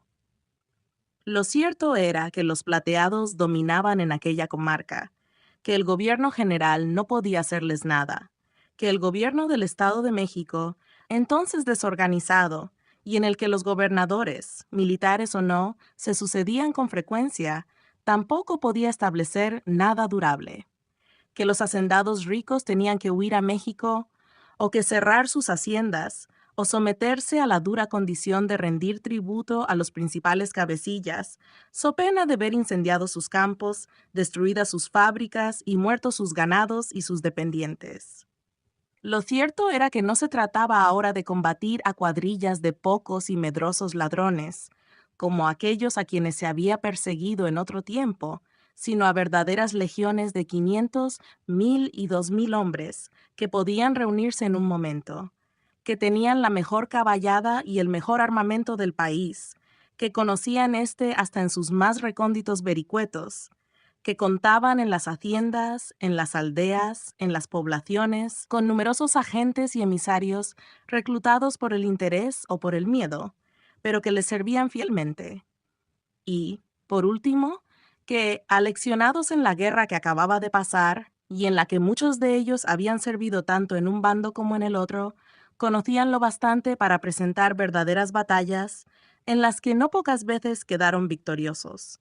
Así pues, Manuela, a quien el Zarco había también instruido en sus frecuentes entrevistas acerca de las ventajas con que contaban los bandidos, acababa por disipar sus dudas, sabiendo que su amante pertenecía a un ejército de hombres valerosos, resueltos, y que contaban con todos los elementos para establecer en aquella desdichada tierra un dominio tan fuerte como duradero. De modo que, por una parte, con el impulso irresistible de su pasión, y por otra, convencida por todas las razones que le daba su amante y el temor de las gentes que la habían rodeado, acabó por confiarse resueltamente en su destino, segura de que iba a ser tan feliz como en sus sueños malsanos lo había concebido. Pero en resumen, Manuela, que no había hecho más que pensar en los plateados desde que amaba al Zarco, no conocía realmente la vida que llevaban esos bandidos, ni aún conocía personalmente de ellos más que a su amante. Los había visto varias veces en Cuernavaca desfilar ante sus ventanas, formando escuadrones, pero la rapidez de ese desfile y la circunstancia de no haberse fijado con atención más que en el Zarco, que fue quien la cautivó desde entonces por su gallardía y su lujo, impidieron que pudiese distinguir a ningún otro de aquellos hombres. Después, retraída en Yautepec y encerrada justamente por el miedo que tenía doña Antonia de que fuese vista por aquellos fascinerosos, Manuela no había vuelto a ver a ninguno de ellos, pues cuando habían solido entrar de día en la población, había tenido que esconderse, ya en el curato, ya en lo más oculto de las huertas, en donde la gente se preparaba escondrijos, en los que permanecían días enteros, hasta que pasaba el peligro. Así pues, no conocía a los bandidos más que de oídas, ya por los relatos seductores que le hacía el Zarco, entremezclados, sin embargo, de alusiones a peligros pasajeros, que, lejos de asustarla, le causaban emociones punzantes, y ya por las terribles narraciones de la gente pacífica de Yautepec, abultadas todavía más por doña Antonia, cuya imaginación había acabado por enfermarla. De estas noticias tan contradictorias, Manuela, con una parcialidad muy natural en quien amaba a un bandido, había formádose una idea siempre favorable para éste y ventajosa para ella. Pensaba que el terror de las gentes exageraba los crímenes de los plateados, quienes con la mira de inspirar mayor horror hacia ellos, sus enemigos los pintaban como a monstruos verdaderamente abominables y que no tenían de humano más que la figura, que la vida de crápula constante, en que se les suponía encenegados, cuando no andaban en asaltos y matanzas, no era más que una ficción de las gentes, aterradas o llenas de odio, que los suplicios espantosos a que condenaban a sus víctimas no eran más que ponderaciones, a fin de infundir pavor y arrancar dinero más fácilmente a las familias de los plagiados. Ella creía que el Zarco y sus compañeros eran bandidos ciertamente, es decir, hombres que habían hecho del robo una profesión especial. Ni esto le parecía tan extraordinario en aquellos tiempos de revuelta, en que varios jefes de los bandos políticos que se hacían la guerra habían apelado muchas veces a ese medio para sostenerse. Ni el plagio, que era el recurso que ponían más en práctica los plateados, le parecía tampoco una monstruosidad, puesto que, aunque inusitado antes y, por consiguiente, nuevo en nuestro país, había sido introducido precisamente por facciosos políticos y con pretextos políticos.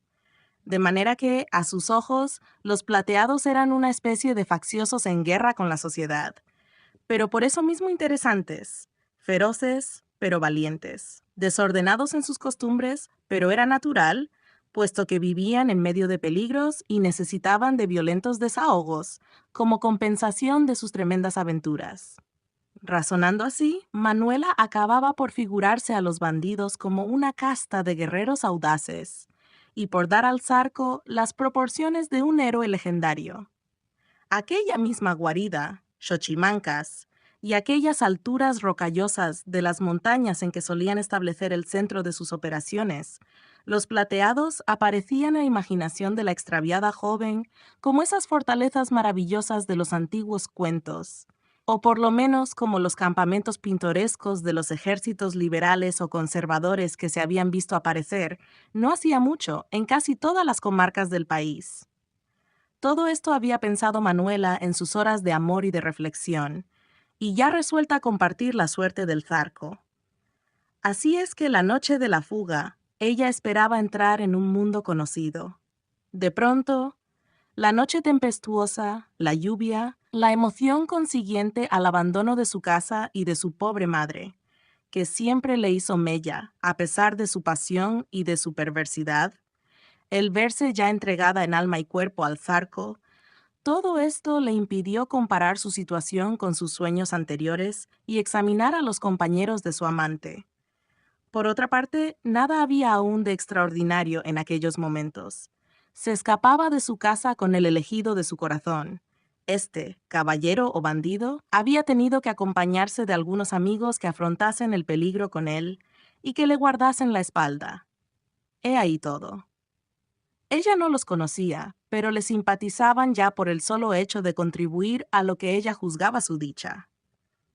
Cuando, obligados por la tempestad, tanto ella como el Zarco y sus compañeros se refugiaron en la cabaña del guardacampo de Atlihuayan, todos guardaron silencio y no echaron abajo sus embozos, de modo que así, en la oscuridad y sin hablar, Manuela no pudo distinguir sus fisonomías ni conocer el metal de su voz. Algunas palabras en voz baja, cruzadas con el Zarco, fueron las únicas que interrumpieron aquel silencio que exigía el lugar. Pero cuando a las primeras luces del alba, y calmada ya la lluvia, el Zarco dio orden de montar, Manuela pudo examinar a los compañeros de su amante. Embozados en sus jorongos, siempre cubiertos hasta los ojos con sus bufandas, no dejaban ver el rostro, pero su mirada torva y feroz produjo un estremecimiento involuntario en la joven, habituada a las descripciones que se le hacían de estas figuras de fascinerosos. Entonces fue cuando Manuela, en un pedazo de papel que le dio el Zarco, escribió con lápiz aquella carta dirigida a doña Antonia, en que le daba parte de su fuga. Después, echáronse a andar los prófugos con dirección a Xochimancas, encumbrando rápidamente la montaña en que vimos aparecer al Zarco la primera vez. La comitiva continuó callada. De cuando en cuando, Manuela, que iba adelante con el Zarco, escuchaba ciertas risas ahogadas de los bandidos, a las que contestaba el Zarco volviéndose y guiñando el ojo de un modo malicioso que disgustó a la joven. Después, la cabalgata comenzó a entrar en un laberinto de veredas, unas serpenteando a través de pequeños valles encajados entre altas rocas, y otras pasando por gargantas escabrosas y abruptas, apenas frecuentadas por bandidos y leñadores. Por fin, poco antes de mediodía, se divisaron por entre una abra formada por dos colinas montañosas las ruinas de Xochimancas, madriguera entonces de los Plateados. De una altura que dominaba aquella hacienda arruinada, se oyó un agudo silbido, al que respondió otro lanzado por el Zarco, e inmediatamente un grupo de jinetes se desprendió de entre las ruinas y a todo galope se acercó a reconocer la cabalgata del Zarco, llevando cada uno de aquellos jinetes su mosquete preparado. El Zarco se adelantó y, rayando el caballo, habló con los del grupo, que se volvieron a toda brida a Xochimancas a dar parte. Pocos momentos después, el Zarco dijo a Manuela con tono amoroso: «Ya estamos en Xochimancas, mi vida, ahí están todos los muchachos».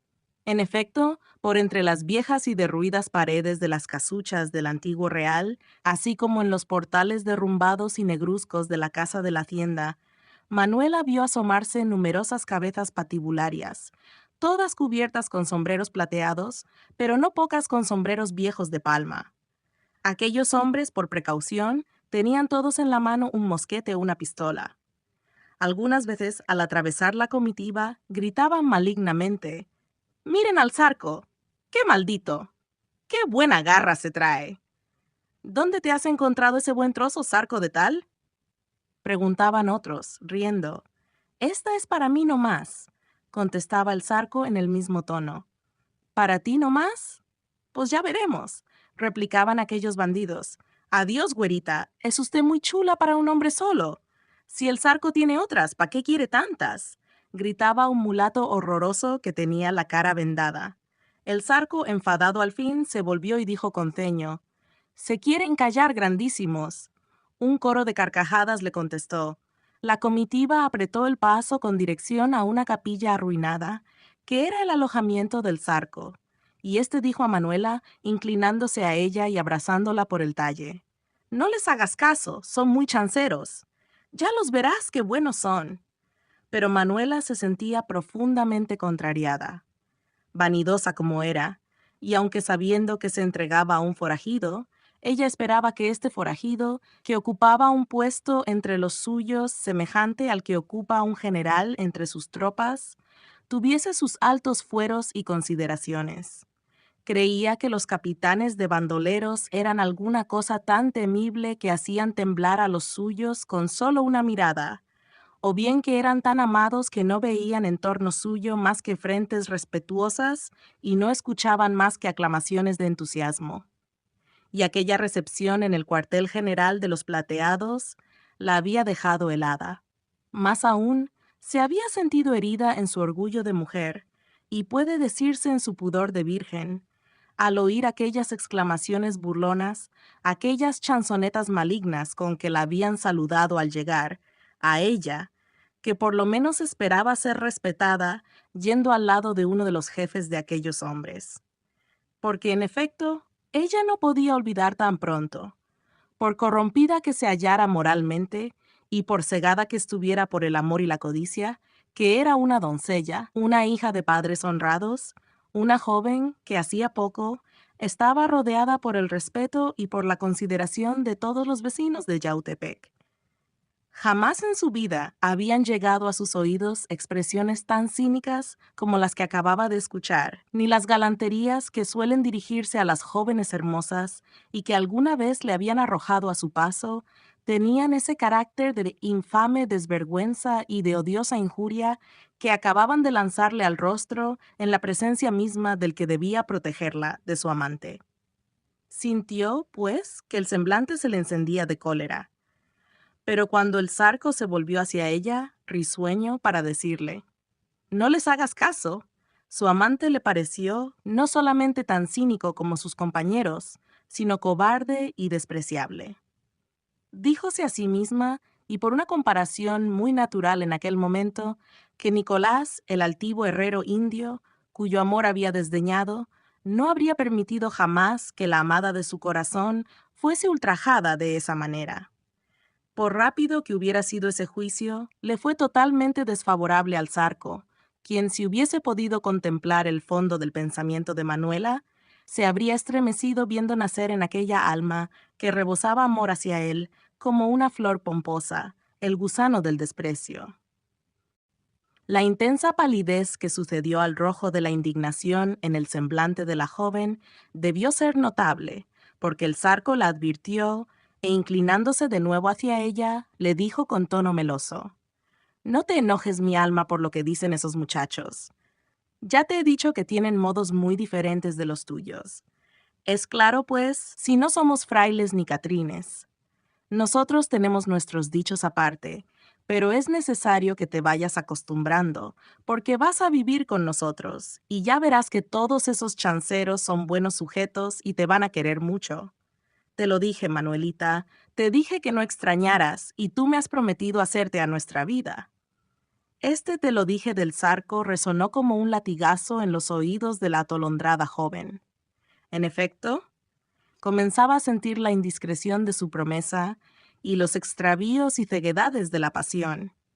Inclinó la cabeza y no contestó al Zarco, sino con un gesto indescriptible en que se mezclaban la repugnancia y el arrepentimiento. Entretanto, habían llegado ya a la capilla arruinada que servía de alojamiento al Zarco, pues las habitaciones de la antigua casa de la hacienda estaban reservadas a otros jefes de aquellos bandoleros. Aquel lugar, antes sagrado, se hallaba convertido ahora en una guarida de chacales. En la puerta, y a la sombra de algunos arbolillos que habían arraigado en las paredes llenas de grietas o entre las baldosas desunidas y cubiertas de zacate, estaban dos grupos de bandidos jugando a la baraja en torno de un zarape tendido, que servía de tapete y contenía las apuestas, los naipes y algunas botellas de aguardiente de caña y vasos. Algunos de los jugadores se hallaban sentados en cuclillas, otros con las piernas cruzadas, otros estaban tendidos boca abajo, unos tarareaban con voz aguda y nasal canciones tabernarias. Todos tenían los sombreros puestos y todos estaban armados hasta los dientes. No lejos de ellos se hallaban sus caballos atados a otros árboles, desembridados, con los cinchos de las sillas flojos y comiendo algunos manojos de zacate de maíz. Y por último, trepado en una pared alta, vigilaba otro bandido, pronto a dar la señal de alarma en caso de novedad. Así pues, aquellos malvados, aún seguros como se sentían en semejante época, no descuidaban ninguna de las precauciones para evitar ser sorprendidos, y sólo así se entregaban con tranquilidad a sus vicios o a la satisfacción de sus necesidades. Manuela abarcó de una sola mirada aquel espectáculo, y al contemplar aquellas fisonomías de patíbulo, aquellos trajes cuajados de plata, aquellas armas y aquellas precauciones, no pudo menos de estremecerse. «¿Quiénes son esos?», preguntó curiosa al Zarco. «Ah», contestó este, «son mis mejores amigos, mis compañeros, los jefes. Félix Palo Seco, Juan Linares, el Tigre, el Coyote, y ese güerito que se levanta es el principal, es Salomé». «¿Salomé Plasencia?». «El mismo». En efecto, era Salomé el capataz más famoso de aquellos malvados, una especie de fra diabolo de la tierra caliente, el flacucho y audaz bandolero que había logrado, merced a la situación que hemos descrito, establecer una especie de señorío feudal en toda la comarca y hacer inclinar, ante su miserable persona, las frentes más soberbias de los ricos propietarios del rumbo. Salomé se adelantó a recibir al Zarco y a su comitiva. «¿Qué hay, Zarco?», le dijo con voz aflautada y alargándole la mano. «Caramba», añadió mirando a Manuela, «qué bonita muchacha te has sacado». Y luego, tocándose el sombrero y saludando a Manuela, le dijo: «Buenos días, güerita, bien haya la madre que la parió tan linda».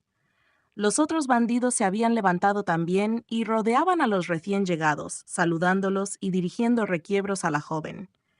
El Zarco se apeó, riendo a carcajadas, y fue a bajar a Manuela, que se hallaba aturdida y no acertaba a sonreír ni a responder a aquellos hombres. No estaba acostumbrada a semejante compañía y le era imposible imitar sus modales y su fraseología cínica y brutal. «Vamos, aquí hay refresco», dijo uno de los del grupo, trayendo un vaso de aguardiente, de ese aguardiente de caña fuerte y mordente y desagradable que el vulgo llama chinguirito. No, dijo el zarco apartando el vaso. Esta niña no toma chinguirito. No está acostumbrada. Lo que queremos es almorzar, porque hemos andado casi toda la noche y toda la mañana, y no hemos probado bocado. A ver, mujeres, gritó a las gentes que había dentro de la capilla, de la cual se exhalaba, juntamente con el humo de la leña, cierto olor de guisados campesinos. Háganos de almorzar, y tomen esto, añadió alargando la maleta que contenía la ropilla de Manuela. Esta solo conservó su saco de cuero en que guardaba las alhajas, que nunca le parecieron más peligro que en aquel lugar. Un grupo de mujerzuelas, desarrapadas y sucias, se apresuró a recibir aquellas cosas, y los recién llegados penetraron en aquel pandemonium, en que se aglomeraban objetos abigarrados y extraños, y gentes de catadura diversa. Por acá, y cerca de la puerta, estaba la cocina de humo, es decir, el fogón de leña en que se cocían las tortillas, y junto al cual estaba la molendera con su metate y demás accesorios. Un poco más lejos estaba otro fogón, en el que se preparaban los guisados en ollas o en cazuelas negras. Del otro lado, había sillas de montar puestas en palos atravesados, mecates en que se colgaba la ropa, es decir, calzoneras, chaquetas, zarapes, túnicas viejos de percal o de lana. En un rincón se revolcaba un enfermo de fiebre, con la cabeza envuelta en un pañolón desgarrado y sucio. Más allá, un grupo de mujeres desgreñadas remendaban ropa blanca o hacían vendas. Y al último, en el fondo de la capilla, junto al altar mayor, convertido en escombro, y dividida de la nave por una cortina hecha de sábanas y de petates, se hallaba la alcoba del zarco, que contenía un catre de campaña, colchones tirados en el suelo, algunos bancos de madera y algunos baúles de madera forrados de cuero. Tal era el mueblaje que iba a ofrecer aquel galán a la joven dama que acababa de arrebatar de su hogar tranquilo. Manuelita, le dijo, conduciéndola a aquel rincón, esto, como ves, está muy feo, pero por ahora hay que conformarse. Ya tendrás otra cosa mejor. Ahora voy a traerte de almorzar.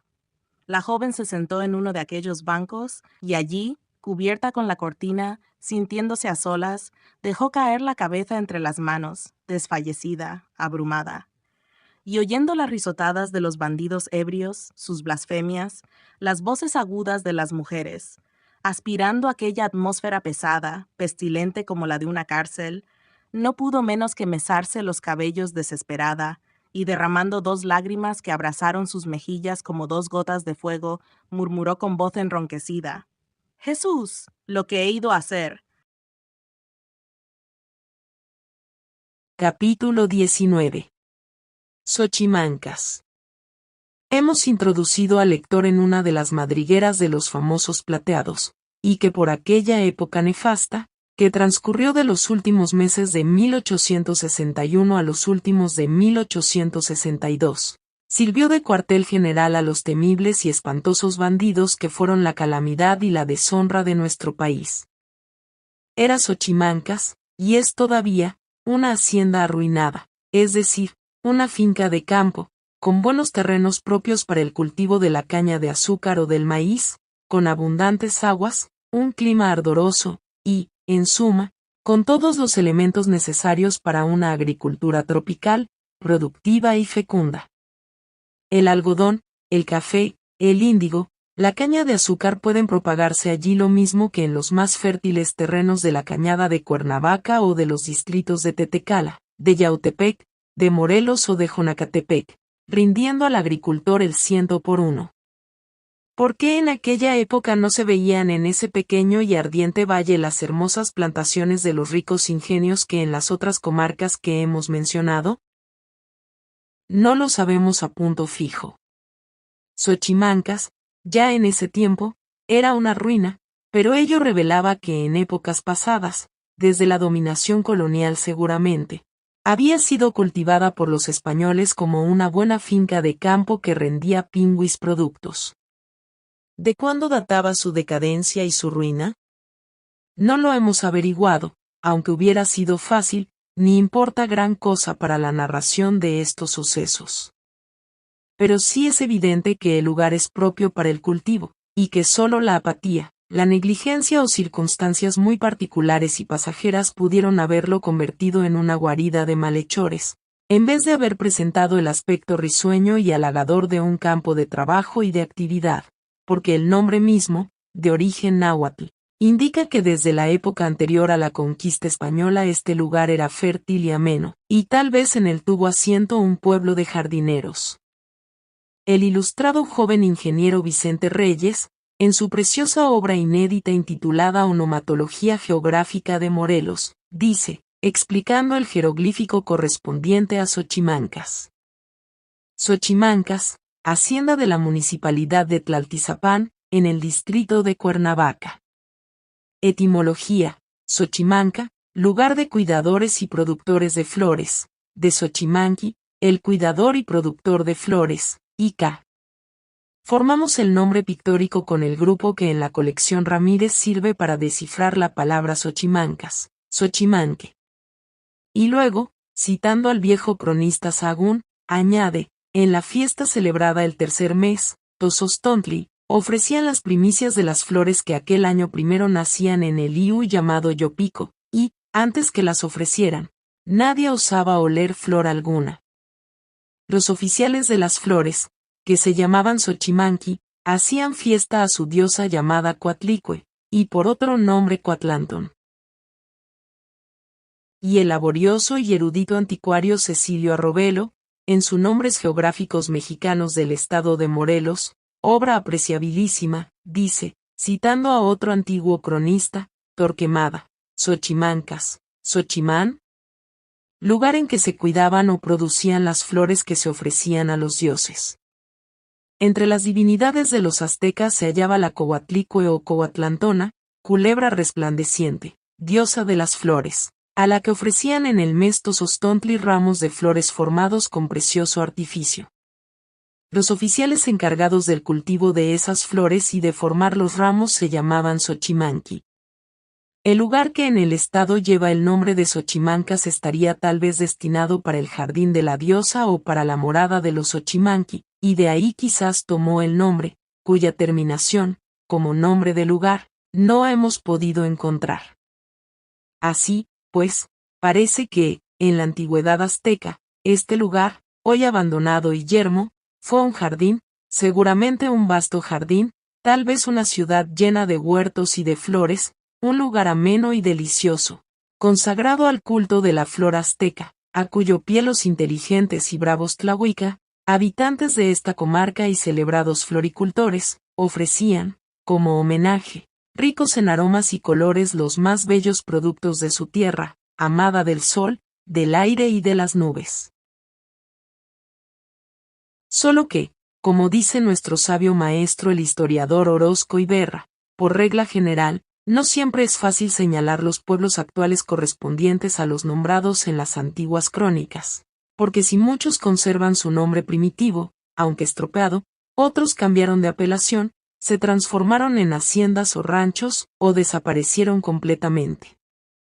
Xochimancas se transformó, seguramente, después de la conquista, de jardín o ciudad de jardines en hacienda, con encomenderos y esclavos, después en ruinas y guaridas de fieras y de reptiles, y al último en guarida de ladrones, y lo que es peor, y como vamos a verlo, en sitio de torturas y de asesinatos. Triste suerte la de un lugar consagrado por los inteligentes y dulces indios a la religión de lo bello. Capítulo 20. El primer día. Manuela pasó los 5 primeros días de su permanencia en Xochimancas, siendo presa de 100 emociones diversas, terribles y capaces de quebrantar un organismo más fuerte que el suyo. El primer día fue horrible para ella.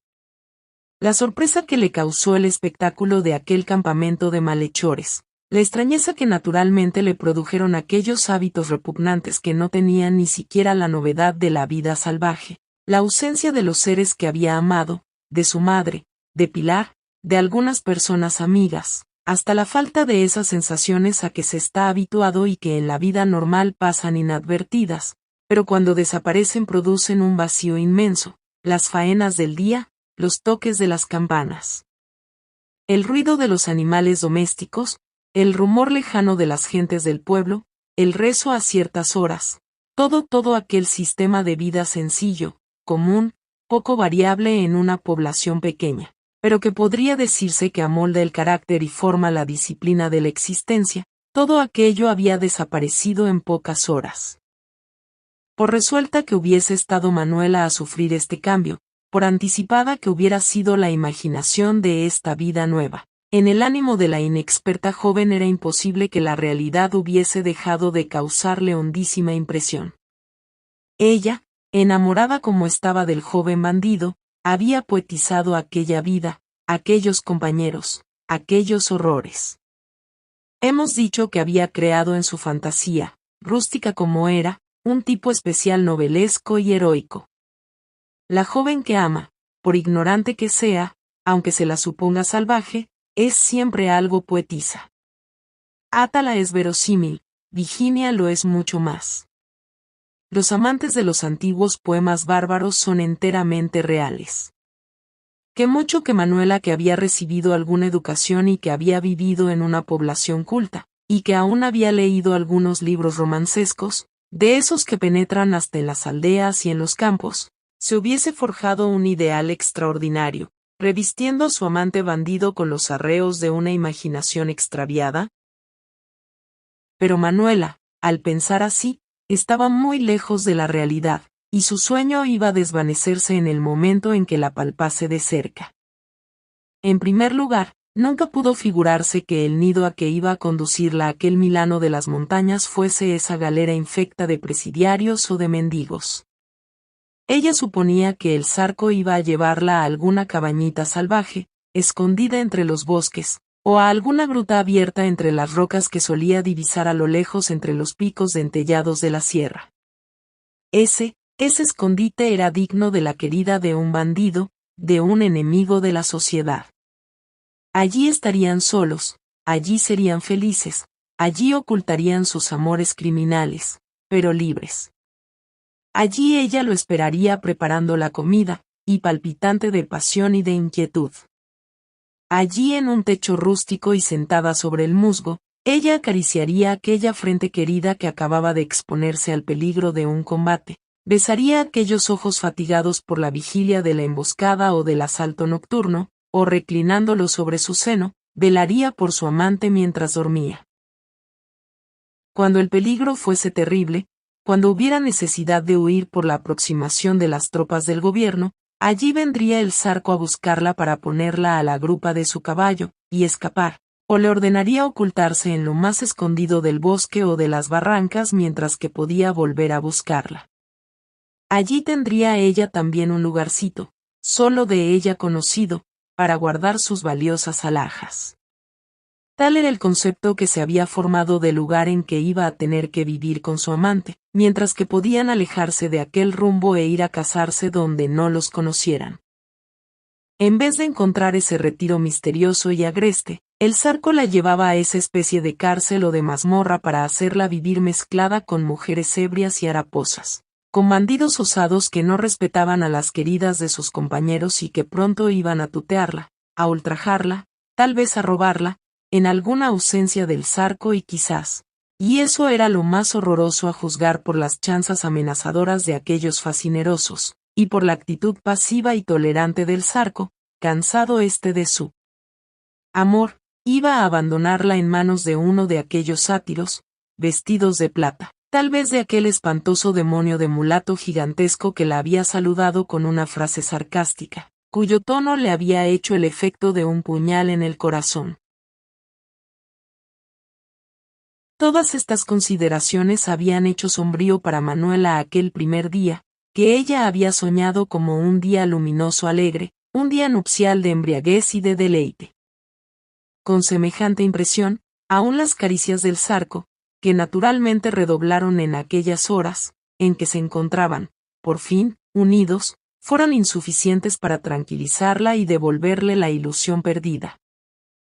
La verdad es, y este fenómeno aparece con frecuencia en el espíritu de la mujer enamorada, que el amante que en las entrevistas nocturnas aparecía siempre lleno de prestigio, ahora había perdido mucho de él. Ahora le veía de cerca, vulgar, grosero, hasta cobarde, puesto que soportaba riendo las insultantes chanzas de sus compañeros que lastimaban hondamente a la mujer que amaba.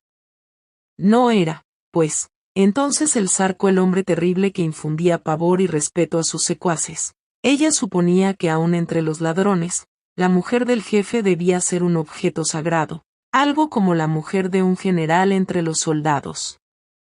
Lejos de eso, se la trataba como una mujerzuela, como la presa de un asalto, y venía a aumentar el número de las desdichadas criaturas que componían aquella especie de harem nauseabundo que se alojaba, como una tribu de gitanas, en la vieja capilla. Tal vez a ellas aludía el mulato cuando decía, al entrar Manuela: «Si el Zarco tiene otras. Pa, ¿qué quiere tantas?». Esto era abominable. Decididamente, Manuela sentía que ya no amaba al Zarco, que se había engañado acerca de los sentimientos que la habían obligado a escapar de su casa.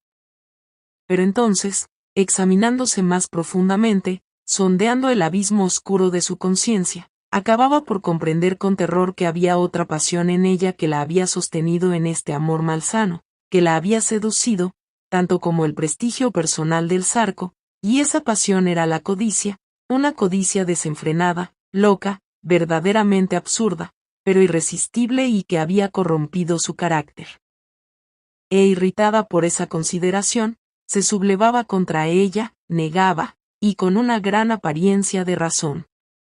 No podía ser la codicia, no podían ser las valiosísimas alhajas que el Zarco le llevaba casi todas las noches de sus entrevistas, las que hubieran influido sobre ella para querer al bandido. No podían ser tampoco las esperanzas de obtenerlas todavía mejores por los robos sucesivos, porque, en suma, este tesoro y el que se reuniera después, es decir, el capital ya poseído y el que se esperaba, podían desaparecer en un momento con la muerte del bandido, con su derrota.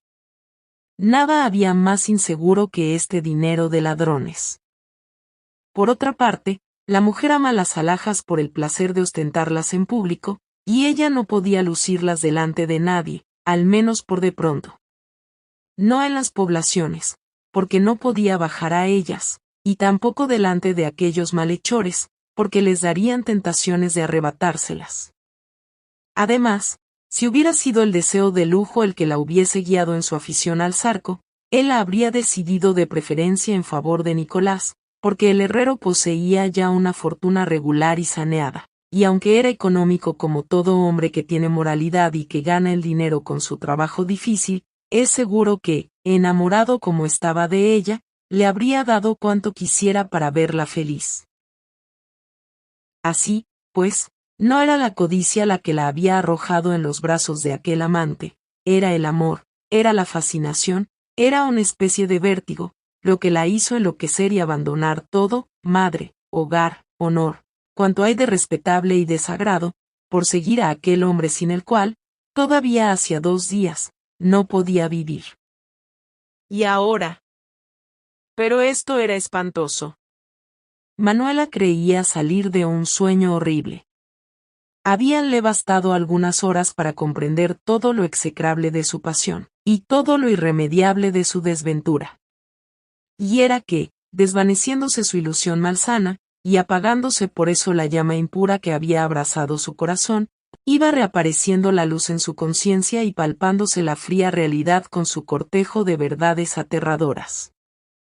A tan dolorosa revolución, que se operaba cada vez más intensa, se agregaban, como es de suponerse, los punzantes recuerdos de la pobre anciana, de la dulce y tierna madre, tan honrada, tan amorosa, a quien había engañado vilmente, a quien había abandonado en el mayor desamparo, a quien había asesinado, porque era seguro que al despertar, al buscarla por todas partes en vano, al saber por su carta que había huido, la desesperación de la infeliz señora no habría tenido límites, se había enfermado e iba a morir. Ni quería pensar en ello Manuela, y así, abrumada por tantas emociones, torturada por tantos remordimientos, se apoderaba de ella el desaliento, el tedio de la vida y sentía que su corazón iba a perderse. El castigo de su falta no se había hecho esperar mucho tiempo. Entretanto, el Zarco le prodigaba 1000 cuidados, la llenaba de atenciones, se esmeraba, acompañado de los bandidos y de las mujeres, en componer el departamento que le estaba destinado en la capilla, trayendo esteras nuevas, tendiendo jorongos, colgando algunas estampas de santos, y sobre todo, mostrándole sus baúles en los que había algunas talegas de pesos, alguna vajilla de plata, mezclada con arreos de caballo, con cortes de vestidos de seda, ropa blanca de hombre y de mujer, y 1000 otros objetos extraños. Hubiérase dicho que aquellas arcas eran verdaderos nidos de urraca, en los que todo lo robado estaba revuelto confusamente. Todo esto es tuyo, Manuelita, tuyo nada más, aquí tienes las llaves y yo te traeré más. Manuela sonreía tristemente.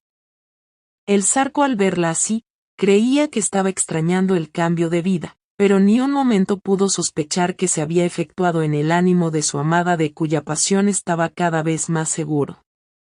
Así es que previno a aquellas mujeres que la entretuvieran, que la distrajeran elogiándole la existencia que se llevaba allí, las diversiones que se improvisaban, sobre todo, la fortuna del Zarco en sus asaltos y sus presas. En la tarde, el Zarco le trajo a 2 bandidos que cantaban acompañándose de la guitarra y les encargó que entonaran sus mejores canciones.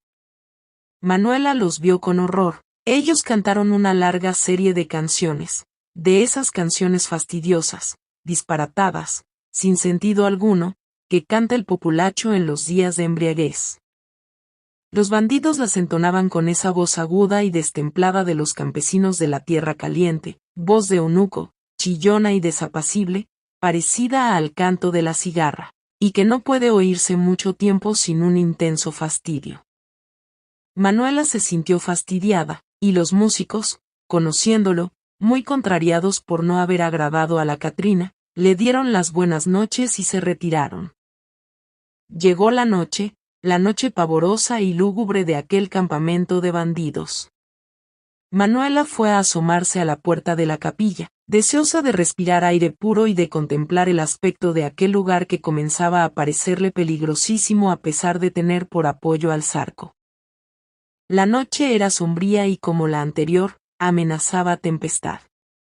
Las luces que brillaban por entre las ventanas y las grietas de aquellas ruinas les daban un aspecto todavía más espantoso. Acá y acullá cruzaban patrullas a caballo que iban de avanzada o que hacían la ronda. Reinaba un silencio sepulcral. La noche es para los malhechores favorable, cuando se emboscan o emprenden un asalto, pero está llena de terrores y de peligros también para ellos, si descansan en la guarida. Así que su sueño nunca es tranquilo y está turbado por cada rumor de la arboleda, por cada galope que se oye a lo lejos, por cada silbido del viento, por todo ruido extraño. Aún seguros como estaban los plateados en Xochimancas, ya lo hemos dicho, no descuidaban ninguna precaución. Así es que su campo estaba guardado por avanzadas, por escuchas, por rondas, y todavía así, los jefes no dormían sino con un ojo. Entonces tenían un motivo más para estar alerta. El rapto de Manuelita debía haber causado gran alboroto en Yautepec. El herrero de Atioayán, hombre peligroso para los plateados, y que los odiaba de muerte, pretendiente desdeñado de la joven, debía haber puesto en alarma a los vecinos y a sus amigos de aquella hacienda. Era gran conocedor de aquellos terrenos, y muy audaz y muy valiente. Además ese día había llegado a Yautepec la caballería que había ido a perseguir a los asaltantes de Alpuyeca, y aunque los plateados sabían a qué atenerse respecto de la bravura de aquella tropa, nada extraño sería que animada por el odio del herrero y por la resolución de los vecinos, se hubiera determinado a atacarlos. Ya hemos visto que la previsión de los bandidos no carecía de fundamento, y que lo que ellos temían se intentó por Nicolás, aunque en vano, a causa de la cobardía del comandante. Así es que la vigilancia se redobló en Xochimancas. Salomé, el principal jefe de los plateados, había dicho, al oscurecer, al Zarco. Dios quiera, Zarco, que tu güera no nos vaya a traer algún perjuicio. Es necesario estar con cuidado, tú, vete con ella, y estate muy tranquilo, y diviértete, vale, añadió, guiñándole el ojo y riéndose maliciosamente, que yo quedo velando. He avanzado a los muchachos por todos los caminos, y Félix se ha adelantado hasta cerca de Atlioayan, por si hay algo. Conque, anda, vete y que duermas bien.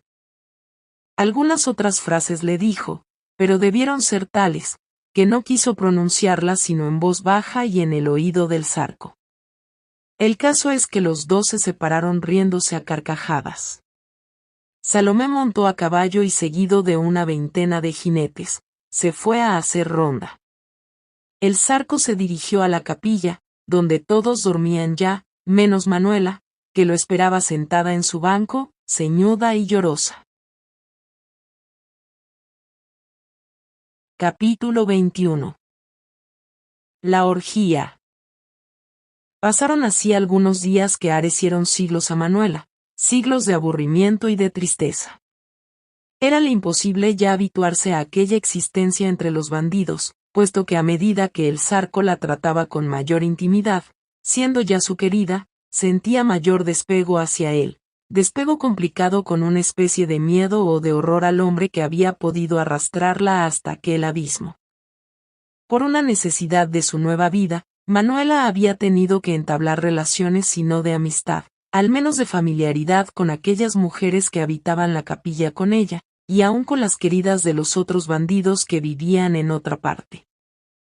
Entre ellas hacía distinción de una, no porque fuese menos perversa, sino porque conocía muy bien Yautepec, donde había residido muchos años, y le hablaba siempre de personas que le eran conocidas, de doña Antonia, de Pilar, de Nicolás, sobre todo de Nicolás, a quien conocía mucho. ¡Ay, Manuelita! Le había dicho esta mujer el primer día en que trabaron conversación, yo me alegro mucho de que esté usted con nosotras, porque es usted tan bonita y tan graciosa, y porque quiero al Zarco y mi hombre lo quiere también, pero no por eso dejaré de decir a usted que ha hecho una gran tontería de venirse aquí con él. Si le hubiera puesto usted en alguno de los pueblos, o haciendas, o ranchos donde tenemos amigos, habría hecho mejor y estaría usted más segura y más contenta. Pero aquí, mi alma, va usted a padecer mucho. Para nosotras, que hemos seguido a nuestros hombres en todas las guerras, y que hemos corrido con ellos la Seca y la Meca, esta vida ya no es pesada, y al contrario, nos gusta, porque, en fin, estamos acostumbradas, y las aventuras que nos suceden son divertidas algunas veces, fuera de que tenemos también nuestro reparto en ocasiones y nos tocan regulares cosas. Es cierto que pasamos también buenos sustos, y que hay días en que no comemos y noches en que no dormimos, y nuestros hombres nos pegan y nos maltratan, pero, ya digo, estamos acostumbradas y nada nos hace. Pero usted, una niña que ha estado tan recogida siempre, tan metidita en su casa, tan cuidada por su mamá, que tiene usted la carita tan fina y el cuerpecito tan delicado y que no está hecha a pasar trabajos, la verdad, mi alma, me temo mucho que se vaya a enfermar o que le suceda alguna desgracia. Ahora ya lo ve usted, está usted muy triste, se le echa de ver luego en la cara que no está usted contenta, ¿verdad?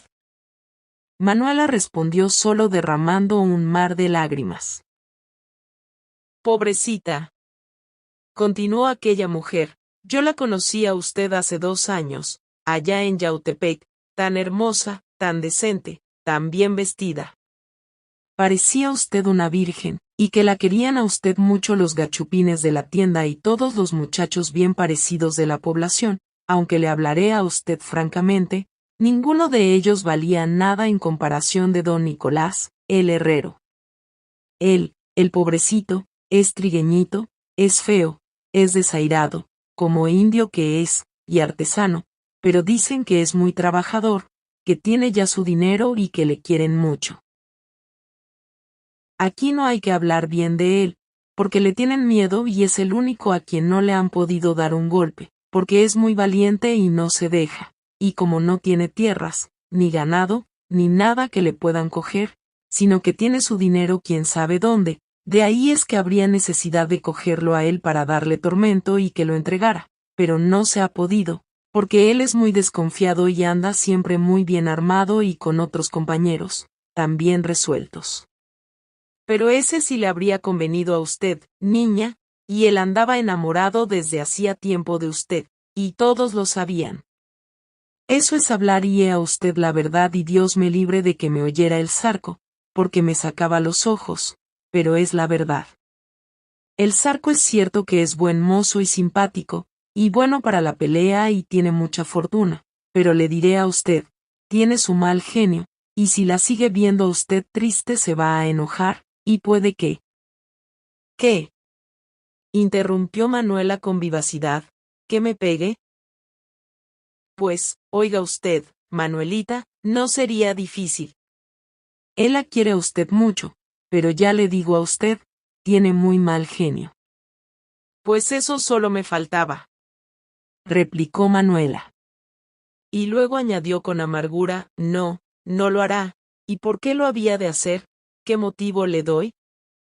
Ya se ve que ninguno, y al contrario, está muy enamorado de usted, pero por eso mismo, él es muy perro, y si la ve a usted triste, va a creer tal vez que usted no le quiere, que está usted arrepentida de haberlo seguido, y sería capaz de matarla de un coraje. Yo le aconsejo a usted que se muestre más alegre, que se haga la disimulada, que le dé a conocer al Zarco que está usted contenta, que se lleve con nosotras, que aguante las chanzas de los muchachos, que también han advertido ya que no los quiere usted, en fin, que se vaya usted haciendo a nuestra vida, porque al cabo, ya ahora mi alma, es usted del Zarco, y a no ser una desgracia, como por ejemplo, que lo maten, tiene usted que andar con él siempre, si no es que logra usted con modito que la lleve a otra parte, pero entonces puede que sea peor. Porque tendrá usted que lidiar con las gentes, que sospecharían de usted, y además con los celos del Zarco, que estando ausente de usted ha de andar siempre desconfiado, y con el menor chisme que le cuenten, habrá pleitos y muertes, y se arrepentirá de haberse separado de él. Con que es mejor que haga usted lo que le digo, mucho disimulo y granjearse el cariño de todos. Manuela comprendió fácilmente que aquella mujer tenía razón, y que, aunque amarga y desagradable, le había pintado la existencia que tenía que llevar con la verdad propia de la experiencia. Las razones que le daba no tenían réplica. Todo lo que le pasaba e iba a pasarle todavía no era más que la consecuencia ineludible de su aturdimiento, de su ceguedad, de su insensatez. Precipitaba de cabeza en el abismo, no había desviación posible, tenía que caer hasta el fondo. Así pues, no había escapatoria, era como una avecilla presa en las redes, como una mosca envuelta en negra tela de una araña monstruosa, y más envuelta a medida que eran mayores los esfuerzos que hacía para salir de ella. A esta consideración, Manuela sentía circular en su cuerpo un calosfrío de muerte, y se apoderaba de ella un fuerte deseo de escaparse, de volar, al que sucedían luego un desmayo y un desaliento indecibles. Fingir, disimular. Esto era horroroso, y sin embargo, no le quedaba otro camino.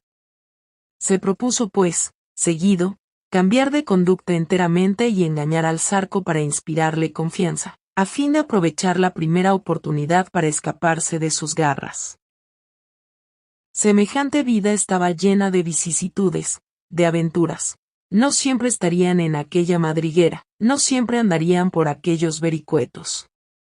Era posible que alguna vez tuviesen que atravesar cerca de alguna ciudad, entonces se refugiaría en ella, apelaría a las autoridades, llamaría en su auxilio, tal vez encontraría a Nicolás, le inspiraría compasión y la salvaría, él a quien los bandidos temían tanto, el que era tan valiente, tan honrado y tan generoso.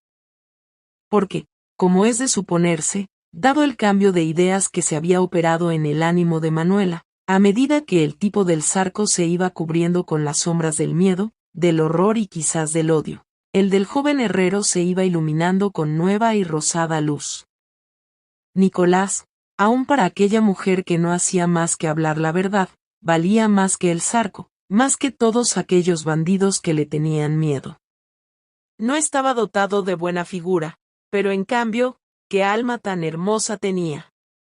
Manuela ya había aprendido en tan pocos días a estimar lo que vale la apariencia cuando se la compara con el fondo. El Zarco, joven, guapo, agraciado antes para ella, hoy le inspiraba horror. Nicolás, el obrero rudo, el indio atezado, con las manos negras y gruesas, blandiendo el martillo, junto al yunque, cubierto con su mandil de cuero, iluminado con los fulgores rojizos de la fragua, y ganando la vida con su honradísimo trabajo, le parecía ahora hermoso, lleno de grandeza, amable en comparación con aquellos holgazanes, carcomidos de vicios, cubiertos de plata, que habían arrancado por medio del asesinato y el robo, proscritos de la sociedad, viviendo con zozobra siempre, teniendo por perspectiva el patíbulo, durmiendo con sobresalto, buscando en la embriaguez y en el juego, el olvido de sus remordimientos o los únicos placeres de su vida infame. Qué bella y qué dulce hubiera sido la existencia en la casa de aquel obrero, rodeada por el respeto de las gentes honradas. Qué hogar tan tranquilo, por más que fuese humilde. Qué días tan alegres consagrados desde el amanecer a las santas faenas de la familia. Qué noches tan gratas, después de las fatigas del día, pasadas en suaves conversaciones y en un reposo no turbado por ningún recuerdo amargo.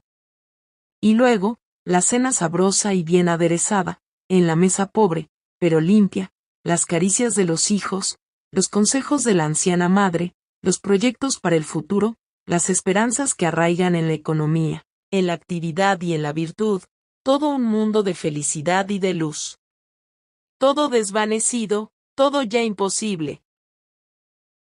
Y en medio de este cuadro, surgía rápida, pero precisa y clara, una imagen que hacía estremecer a Manuela. Era la imagen de Pilar, de su dulce y buena amiga, que parecía amar a Nicolás en silencio y a quien acostumbraba decírselo en broma, como para humillarla.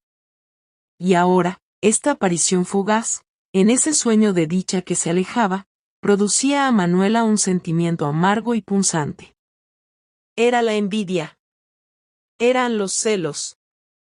Pilar merecía esa dicha, que ella, la insensata, había desdeñado, pero, con todo, Manuela sentía un malestar indecible con solo sospecharlo, y no se tranquilizaba sino pensando que tal unión era imposible, puesto que Nicolás no podía amar a la huérfana, apasionado como estaba de ella, de Manuela, y exacerbada como debía estar esta pasión a consecuencia de la fuga. Con todo, apenas nacieron estos pensamientos en el espíritu de Manuela, después de la conversación con la mujer a quien había escogido por confidente, cuando se desarrollaron de una manera tenaz e implacable. La imagen de Pilar fue ya la pesadilla constante de Manuela y las sospechas tomaron el carácter de realidades, como sucede siempre en las imágenes vivas. Y es que Manuela amaba ya a Nicolás y lo amaba con el amor desesperado y violento que lucha con lo imposible. Así es que, aunque se había propuesto seguir los consejos que se le habían dado, y adoptar el camino del disimulo, no pudo hacerlo y se encerró en un silencio y en una tristeza más obstinados todavía que los de los días anteriores. El Zarco se manifestó enojado, al fin, y le riñó. Si sigues triste, vas a hacer que yo cometa una barbaridad, le dijo. Manuela se encogió de hombros. Pero una tarde llegó el Zarco a caballo y muy contento. Durante el día había hecho una expedición en unión de varios compañeros. Saltó del caballo a la puerta de la capilla y corrió a ver a Manuela, que casi siempre se hallaba encerrada en la especie de alcoba que se le había improvisado. Toma, le dijo el bandido, para que ya no estés triste. Y puso en sus manos una talega con onzas de oro. ¿Qué es esto?, preguntó Manuela con disgusto. Mira lo que es, contestó el Zarco, vaciando las onzas en la cama. 100 onzas de oro, añadió, que me acaban de traer, y mañana me traerán otras 100, o le corto el gaznate al francés. ¿Qué francés?, preguntó Manuela horrorizada. Pues un francés que me fueron a traer los muchachos hasta cerca de Chalco, figúrate, hasta cerca de México. Es rico y aflojará la mosca o se muere. Ya mandó la familia 100 onzas, pero si no manda 500 la lleva. Por ahí le tengo comiendo una tortilla cada 12 horas. Jesús, exclamó Manuela espantada. ¿Qué? ¿Te espantas, soflamera? Pues vaya que estás lucida. En lugar de que te alegraras, porque con ese dinero vamos a ser ricos. Yo les daré a los compañeros algo, pero nos cogeremos la mayor parte, y después nos iremos zafando de aquí, poco a poco porque no se puede hacer luego, y nos marcharemos por ahí, para Morelia o para Zacatecas o para en casa de los diablos, donde no sepan quién soy, y pondré un mesón o compraremos un rancho, porque, lo que eres tú, no tienes pinta de querer llevar esta vida, y que me lo habías prometido. Manuela, sin darse por entendida por este reproche, después de haber mirado el dinero con indiferencia, le contestó. Oye, Zarco, aunque no me traigas más dinero te ruego que sueltes a ese hombre. ¿Dices que está comiendo una tortilla cada 24 horas? Sí, replicó el Zarco, sorprendido de la pregunta. Pues bien, continuó Manuela, yo te suplico que le des de comer bien, y que luego lo dejes libre y aunque no te dé más dinero. ¿Qué es lo que estás diciendo? Preguntó el Zarco con voz ronca en que se traslucía la cólera más salvaje. ¿Estás loca, Manuela, para decirme eso? ¿No sabes que cada rico que cae en nuestras manos tiene que comprar su vida pesándose en oro? Con que nada más por ti no más, ingrata, he arriesgado a los muchachos para que vayan a traerme a ese rico, para que nos dé dinero, para que nos dé onzas, para que te compres alhajas, vestidos de seda, todo lo que quieras, ¿y ahora me sales con esta compasión y con estos ruegos? Pues seguramente tú no has acabado de saber quién soy yo, y de lo que yo soy capaz. Tú eres muy buena, Manuelita, y te has criado entre gente muy escrupulosa y muy santa, pero tú sabías quién era yo, y si no te creías capaz de acomodarte a mi modo, ¿para qué te saliste de tu casa? Ya sabías lo que soy, ya sabías de dónde venían las alhajas que te he dado. ¿De qué te espantas ahora? ¿Te has venido aquí para predicamos sermones? Pues pierdes el tiempo y me estás fastidiando, porque, la verdad, ya no aguanto tus gestos y desprecios para mis compañeros y tus lágrimas y tus soflamas. Hace varios días que Salomé, Félix y el Coyote me están diciendo que he hecho mal en traerte aquí con nosotros, y que tú nos vas a causar alguna desgracia, y yo, solo por el cariño que te tengo, he estado sufriendo sus indirectas y creyendo darte gusto he expuesto la vida de mis mejores compañeros para que me traigan a un rico y pelarlo y darte dinero, mucho dinero, y que me salgas con esta tontera. La verdad, Manuelita, no lo he de aguantar. Si tu modo de pensar era diferente, ¿por qué no te casaste con el indio de Atioayán? Ese no es ladrón. Pero conmigo, la bebés o la derramas, o te conformas con la vida que llevo o te mueres, Manuela, dijo el Zarco arrimándose a la joven abriendo los ojos, apagando el acento y poniendo la mano en el puño de la pistola. Manuela tembló ante esta explosión de ira. Pero yo quería, dijo con timidez, que por causa mía no fueras a matar a ese extranjero. Era por ti, solo por ti, porque tengo miedo de que cometas un crimen. ¿Crimen? Repitió el Zarco, lívido de cólera y con voz nasal, pero ya un poco calmado. ¿Crimen? Vaya una tonta. Pues tú estás pensando que esta es la primera zorra que desuello. Vete al demonio con tus escrúpulos. Este francés se irá a donde se han ido los otros, aunque no sea para darte a ti el dinero. ¿No sabes, inocente, que el rico que cae en nuestro poder nos pertenece a todos? Aunque yo quisiera echar libre al francés, ¿piensas que los demás me habían de dejar? Pues si la parte que les toca. Bien, no hablemos ya más de eso, dijo Manuela espantada, haz lo que quieras, Zarco, no te diré más. Pues está bueno, replicó el bandido, y harás bien. Ahora lo que hay que hacer es aprovecharse de la ocasión. Guarda esas onzas sin hacer ruido, y no hables ni me molestes con llantos y con quejumbres. Acabando de decir esto el Zarco, se oyó un gran ruido de voces, mezclado al rasgueo de guitarras y de jaranitas, y entraron en la capilla Salomé Plasencia, Palo Seco, El Tigre, Linares y otros 20 bandoleros más, que parecían regocijados y estaban ebrios. Zarco, gritaron, ahora eres rico, hermano, y vamos a hacer un baile para que se alegre la chata que te has traído de Yautepec y que se está muriendo de tiricia. A ver. Sácala, negro, sácala, y que venga a bailar con nosotros el valse y la polca y el chotis. Ven, Manuelita, y cuidado con disgustar a mis compañeros, dijo el Zarco, tomando de la mano a la joven, que se dejó arrastrar como una víctima y que procuró fingir una sonrisa. Aquí estoy, hermanos, y aquí está mi chata para ir al baile. Guerita, dijo Salomé que traía una botella en la mano, nos va a acompañar al baile que vamos a hacer para celebrar las hazañas de su querido, el Zarco. Antier le dio el tormento de la caña al francés y escupió luego las oncitas que debe usted haber guardado, buena moza, y vamos a beber y a gustar. Véngase para acá y deje de estar allí tan triste como la Virgen de la Soledad en Viernes Santo. Bueno, dijo el Zarco, vamos a disponer el baile y a preparar los licores, pero ya vendré por Manuela para llevarla. Vístete, mi vida, y componte para el baile, que ya vengo por ti.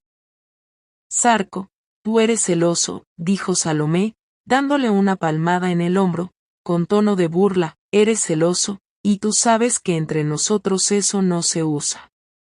Por ahora te consentimos esas soflamas, pero no sigas con ellas mucho tiempo, hermano, porque no convienen. Manuelita tembló. Todo se convertía en nuevos peligros para ella.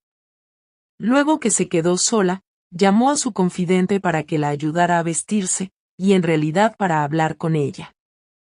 ¿Quién es ese francés que tienen preso? Le preguntó. ¿No sabe usted nada? ¿Cómo no?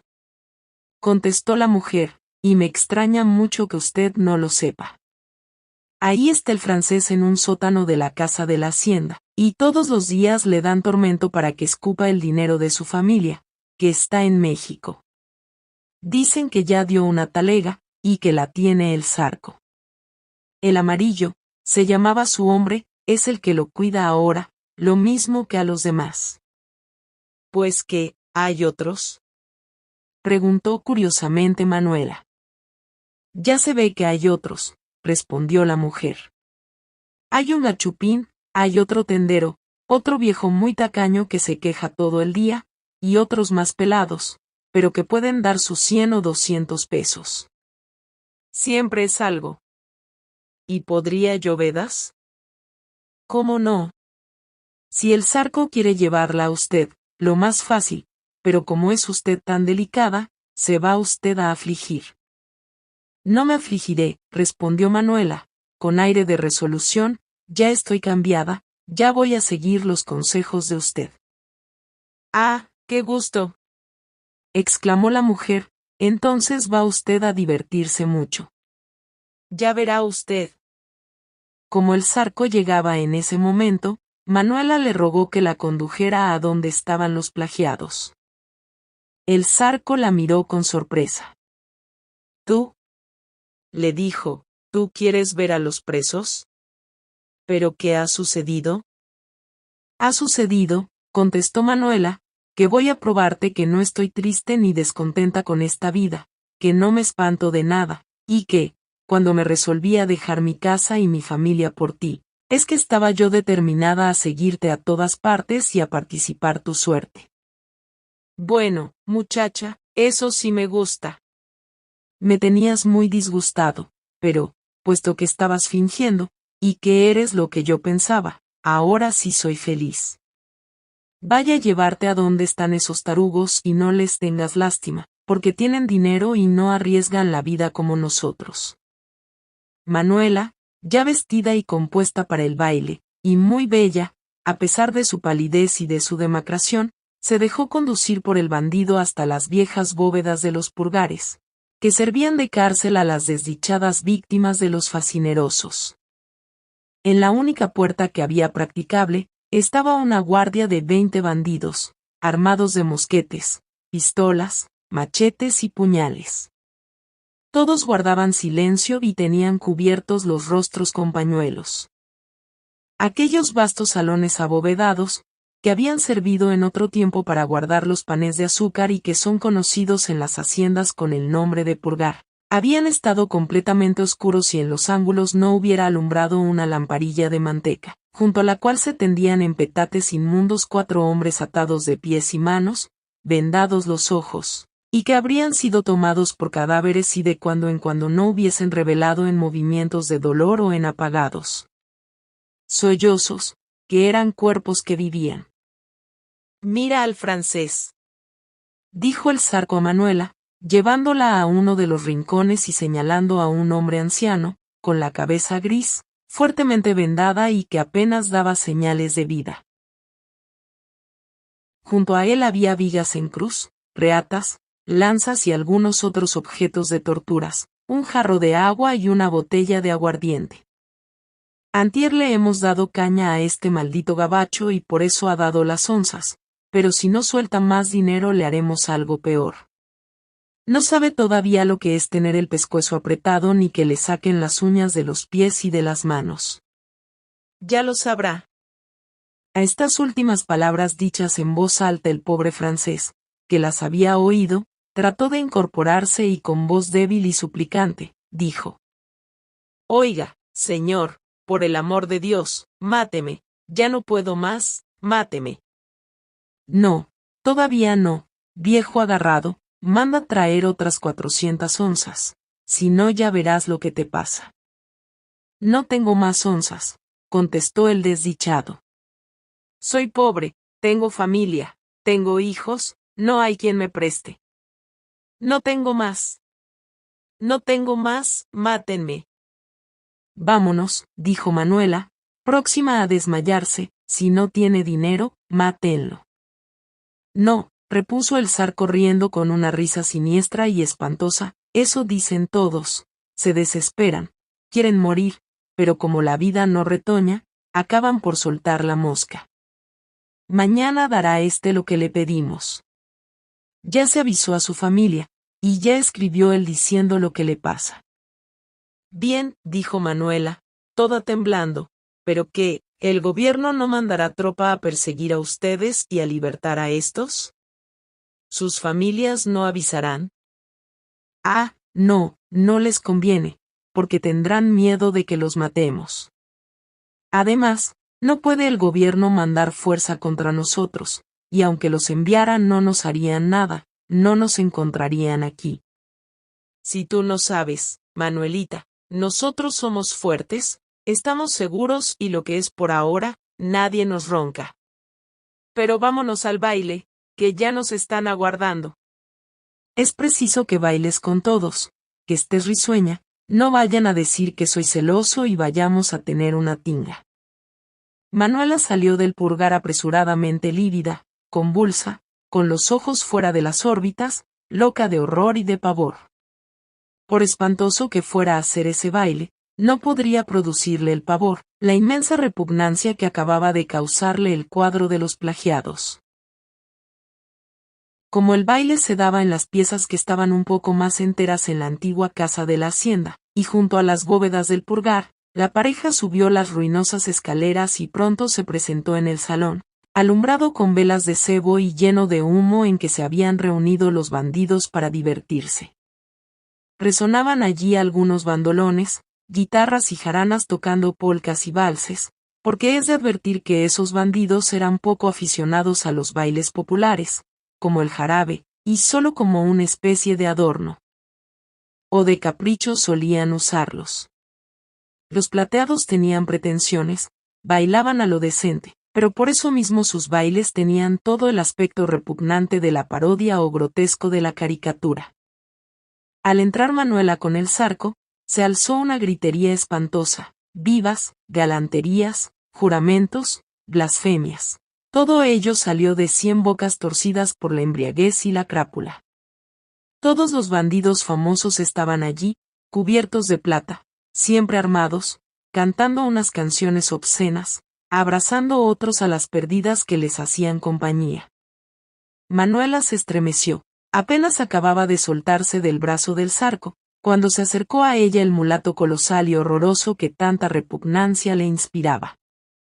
Traía todavía su venda, que le cubría parte de la cara, pero dejaba ver su enorme boca, armada de dientes agudos y blancos, de los que sobresalían los 2 colmillos superiores que parecían hendirle el labio inferior, y venía literalmente forrado en plata, como si hubiera querido sobrepujar en adornos a sus demás compañeros. «Ora va usted a bailar conmigo, guerita», dijo a Manuela, cogiendo con una de sus manazas el brazo blanco y delicado de la joven. Por un movimiento irresistible, Manuela retrocedió asustada y procuró seguir al Zarco para refugiarse con él. Pero el mulato la siguió, riéndose, la ciñó el talle con su brazo nervudo, y dijo al Zarco: «Mira, Zarco, a tu chata, que corre de mí y no quiere bailar, oblígala». «Hombre, ¿qué es eso, Manuela? ¿Por qué no quieres bailar con mi amigo el tigre? Ya te dije que has de bailar con todos, para eso has venido». Manuela se resignó, y fingiendo una sonrisa lastimosa, se dejó conducir por aquel monstruo de fealdad y de insolencia. «¡Ah!», exclamó éste, echándose el gran sombrero para atrás, mientras que seguía ciñendo y apretando convulsivamente la cintura de Manuela. «Bien dije yo que había de tener el gusto de abrazarla a toda mi satisfacción. Por ahora está usted con un hombre y nos vamos a dar gusto bailando este chotis». Manuela casi cerró los ojos y se dejó llevar por aquella especie de cíclope, que la devoraba con el único ojo que le quedaba libre y que la bañaba con su resuello, como con un vapor de aguardiente. Al verlos pasar así, espantoso él como una fiera rabiosa, y débil ella y doblada, como una presa, los demás bandidos le gritaban: «¡Ah, tigre, no te comas a esa venadita!». Después de haber dado algunas vueltas en aquel salón infecto, atropellando y empujando a 50 parejas de bandoleros y de mujeres ebrios, el tigre dejó de bailar, pero inclinándose hacia su compañera le dijo con voz ahogada por los deseos y apretándole brutalmente el brazo: «Chatita, desde que la vi de llegar con el Zarco me gustó y le encargué a la Zona, la mujer del amarillo, que se lo dijera, no para que usted me correspondiera lueguito, sino para que lo supiera de una vez. No sé si se lo habrá dicho». Manuela no contestó. «Pues si no se lo ha dicho, ahora se lo digo yo francamente, usted me ha de llegar a querer». «¿Yo?», exclamó la joven asustada. «Usted», replicó el tigre, «ya verá usted. El Zarco no es constante y le ha de pagar a usted mal, como le ha pagado a todas. Pero yo estoy aquí, mi alma, para que cuando le dé el desengaño se acuerde usted de mí, y entonces sabrá usted quién es el tigre. Usted no me conoce y no conoce todavía al Zarco. No se espante de verme así con la cara vendada, porque precisamente estoy así por causa de usted». «¿Por causa mía?», preguntó Manuela con una curiosidad mezclada de pavor. «Sí, por causa de usted, y se lo voy a explicar. Me hirieron en Alpuyeca los gringos a quienes matamos. Yo los maté, vaya. Yo fui quien sostuvo la pelea, mientras que el Zarco robaba los baúles, un gringo me dio un balazo con su pistola, que por poco me saca un ojo, pero al fin se murió él y se murieron todos los que lo acompañaban en clase de hombres. Pero el Zarco apenas nos dio la mano en lo fuerte de la pelea, y después de que ya estaban todos caídos y moribundos, fue cuando vino él y los mató cuando estaban rendidos, y mató a las mujeres y a los muchachos». «Sí, señor, así fue». El zarco es un lambrijo y una gallina, pero eso sí, se sacó todas las alhajas para llevárselas a usted y no nos dejó más que la ropa inútil, porque ¿para qué queríamos eso? Levitas, sacos, túnicos viejos, trapos de catrines. Y el zarco se cogió lo mejor, después que nosotros triunfamos. Está bueno. Los gavilanes no chillan. Pero luego que vi de a usted, dije, ahora sí, me emparejé. Que se lleve el zarco las alhajas, pero que nos deje a la guerita y estamos a mano. Manuela parecía ser presa de una pesadilla y se sintió desfallecer. Aquellas revelaciones sobre el zarco, sus asesinatos de las mujeres, de los moribundos y de los niños, aquellas amenazas del tigre, todo era superior a sus fuerzas y a su resolución de afrontar semejante vida. Había caído en el infierno.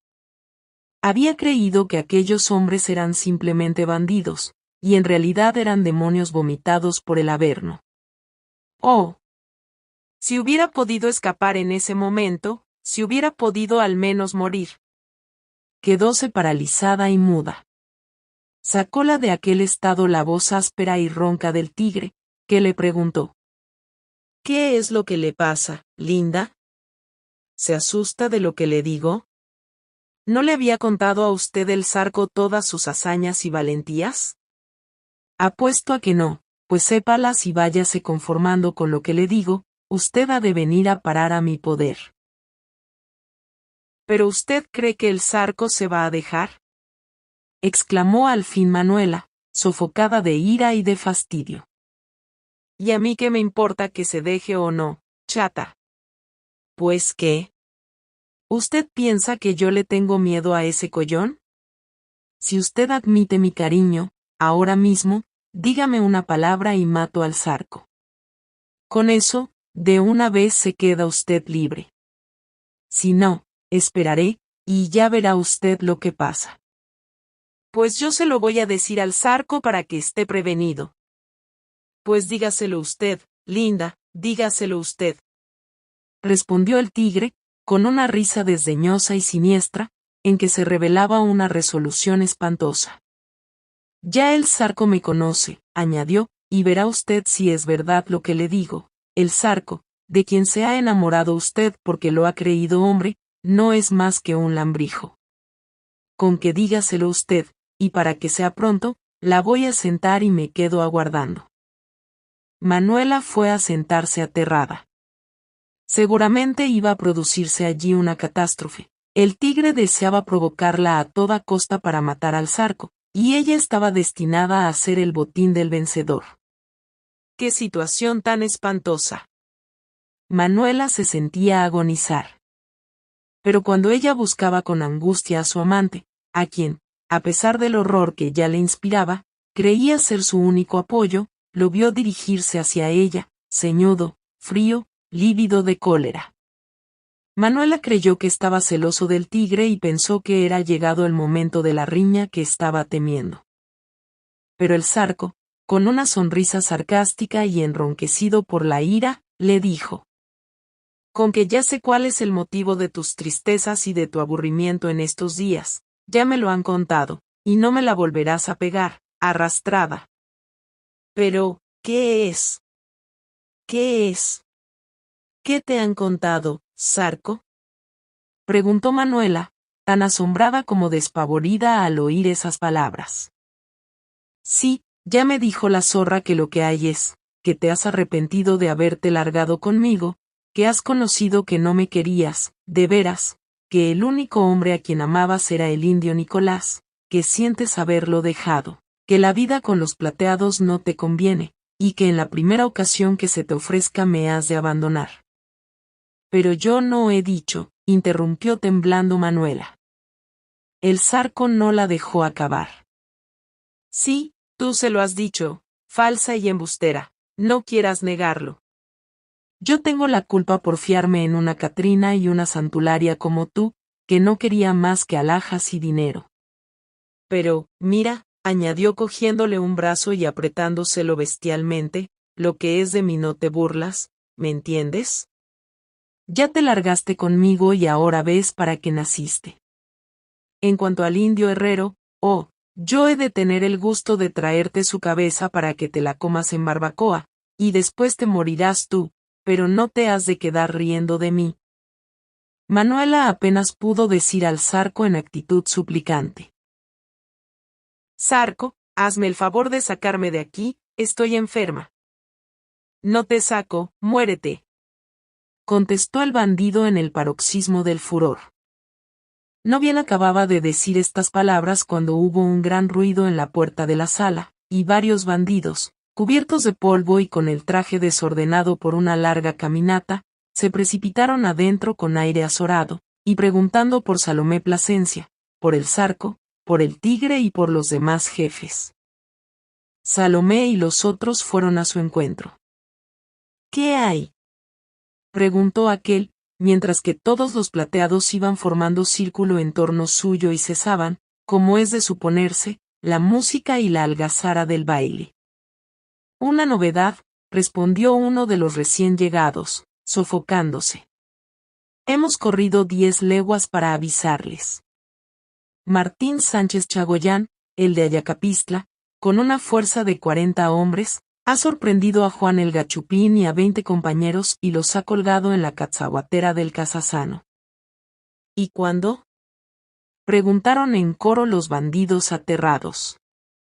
Anoche, a cosa de las 10 los sorprendió. Estaban emboscados esperando un cargamento que iba a pasar. Cuando Martín Sánchez les cayó, los acorraló y apenas pudieron escaparse 5 o 6. Que vinieron a buscarnos y que se han quedado heridos y no han podido venir hasta acá. ¿Pero, qué, no pelearon esos muchachos?, preguntó Salomé. Sí, pelearon, pero los otros eran más y traían muy buenas armas. ¿Y qué, no tuvieron aviso?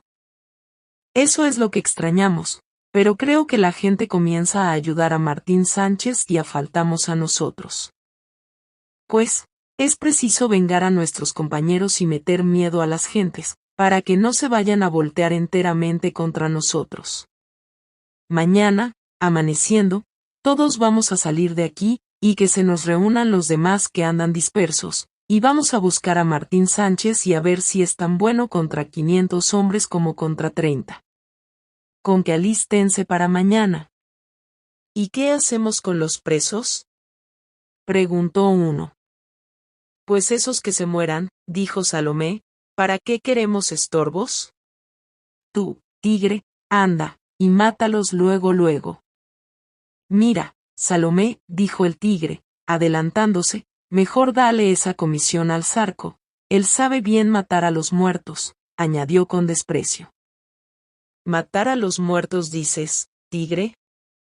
Sí, matar a los muertos, replicó el Tigre. Acuérdate de Alpuyeca.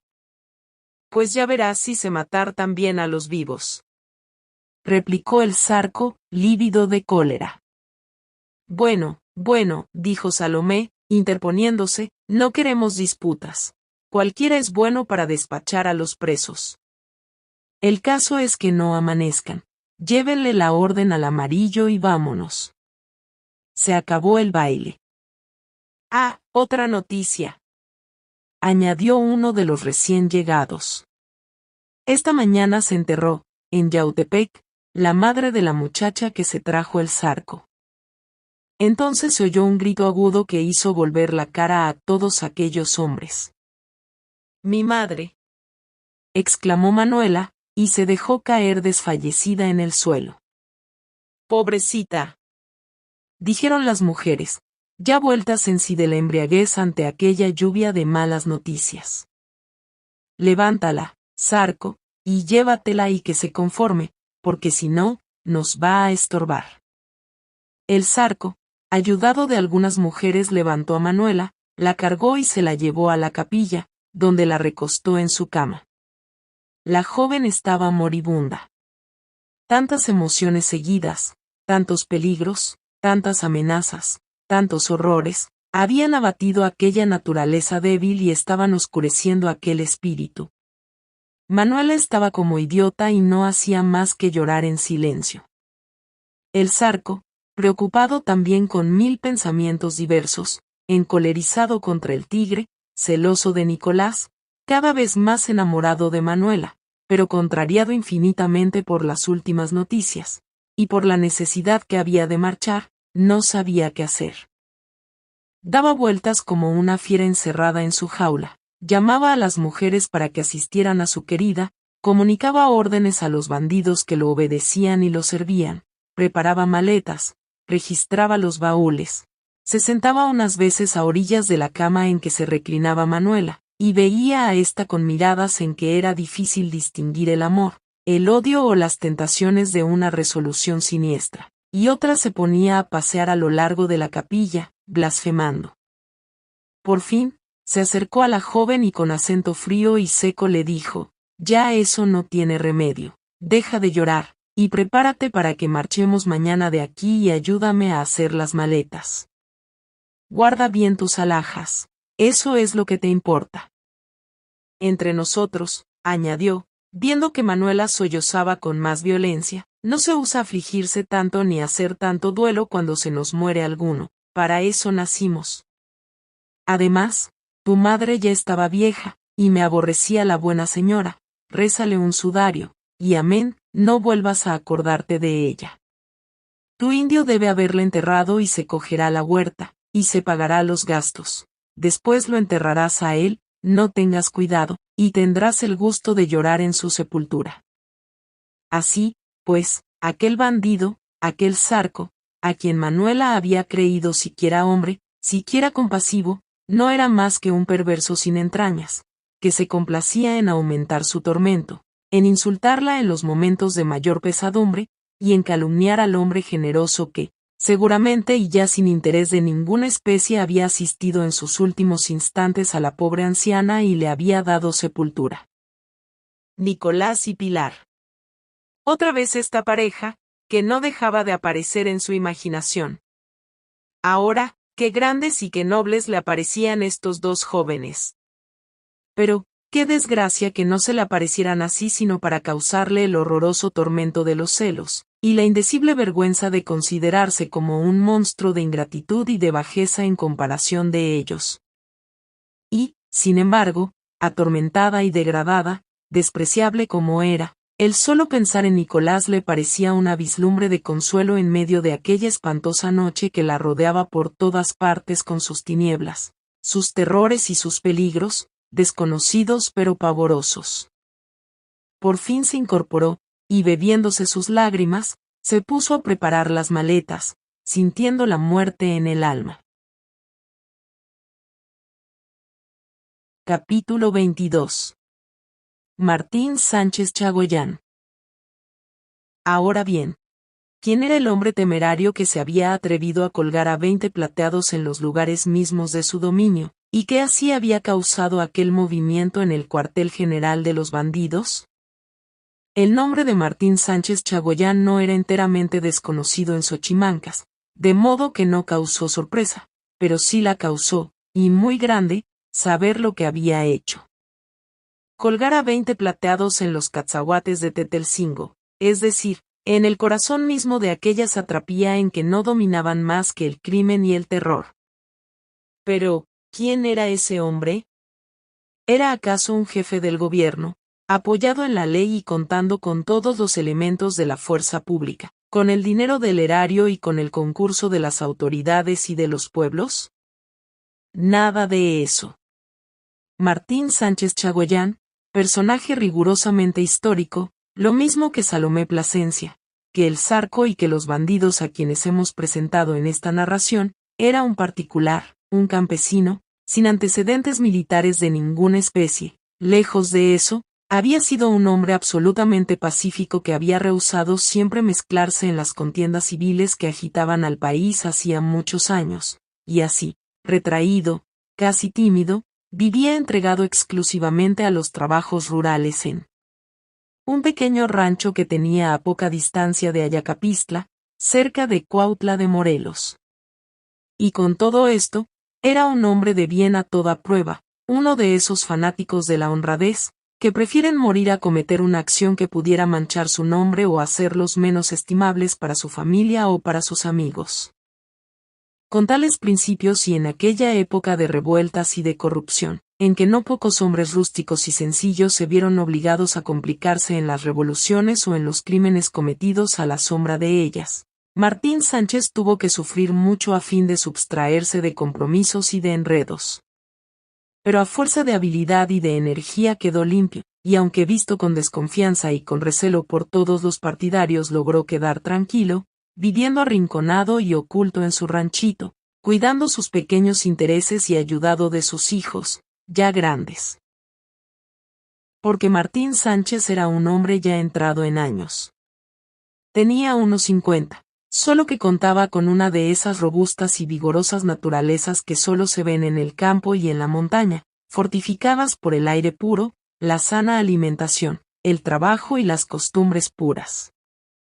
Así es que, aunque cincuentón, parecía un hombre en toda la fuerza de la virilidad.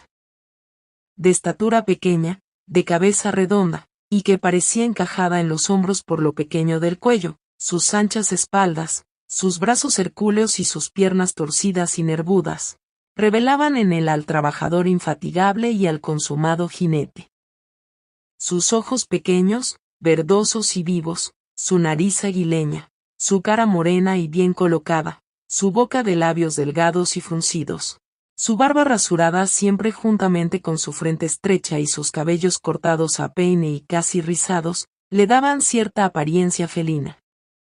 Tenía una vaga semejanza con los leopardos. Tal era el hombre que ejerció una influencia importantísima en esa época en la Tierra Caliente, y a cuya acción se debió principalmente la extinción de esa plaga espantosa de bandidos que por años enteros asoló aquellas fértiles y ricas comarcas. Vivía, pues, Martín Sánchez tranquilamente consagrado a sus labores, como lo hemos dicho, cuando estando ausente él y su esposa, cayó a su rancho una gran partida de plateados. El anciano padre de Martín y sus hijos se defendieron cruelmente, pero fueron dominados por el número, asesinado el anciano, así como uno de los hijos, saqueada la casa e incendiada después, y destruido todo lo que constituía el patrimonio del honrado labrador. Cuando Martín Sánchez regresó de México, a donde había ido, no encontró en su casa más que cenizas, y entre ellas los cadáveres de su padre y de su hijo, que no habían sido sepultados aún porque los otros hijos, heridos y ocultos en el monte, no habían podido venir al rancho. En fin, aquello era el horror y la desolación. La esposa de Martín estuvo enloquecida algún tiempo de dolor y de miedo. Martín Sánchez no dijo nada. Fue a buscar a sus hijos al monte. Con ellos dio sepultura a los cadáveres de su padre y de su hijo, y despidiéndose de su pobre rancho, convertido en escombros, y de sus campos incendiados, se llevó a su mujer y a su familia al pueblo de Ayacapistla, donde esperaba tener mayor seguridad. Entonces vendió lo poco que le había quedado, y, con el dinero que reunió compró armas y caballos para equipar una partida de 20 hombres. Después, ya sanos sus hijos, los armó, habló con algunos parientes y los decidió a acompañarle, pagándoles de su peculio, y una vez lista esta pequeña fuerza, fue a hablar con el prefecto de Morelos y le comunicó su resolución de lanzarse a perseguir plateados. El prefecto, alabándole su propósito, le hizo ver, sin embargo, los terribles peligros a que iba a quedar expuesto en medio de aquella situación. Pero como Martín Sánchez le respondió que estaba enteramente decidido a perecer en su empresa, el prefecto, en cumplimiento de su deber, le ofreció los auxilios que estaban en su poder, y lo autorizó para perseguir ladrones, en calidad de jefe de seguridad pública, y con la condición de someter a los criminales que aprendiera al juicio correspondiente. Así autorizado, Martín Sánchez partió con su pequeña fuerza. Pero comprendiendo bien que con tan débiles elementos no podía hacer frente a las huestes numerosas de plateados que merodeaban en los distritos de Morelos, Yautepec y Jonacatepec, se limitó a una guerra meramente estratégica, procurando combatir a partidas pequeñas con el objeto de aprovecharse de sus armas y caballos para aumentar su fuerza. Así fue como, huyendo y caminando de noche, y pagando emisarios, y haciendo jornadas fabulosas, poco a poco fue derrotando algunas partidas de bandoleros y proveyéndose de armas, municiones y caballos. Luchaba con el desaliento general, con el terror a los plateados, con la complicidad de muchas gentes, con la hostilidad de algunas autoridades, meticulosas o complicadas en aquellos crímenes. Luchaba, en fin, hasta con la poquedad de ánimo de sus mismos soldados, que no teniendo más aliciente que el de un pequeño sueldo, iban arriesgando la vida, y arriesgándola con los plateados, que daban a los prisioneros y a los plateados una muerte siempre acompañada de espantosas torturas. Así es que Martín Sánchez tenía que vencer día a día tremendas dificultades, pero su sed de venganza le dio fuerzas superiores. Esa sed fue su resorte. Movido por un sentimiento personal, poco a poco, en él, fueron reuniéndose los rencores generales, como en un pecho común. Cada venganza por un crimen de los plateados encontraba en su espíritu un eco. Cada asesinato cometido por ellos era inscrito en el tremendo libro de su memoria. Cada lágrima de viuda, de huérfano, de padre, se depositaba en su corazón como en una urna de hierro. De vengador de su familia se había convertido en vengador social. Era el representante del pueblo honrado y desamparado, una especie de juez Lynch, rústico y feroz también, e implacable.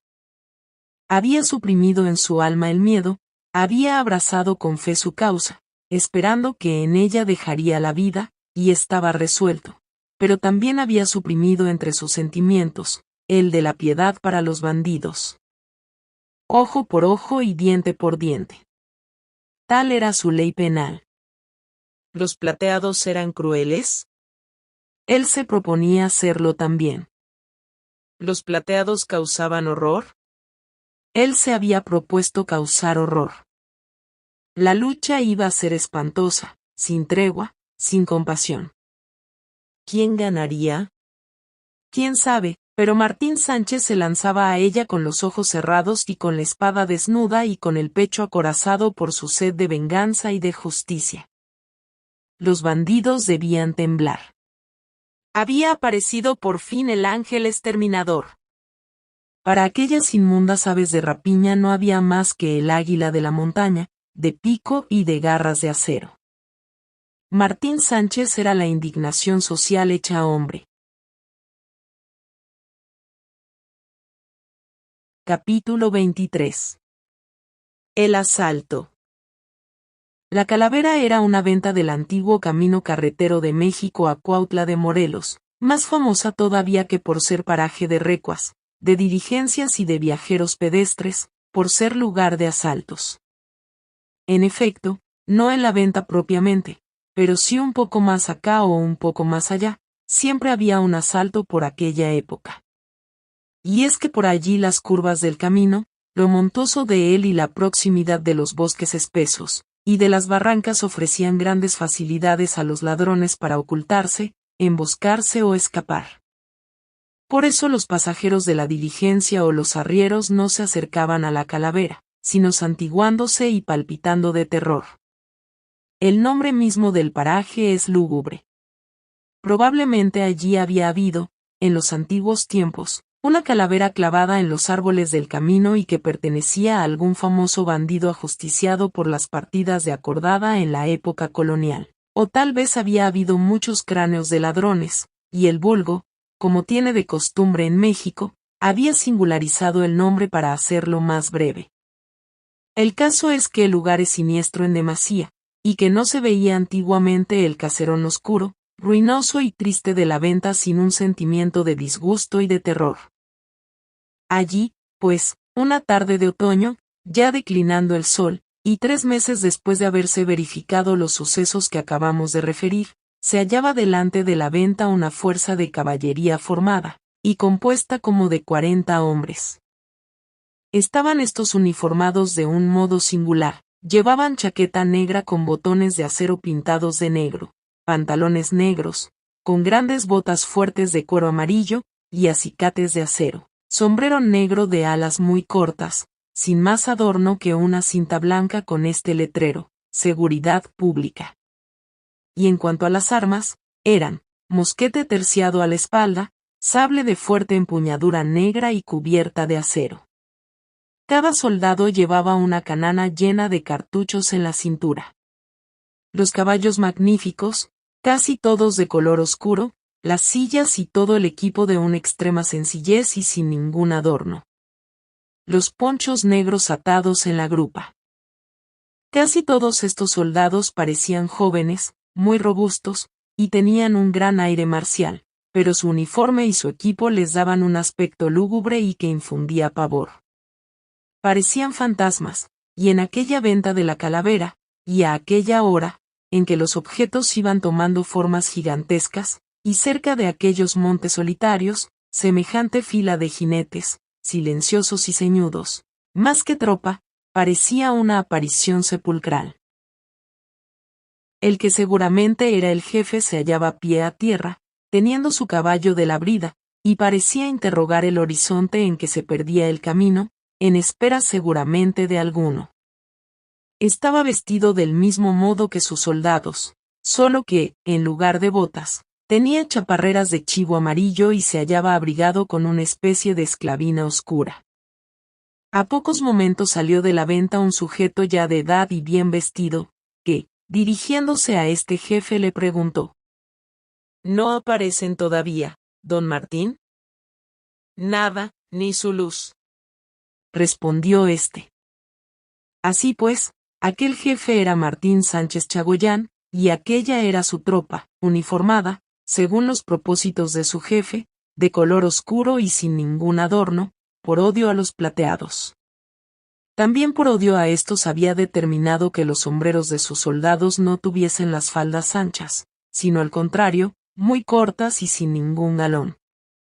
Martín Sánchez veía con muy mal ojo a todo el que usaba el sombrero adornado de plata, y como sus sospechas iban haciéndose temibles, los sombreros sencillos y oscuros se estaban poniendo de moda por aquellos rumbos, porque eran una especie de salvaguardia. Sin embargo, todavía en ese tiempo Martín Sánchez estaba muy lejos de llegar a ser el terror de los bandidos y de sus cómplices. Todavía tomaba 1000 precauciones para sus marchas y sus expediciones, temeroso de ser derrotado, todavía estaba haciendo pininos, como él decía. Ya había colgado un buen número de plateados, pero ya le habían acusado muchas veces de haber cometido esos abusos para los que no estaba autorizado, pues, como lo hemos dicho, solo tenía facultades para aprehender a los criminales y consignarlos a los jueces. Pero Martín Sánchez había respondido que no colgaba sino a los que morían peleando, y eso lo hacía para escarmiento.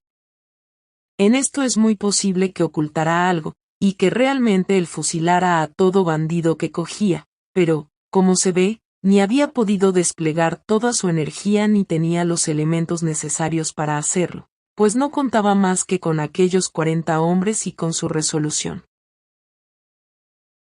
El sujeto que acababa de dirigirle la palabra y que parecía ser un rico hacendado o comerciante, viendo que no venían las personas a quienes esperaban, dijo: Pues, don Martín, supuesto que estos señores no aparecen, si usted no dispone otra cosa, seguiremos nuestra marcha, porque se nos hace tarde y no llegaremos a Morelos a buena hora. Además, el cargamento se ha adelantado mucho, y podría ocurrirle algún accidente. Yo creo, respondió Martín, que no hay cuidado por esa parte. Saben que estoy por aquí, y no se han de atrever. Pero este don Nicolás sí me tiene con inquietud. Algo le ha de haber pasado puesto que no llega. Me escribió que saldría de Chalco a la madrugada, debe haber almorzado en Tenango, y ya era hora de que estuviera con nosotros. Es verdad que viene bien acompañado y que además es muy hombre, pero estos malditos son capaces de haberle puesto una emboscada de Tenango acá, aunque yo no tengo noticia de que haya aparecido ninguna partida ayer ni anteayer.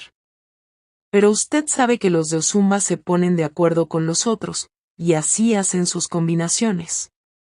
Pues de veras sentiría yo que le hubiera pasado algo a tan buen amigo.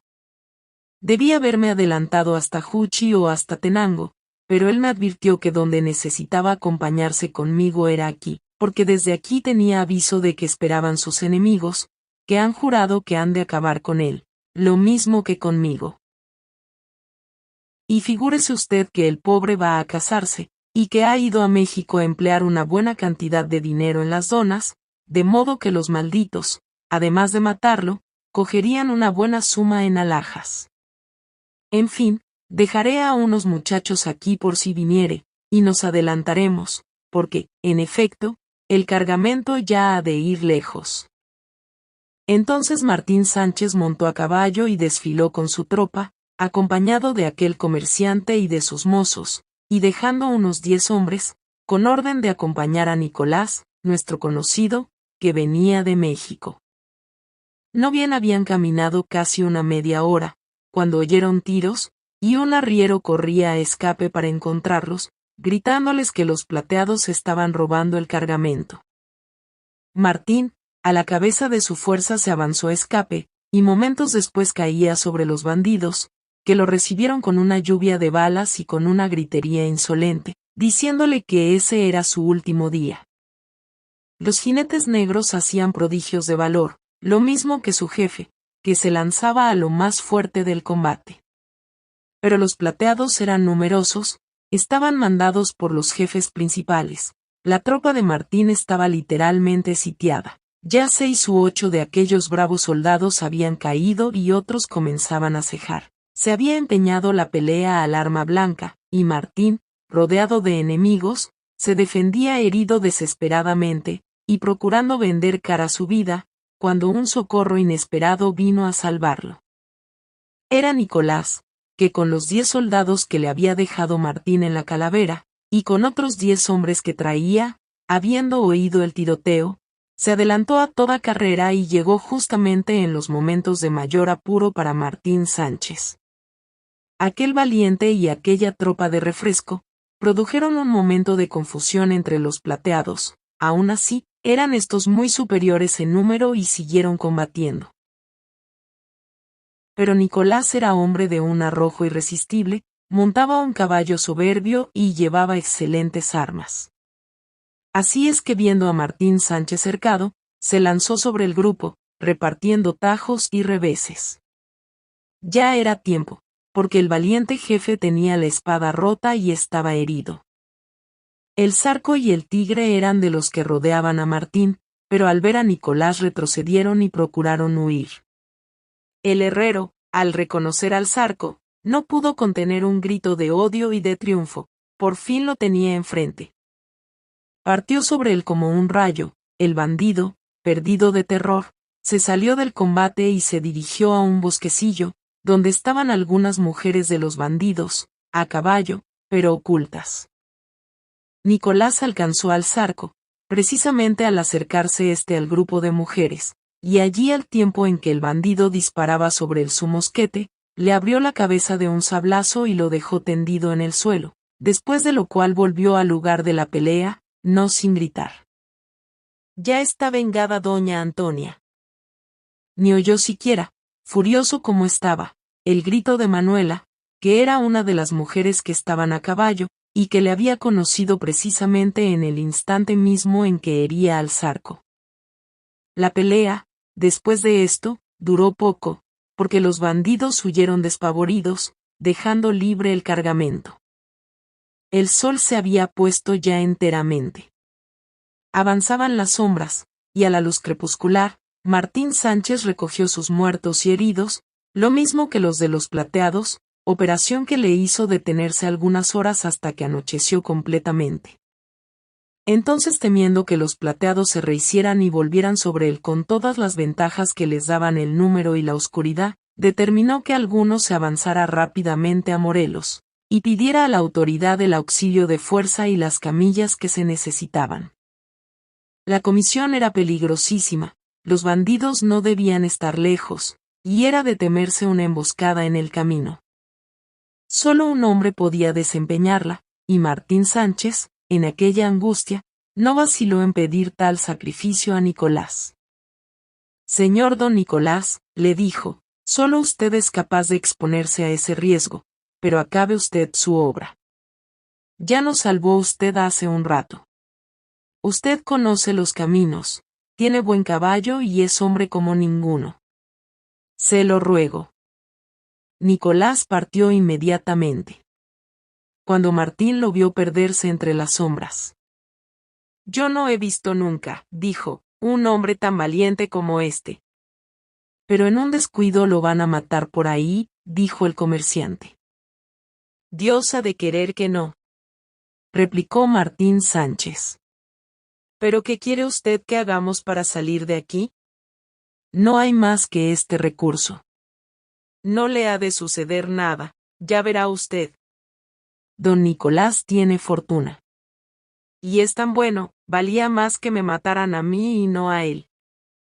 Entretanto, los soldados que observaban las cercanías de aquel lugar para ver si había aún algunos heridos, volvieron diciendo que cerca, en unos matorrales, estaba llorando una mujer junto a un cadáver. Don Martín fue en persona a reconocer a esa mujer, que no era otra que Manuela, que no había querido huir con sus compañeras, no por amor al Zarco, a quien creyó muerto al principio, sino por miedo al tigre, que la hubiera tomado por su cuenta. Martín, examinando el cuerpo, se cercioró de que aún respiraba. La herida que recibió el Zarco fue terrible, pero no mortal. El bandido estaba bañado en sangre y era difícil reconocerlo, pero por Manuela se supo que era el Zarco. Martín Sánchez se estremeció de gozo. Aquel bandido temible y renombrado había caído en su poder. Iba a colgarlo tan pronto como amaneciera. Desgraciadamente, a la madrugada llegó la autoridad de Morelos con la fuerza y las camillas. Martín le entregó a los bandidos prisioneros y heridos, juntamente con aquella mujer. Nicolás apenas los vio, y Manuela por su parte, no quiso dar la cara de vergüenza y se cubrió la cabeza completamente con su rebozo.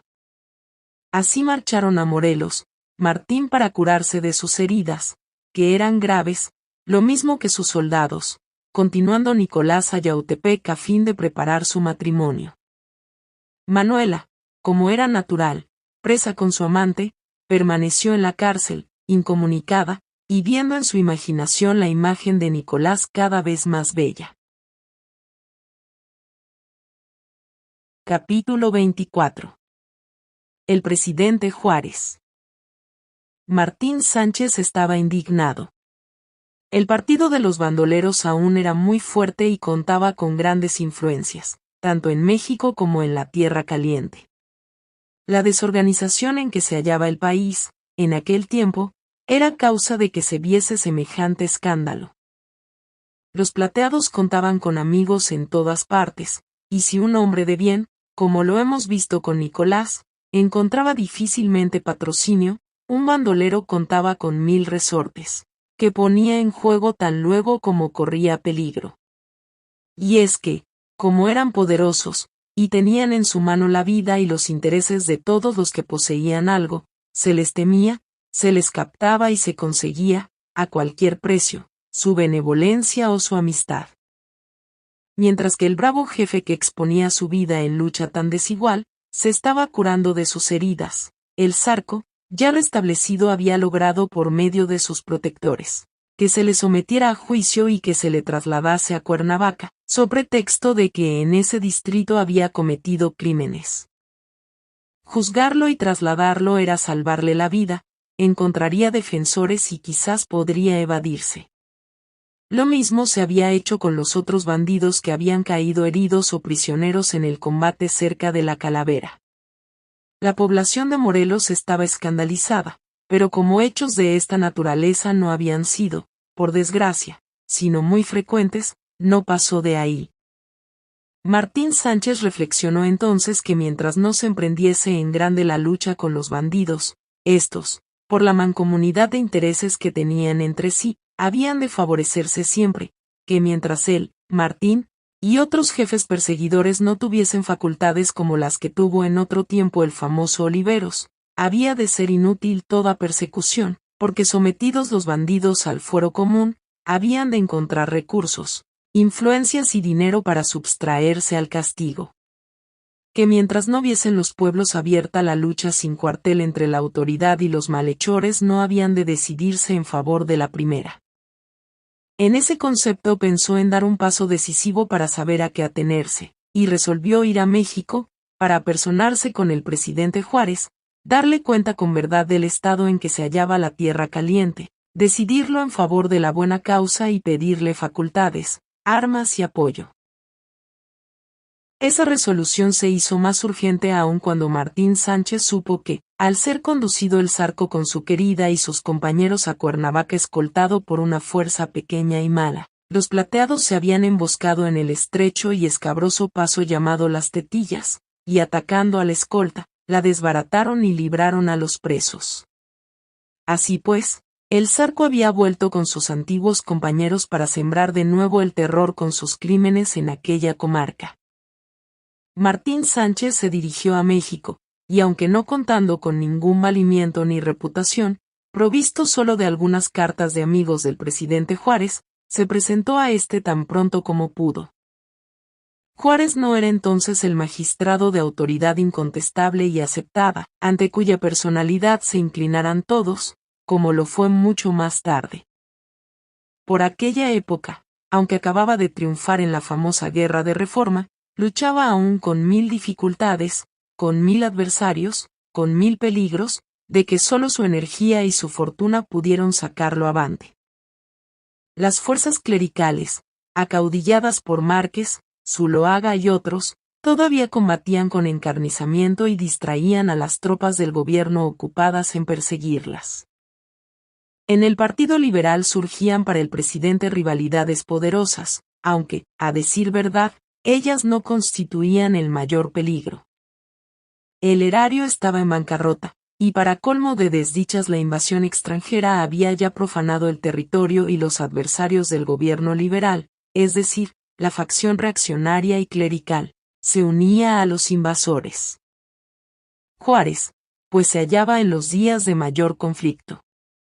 Y hemos dicho que, merced a estas circunstancias, los bandidos se habían enseñoreado de la Tierra Caliente. Martín Sánchez pensó encontrar en el presidente a un hombre ceñudo y tal vez predispuesto contra él, y se encontró con un hombre frío, impasible, pero atento.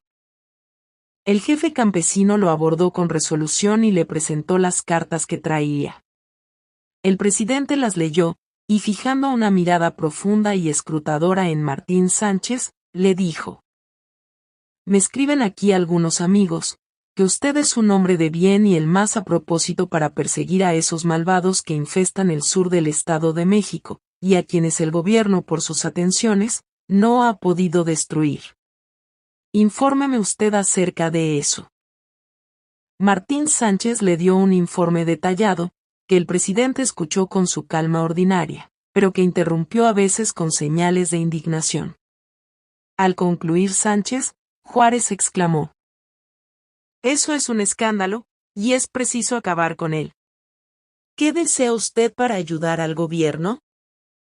Entonces, animado Martín Sánchez por esas frases del presidente, lacónicas como todas las suyas, pero firmes y resueltas, le dijo: «Lo primero que yo necesito, señor, es que me dé el gobierno facultades para colgar a todos los bandidos que yo coja, y prometo a usted, bajo mi palabra de honor, que no mataré sino a los que lo merecen. Conozco a todos los malhechores, sé quiénes son y los he sentenciado ya, pero después de haber deliberado mucho en mi conciencia. Mi conciencia, señor, es un juez muy justo. No se parece a esos jueces que libran a los malos por dinero o por miedo. Yo ni quiero dinero ni tengo miedo. Lo segundo que yo necesito, señor, es que usted no dé oídos a ciertas personas que andan por aquí abogando por los plateados y presentándolos como sujetos de mérito que han prestado servicios. Desconfía usted de esos patrones, señor presidente, porque reciben parte de los robos y se enriquecen con ellos. Por aquí hay un señor que usa peluca güera, que toma polvos en caja de oro, y que recibe cada mes un gran sueldo de los bandidos. Ese da pasaportes a los hacendados para que pasen sus cargamentos de azúcar y de aguardiente sin novedad, pagando por supuesto una fuerte contribución. Ese, con el mismo dinero de los plateados, se procura influencias y nombra autoridades en la Tierra Caliente, y liberta a los presos, como liberó al Zarco, el otro día, un ladrón y un asesino que merecía la horca. Ese, por fin, es el verdadero capitán de los plagiarios, que vive de los robos y sin arriesgar nada, y ese, si yo lo viera por mi rumbo, aunque me costara la vida después, iba a dar a la rama de un árbol, amarrados por el pescuezo. ¿Quién es ese sujeto?, preguntó Juárez impaciente. Martín Sánchez le alargó unas cartas, y le dijo: ahí está el nombre disfrazado, pero por las señas usted lo conocerá. Bueno, replicó Juárez, después de leer las cartas y guardándolas enseguida, no tenga usted cuidado por él, ya no libertará a ninguno. ¿Qué más desea usted? Armas, nada más, armas, porque no tengo sino unas cuantas. No necesito muchas, porque yo se las quitaré a los bandidos, pero para empezar, necesitaré 100 más. Cuente usted con ellas. Mañana venga usted al Ministerio de la Guerra y tendrá usted todo. Pero usted me limpiará de ladrones ese rumbo. Lo dejaré, señor, en orden. Bueno, y hará usted un servicio patriótico, porque hoy es necesario que el gobierno no se distraiga para pensar solo en la guerra extranjera y en salvar la independencia nacional. Confíe usted en mí, señor presidente. Y mucha conciencia, señor Sánchez, usted lleva facultades extraordinarias, pero siempre con la condición de que debe usted obrar con justicia, la justicia ante todo. Solo la necesidad puede obligarnos a usar de estas facultades, que traen tan grande responsabilidad, pero yo sé a quién se las doy. No haga usted que me arrepienta. Me manda usted fusilar si no obro con justicia, dijo Martín. Juárez se levantó y alargó la mano al terrible justiciero. Al ver a aquellos dos hombres pequeños de estatura, el uno frente al otro, el uno de frac negro, como acostumbraba entonces Juárez, el otro de chaquetón también negro, el uno moreno y con el tino de indio puro, y el otro amarillento, con el tipo del mestizo y del campesino, los dos serios, los dos graves, cualquiera que hubiera leído un poco en lo futuro se habría estremecido. Era la ley de la salud pública armando a la honradez con el rayo de la muerte. Capítulo 25. El albazo. A pocos días de esta entrevista, y en una mañana de diciembre, templada y dulce en la tierra caliente como una mañana primaveral, el pueblo de Yautepec se despertaba alborozado y alegre, como para una fiesta.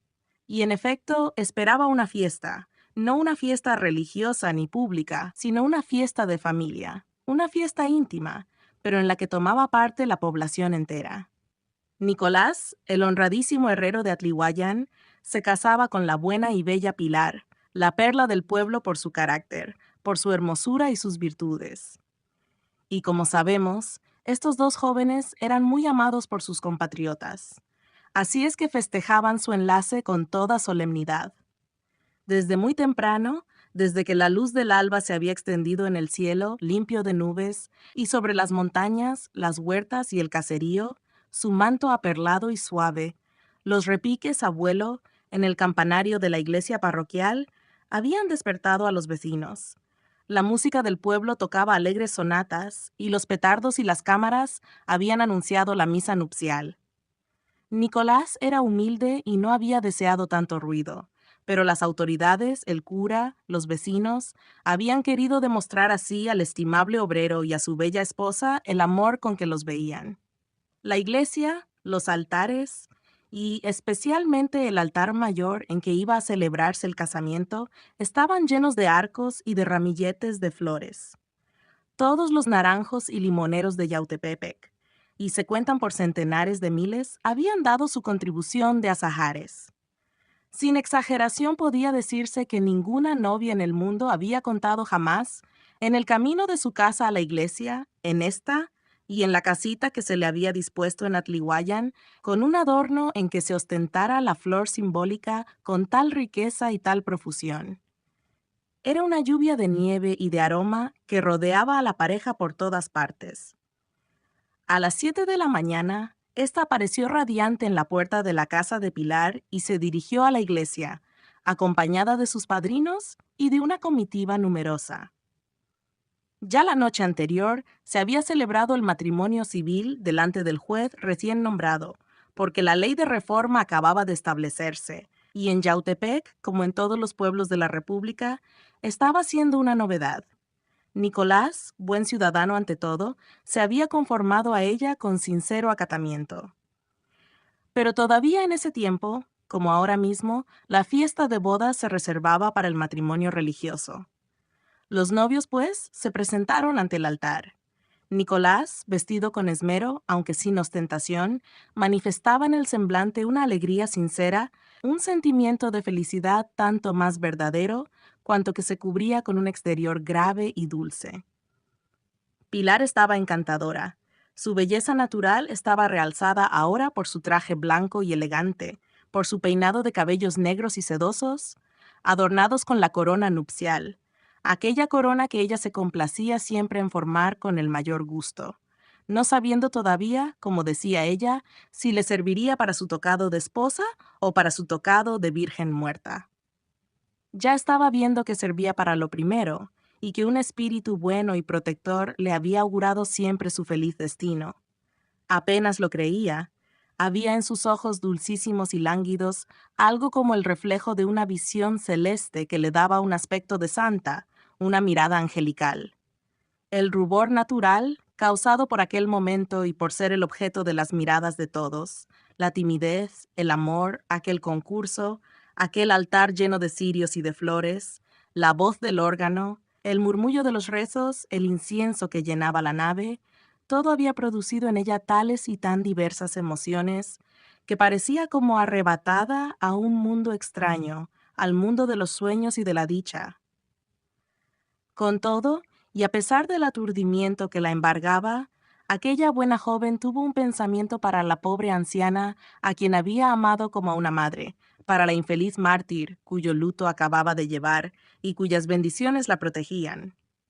Una lágrima de ternura inundó sus mejillas al recordarla, y al recordar también a la desdichada Manuela, por quien oró en aquel momento en que era tan feliz. Por fin, la misa acabó, y los novios, después de recibir los plácemes de sus amigos y de todo el pueblo, se dispusieron a partir a la hacienda de Atlihuayan, en donde tenían su casa, a la que habían invitado a muchas personas de su estimación para tomar parte en un modesto festín. Al efecto, se dispuso una cabalgata que debía servir de cortejo al Guayín, en que caminaban los esposos, con el cura y otros amigos. Y a las 8 de la mañana partieron y comenzaron a caminar por la carretera que conduce a la hacienda. Pero poco antes de llegar al lugar en que se alzaba el gran amate en que siempre cantaba el búho, las noches en que pasaba el zarco cuando venía a sus entrevistas con Manuela, la comitiva se detuvo estupefacta. Al pie del corpulento árbol estaba formada una tropa de caballería, vestida de negro y con las armas preparadas. Nadie esperaba ver allí a esa fuerza que se aparecía como salida de la tierra. ¿Qué podía ser? Era la tropa de Martín Sánchez Chagoyán, como 100 hombres y con el aspecto lúgubre y terrible que les conocemos. Al descubrir el cortejo nupcial, alegre y acompañado de la música, el comandante, es decir, Martín Sánchez, se adelantó hasta donde venía el guayín de los novios, y quitándose el sombrero respetuosamente, dijo a Nicolás: «Buenos días, amigo don Nicolás. No esperaba usted verme por aquí, ni yo esperaba tener el gusto de saludar a usted y de desearle mil felicidades, lo mismo que a la señora, que es un ángel. Ya le explicaré el motivo de mi presencia aquí. Ahora mi tropa va a presentar las armas en señal de respeto y de cariño, y yo le ruego a usted que continúe sin parar hasta la hacienda. Allá iré yo después». Tenía Martín Sánchez tal aspecto de serenidad y de franqueza que Nicolás no sospechó nada siniestro. Así es que se contentó con darle un apretón de manos y con presentarle a su esposa y a las demás personas del Guayín. Pero en esto, una mujer, una joven en quien todos reconocieron luego a Manuela, se abrió paso entre la fila de los jinetes y vino corriendo, arrastrándose, desmelenada, desencajada, temblando, pudiendo apenas hablar y haciéndose de las puertas del guayín, dijo con la voz enronquecida y con palabras entrecortadas: «Nicolás, Nicolás, Pilar, hermana, socorro, misericordia, tengan piedad de mí. Perdón, perdón». Nicolás y Pilar se quedaron helados de espanto. «¿Pero qué es eso? ¿Qué tienes?», gritó Pilar. «Es que», dijo Manuela, «es que ahorita lo van a fusilar, al Zarco. Allí está amarrado, tapado con los caballos. Lo van a matar delante de mí». «Perdón, perdón, don Martín. Perdón, Nicolás. Ah, me voy a volver loca». En efecto, la fila de jinetes enlutados ocultaba un cuadro estrecho en el centro del cual, y sentados en una piedra, bien amarrados, y lívidos y desfallecidos, estaban el Zarco y el Tigre, próximos a ser ejecutados. Martín Sánchez, al ver la comitiva, y previendo que podría ser la comitiva de Nicolás, había querido ocultar a los bandidos para ahorrar este espectáculo a los novios. «Si yo hubiera sabido que ustedes venían para acá a esta hora, crea usted, don Nicolás, que me habría yo llevado a estos pícaros para otra parte. Pero no lo sabía. Lo que sí sabía yo, y por eso me tiene usted aquí, es que lo esperaban a usted estos malvados con su gente y que se ha escapado usted de buena. Lo supe a tiempo, anduve 16 leguas y les di un albazo esta mañana, por aquí cerca. Los he matado a casi todos, pero vengo a colgar a los capitanes en este camino, al Zarco aquí. Al Tigre lo voy a colgar en Xochimancas. Pero, don Martín, yo le ruego a usted, por quien es, que si puede, perdone a ese hombre, siquiera por esta pobre mujer». «Don Nicolás», respondió ceñudo el comandante, «usted es mi señor, usted me manda, por usted doy la vida, pídamela usted y es suya, pero no me pida usted que perdone a ningún bandido, y menos a estos dos. Señor, usted sabe quiénes son. Asesinos como estos y plagiarios no los hay en toda la tierra, si no pagan con una vida. Y lo iban a matar a usted. Lo habían jurado, y se iban a robar a la señora, a su esposa de usted. Ese era el plan. Con que dígame usted si es posible que yo los deje con vida. Señor don Nicolás, siga usted su camino con todos estos señores, y déjeme que yo haga justicia». Pilar estaba temblando. En cuanto a Manuela, por un rapto de locura había corrido ya al lado del Zarco, y se había abrazado de él, y seguía gritando palabras incoherentes. «Siquiera nos llevaremos a Manuela», dijo Pilar. «Si ustedes quieren, pueden llevársela, pero esa muchacha es una malvada. Acabo de quitarle un saco en que tenía las alhajas de los ingleses que mataron en Alpuyeca. Alhajas muy ricas, no merece compasión». Sin embargo, por orden de Martín Sánchez, un soldado procuró arrancar a la joven del lado del Zarco, a quien tenía abrazado estrechamente, pero fue en vano. El Zarco le dijo: «No me dejes, Manuelita, no me dejes». «No», respondió Manuela, «moriré contigo. Prefiero morir a ver a Pilar con su corona de flor de naranjo, al lado de Nicolás, el indio herrero a quien dejé por ti». «Vámonos», dijeron el cura y los demás vecinos, despavoridos. «Esto no tiene remedio». Pilar se puso a sollozar amargamente. Nicolás se despidió de Martín Sánchez. «Señor cura, usted puede quedarse. Estos han de querer confesarse, tal vez». «Sí, me quedaré», dijo el cura. «Es mi deber». Y la comitiva nupcial, antes tan alegre, partió como una procesión mortuoria y apresuradamente. Cuando se había perdido a lo lejos, y no había quedado ya ningún rezagado en el camino, Martín Sánchez preguntó al Zarco y al Tigre si querían confesarse. El Zarco dijo que sí, y el cura lo oyó pronto y lo absolvió. Pero el Tigre dijo a Martín: «¿Pero yo también voy a morir, don Martín?» «Tú también», respondió éste con terrible tranquilidad. «¿Yo?», insistió el Tigre. «Yo, que le di a usted el aviso para que viniera, y que le dije a usted de las señas del camino que seguíamos, y que le avisé que tendría yo un pañuelo colorado en el sombrero para que me distinguiera». «Nada tengo que ver con eso», respondió Martín. «Yo nada te prometí, peor para ti si fuiste traidor con los tuyos. Vamos, muchachos, fusilen al Zarco y después cuélguenlo de esa rama. Véndenlo primero. El Zarco apenas podía tenerse en pie, el terror lo había abatido. Con todo alzó la cara, y viendo la rama de que colgaban ya los soldados una reata, murmuró: «La rama en que cantaba el tecolote». Bien lo decía yo. «Adiós, Manuelita». Manuela se cubrió la cara con las manos. Los soldados arrimaron al Zarco junto al tronco y dispararon sobre él 5 tiros, y el de gracia. Humeó un poco la ropa, saltaron los sesos, y el cuerpo del Zarco rodó por el suelo con ligeras convulsiones. Después fue colgado en la rama y quedó balanceándose allí. Manuela pareció despertar de un sueño.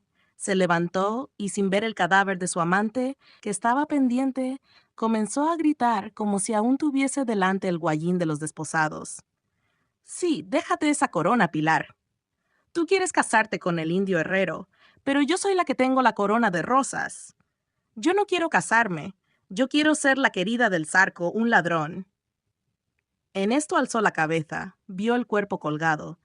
Después contempló a los soldados, que la veían con lástima, luego a don Martín, luego al tigre, que estaba inclinado y mudo, y después se llevó las manos al corazón, dio un grito agudo y cayó al suelo. «Pobre mujer», dijo don Martín, «se ha vuelto loca. Levántenla y la llevaremos a Yautepec». 2 soldados fueron a levantarla, pero viendo que arrojaba sangre por la boca y que estaba rígida y que se iba enfriando, dijeron al jefe: «Don Martín, ya está muerta». «Pues a enterrarla», dijo Martín con aire sombrío, «y vámonos a concluir la tarea». Y desfiló la terrible tropa lúgubre.